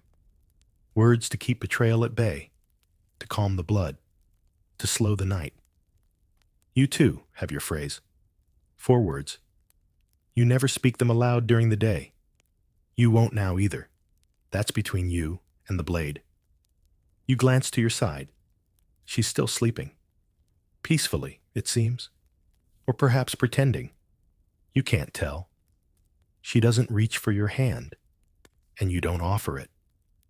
This is your time. The quiet minute before true rest, or true danger. You rise. You pace your chamber one final time. The floor is cold, even through your stockings. You press gently on the window shutter, still latched. You check the bench against the door, still braced. Then you return to the bed, and the dagger is waiting for you, not calling, not gleaming, just there, like it always is, like it always must be. There are tales, of course, about those who forgot. Lord Henton of Anselm, killed in his sleep by a chamberlain after 3 nights of indulgence. His dagger, found neatly placed in a drawer across the room. A moment of softness, a fatal one. Or Lady Jorah of Pellin, who once mocked her sister for sleeping armed. "What life is this lived in fear?" she said. 2 nights later, her room was ransacked. Her throat was intact, but her jewelry gone. She survived. She started sleeping with a dagger and a bell under her pillow after that. Even your own uncle, the one who taught you to shoot crossbows and fake a cough to avoid council meetings, he forgot once. just once. He lived, but he never walked properly again, because forgetting your blade wasn't just careless. It was a breach of trust with yourself, a lapse in the secret oath every noble takes, whether they realize it or not, that you will not go gently, that you will not dream defenseless, that you will not sleep like a merchant or a monk. You lie back down. The dagger slips into place beneath the pillow with the same satisfying pressure as a key sliding into a well-worn lock. The flame gutters out with a last hiss. Your eyes adjust. You feel the coolness of the blade, the steadiness of its presence, the comfort of that solid certainty, iron in a world of shifting faces and shifting loyalties. And then you breathe, not deeply, not fully, but just enough to drift, not into dreams, but into readiness. The night passes, not quietly, not violently, just uneventfully, which in your world is the best you can hope for. You wake as you always do, suddenly, soundlessly, with your fingers already curled around the hilt beneath the pillow. It's still there. The angle is slightly off. You must have shifted in your sleep. You adjust it instinctively before even opening your eyes. Then the rest of you follows. A slow breath, ears tuning in, feet registering the chill of the mattress edge, eyes scanning shadow and shape. You're alone.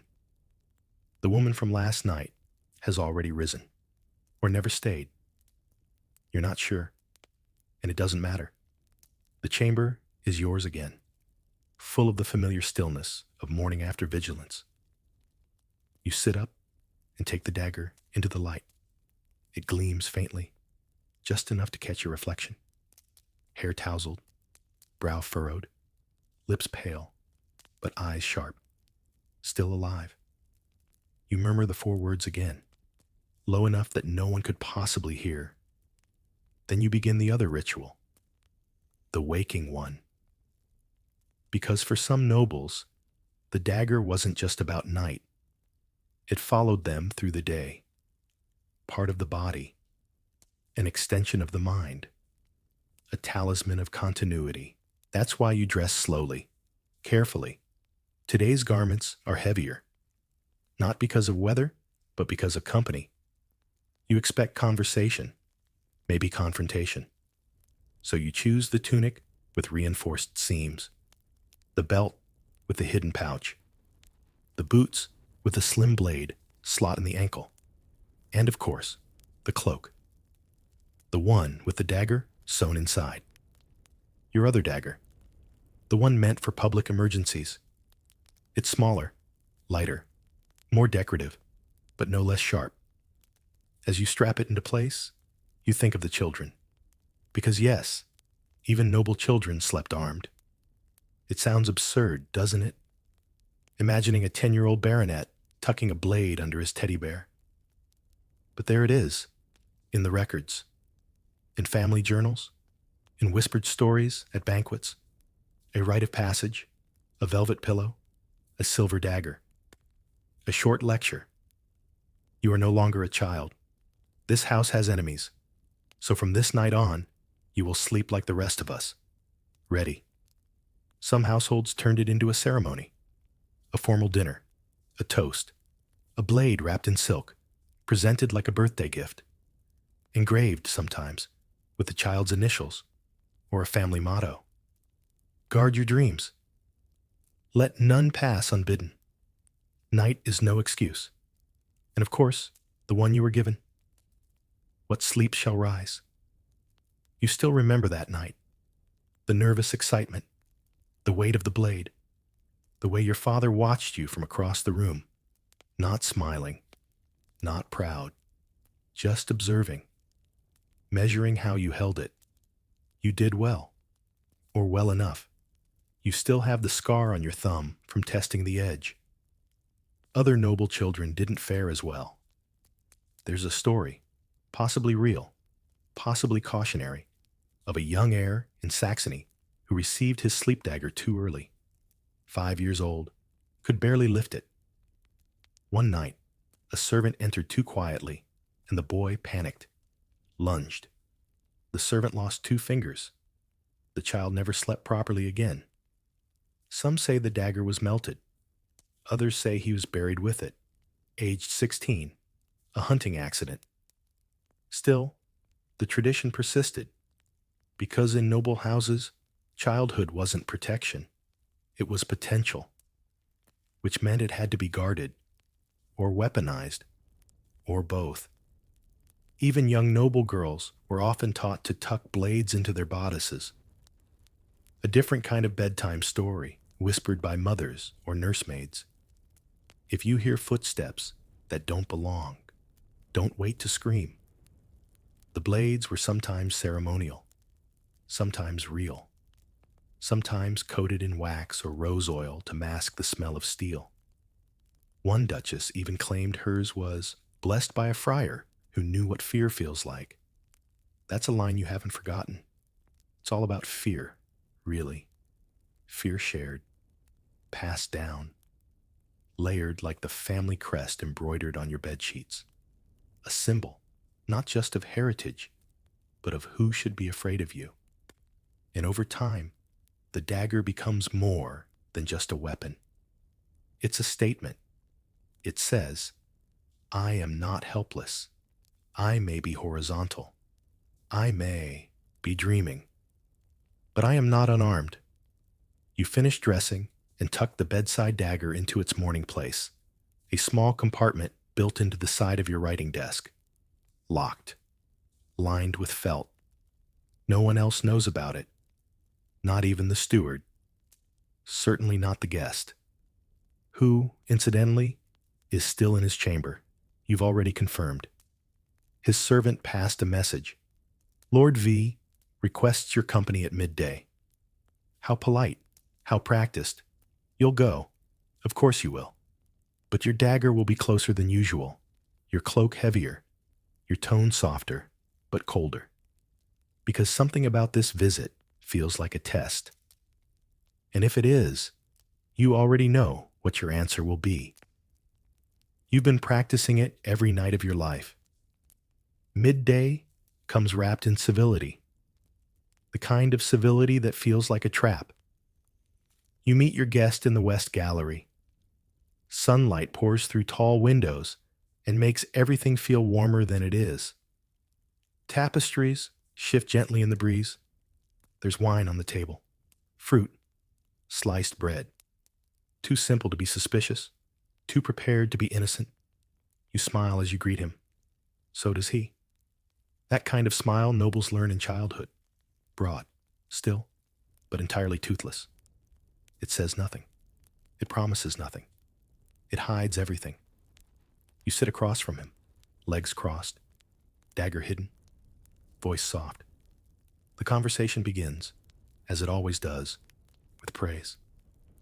Your vineyards have improved since last autumn. I heard the chapel roof was repaired. Marvelous. You still use that same steward?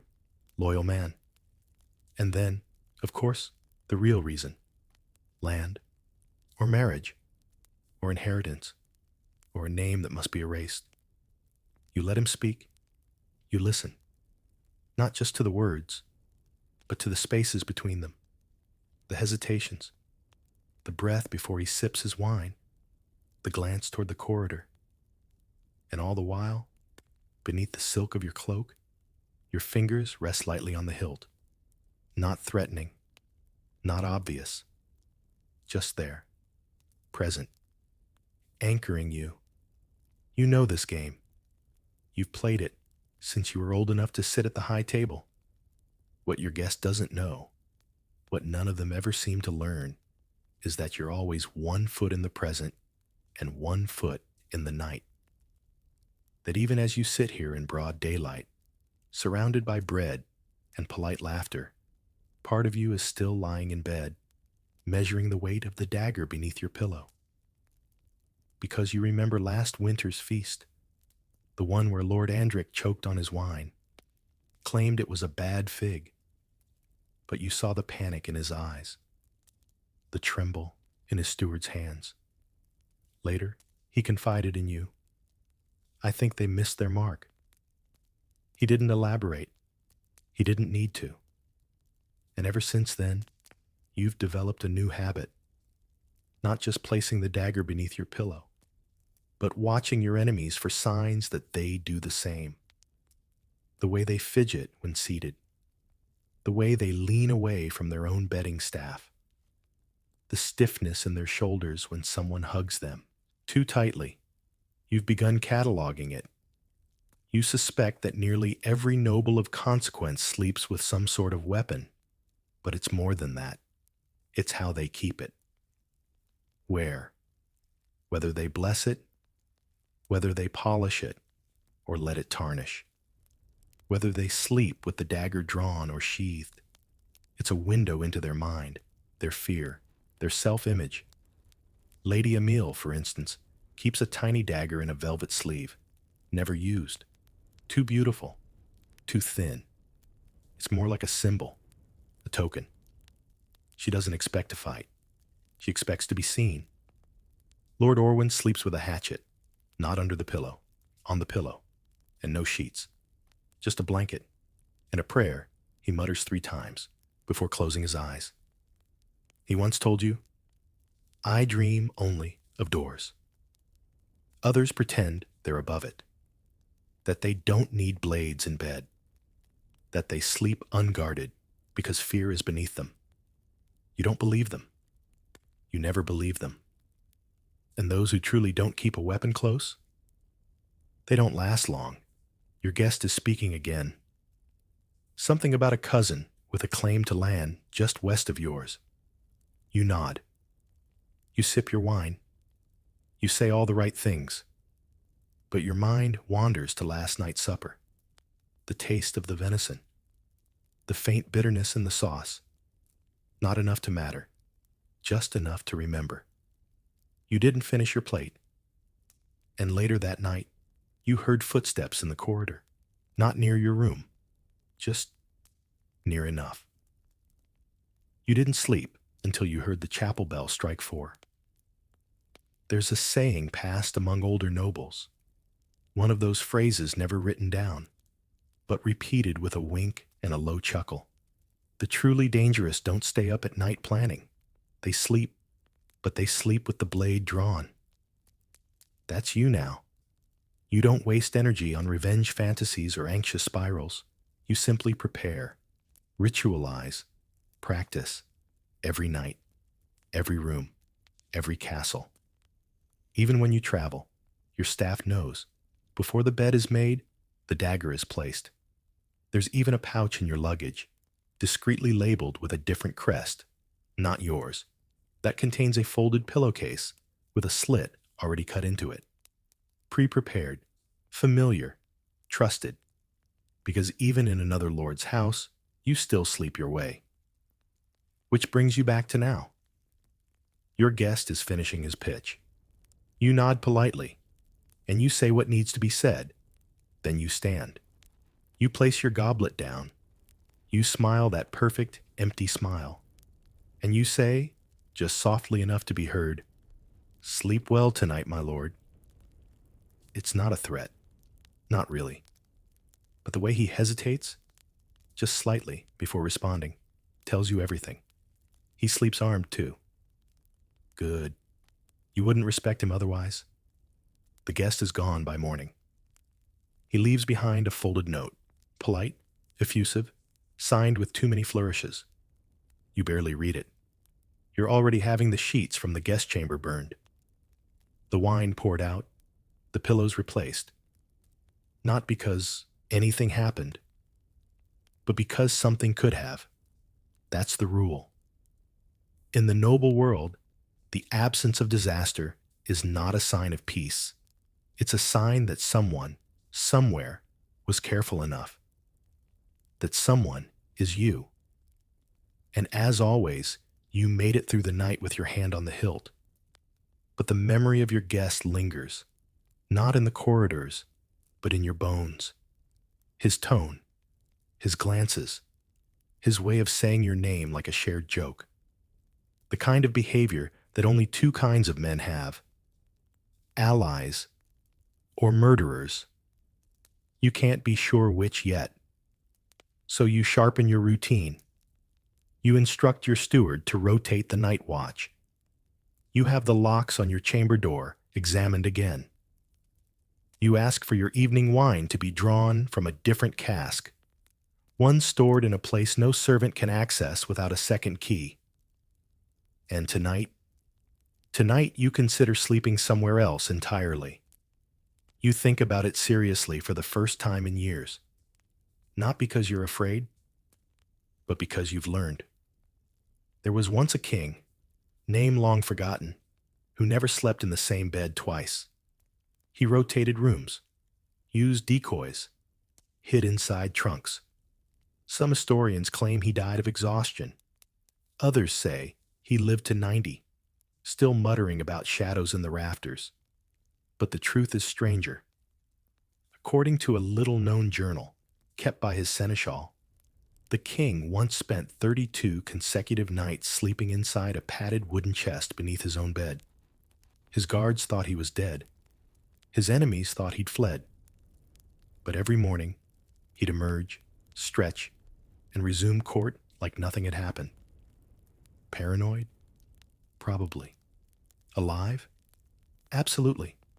You know at least one noble who keeps a false chamber, lavishly decorated, always lit, always guarded, but he hasn't slept in it in over a decade.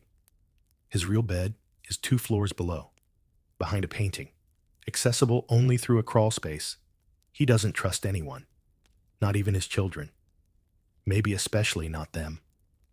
Historians still argue whether he ever truly slept. Some claim he eventually started to dream only of walls, stone, closing in. Others say he died during a feast, stabbed not in bed, but at the table by a poisoned fork, which ironically proves his theory right. The danger wasn't in his sleep. It was in the pause between courses. You think about that sometimes. How the longer you survive, the more you start to treat all stillness as risk. Sleep, silence, even comfort. All of it feels like exposure. You find yourself rehearsing nightly reactions. The speed at which you can sit up, reach under the pillow, find the hilt. You test it sometimes, eyes closed, blanket tangled, body half turned. Your best time was just under 2 seconds. Not bad, not perfect. Some nights, you even whisper, now, and time yourself. You've never told anyone, but it helps. There's a line you once heard from a mercenary. If you don't bleed when you practice, you bleed when it matters. He meant swordplay, but it applies to sleep as well. Because the worst dreams come when you forget who you are. You remember the first time you slept unarmed. You were 15, young enough to be stupid, old enough to feel invincible. It was summer. The air was warm. You were in a house full of friends. Laughter, music. You fell asleep with a goblet in your hand and woke up to cold steel pressed to your neck. Just a prank. Just a cruel joke from a cousin who didn't know better. You didn't sleep again for 3 nights.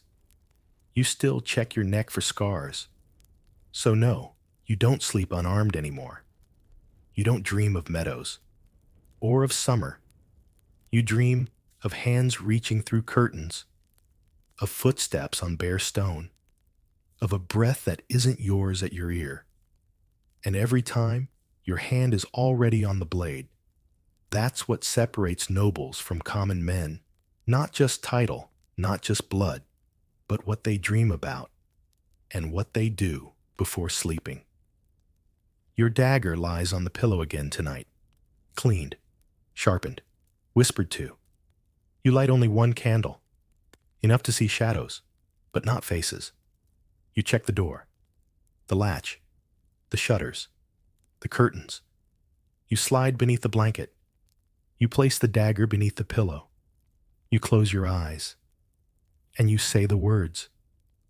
Because in this house, in this world, in this life, Sleep isn't the opposite of danger. It's just the pause between chapters, and you never know who's writing the next one. Tonight, you don't sleep. Not in the usual way. You lie down. You close your eyes. You breathe slow and deep, but your mind refuses to drift. Not because you're anxious, at least, not obviously, but because something is different. You're listening harder than usual. Not to sounds, to silence. There's a difference, and you know it well. The difference between a house at rest and a house pretending. Between the hush of sleep and the hush of waiting. You've felt this before. Before the ambassador's death. Before the fires in the orchard. Before your cousin slipped away in the night and was never seen again. There's a kind of stillness that carries weight, that sits on your chest like an omen. And tonight, it's here. So you lie in perfect stillness, every sense tuned. The dagger beneath your pillow is angled, not how you left it. That's a trick you use, placing it in a very specific way, so that if someone lifts the pillow or bumps the hilt, you'll know. And now you do. It's been moved. Only slightly. Maybe a servant brushing the bed. Maybe the wind. Maybe your own shifting body in sleep. But no, you know your habits. You know your rituals. It's been moved. Your eyes remain closed. Your breath remains steady. You count. You wait. You listen. Nothing. And then, a sound. Software impossible to describe. Not a footstep. Not a voice. Something else. A shift in air. A presence. You don't react. Because this, too, is part of the ritual. The part where you wait. You remember a story from a Bohemian noblewoman, Lady Praskovia. She claimed her bed was visited nightly by a spirit who braided her hair while she slept. People laughed. Until one night, the braid was wrapped too tightly, and when her maid tried to untangle it, a single black hair fell. Coarse, not hers. You don't believe in spirits. Except when you do. You don't believe in curses. Except when the same name keeps appearing in 3 different letters, written in 3 different hands. You don't believe the walls breathe, except when they do. But you do believe in the blade, because steel is honest. It cuts through both lies and dreams. You keep your hand wrapped around it now, gently, as though holding a lover's wrist. No pressure, just presence. If someone enters your chamber tonight, they'll find a body that looks asleep, and a mind ready to strike. This is what you've become, not just a noble, but a sentinel of your own silence. Others don't understand. They imagine nobility as gowns and feasts, hunting dogs and tapestries. And it is. But it's also this: lying awake in the dark, measuring quiet, practicing death, just in case. And for what? Not wealth. You have that. Not legacy. That's for your scribes to worry about. No, you do this for continuity. For one more morning. One more day to outthink your rivals. One more dinner to survive. One more toast to fake. You think of the poem, "A noble's rest is not in sleep, but in the blade that lies beneath. The eye may close, the hand must stay, for night is price and dawn is pay." You whisper it now, silently to yourself. There's comfort in old verses, even ones no one else remembers. You recall another story, this one likely apocryphal, about a baron who was so paranoid he had a pressure plate installed beneath his mattress. If his body left the bed in the night, bells would ring in the great hall. He died peacefully, alone, in the library. The pressure plate still worked. You wonder how he felt on his final night. Whether he whispered his own name, whether he dreamed of anything at all. You wonder sometimes what kind of dreams you have, or had, before the dagger. because there's something the historians never write. Eventually, the blade becomes part of you. Its weight, its chill, its presence, a quiet second spine. You feel it now, against your cheek. Cool and still, reassuring. The room is quiet. The tension hasn't left, but nothing moves.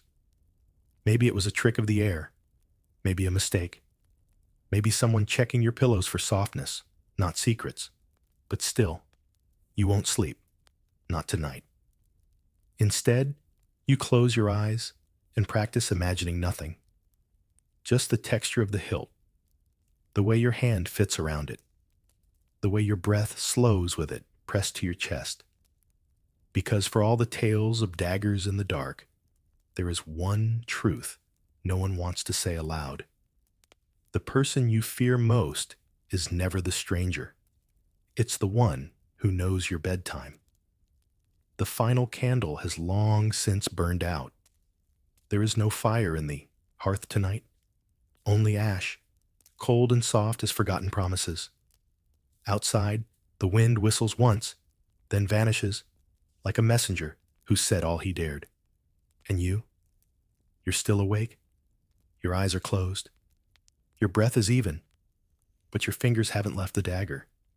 It's not fear, not anymore. It's ritual, memory, identity. You lie there in the stillness, letting the weight of the night settle around you like an old cloak, threadbare, patched, but familiar. You've lived too long in this world to expect safety. You've outlasted too many rivals, watched too many faces change too quickly, learned too many names only to forget them after funerals.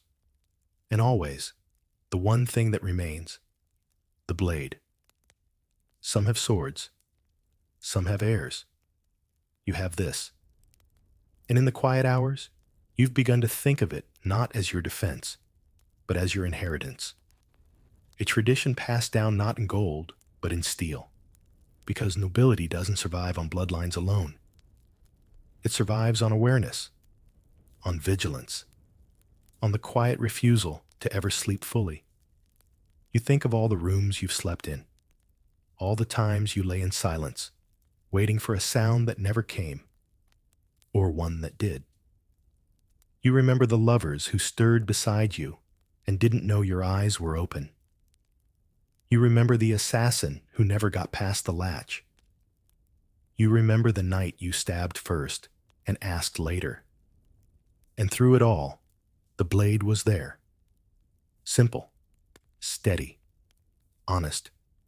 Others might write histories of diplomacy and glory, but you know the truth. The real story of your survival is written not in treaties, but in the nightly whisper of steel on linen.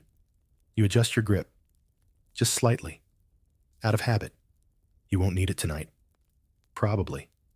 But if you do, well, you always do. The hours stretch thin now. The sky is shifting from black to blue. Not sunrise yet, but the idea of it. A softening of shadows, a lightness in the air.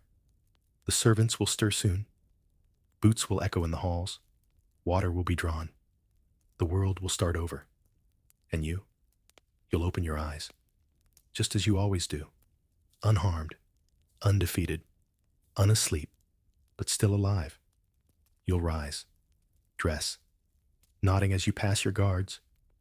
You'll smile at the steward, joke with the scribe, correct the cook's salt, and no one will know that your dreams were full of footsteps, that you didn't rest, not really, that you still carry the blade beneath the pillow, beneath the words, beneath the skin. But you will know, and that is enough. That has always been enough, because you are a noble, and nobles sleep with daggers under their pillows. Let's let go of that world now. The walls of your chamber are fading. The stone softens. The curtain no longer moves. The footsteps recede like a tide. The dagger slips away. You no longer need to hold it. Not here. Let your fingers uncurl. Let your breath fall into rhythm again, slow and heavy, like footsteps in thick snow. The tension in your shoulders melts. The cold in your spine warms. No one is watching now. No one is whispering. There's no door, no corridor, no plot to guess, no game to play. Just the hush of a room that belongs only to you. A world where nothing sharp follows you, and nothing waits behind the curtain. The edge of your thoughts is smooth now, dull and gentle. The blade has dulled with you. It is resting too. Let it rest. Let yourself float a little. Sink a little. The pillow is heavier now. The mattress deeper. The room wider. You are nowhere. And everywhere. And safe. You've survived. You've survived again. Let sleep find you now. There is no blade. Only breath. Only hush. Only quiet. Good night.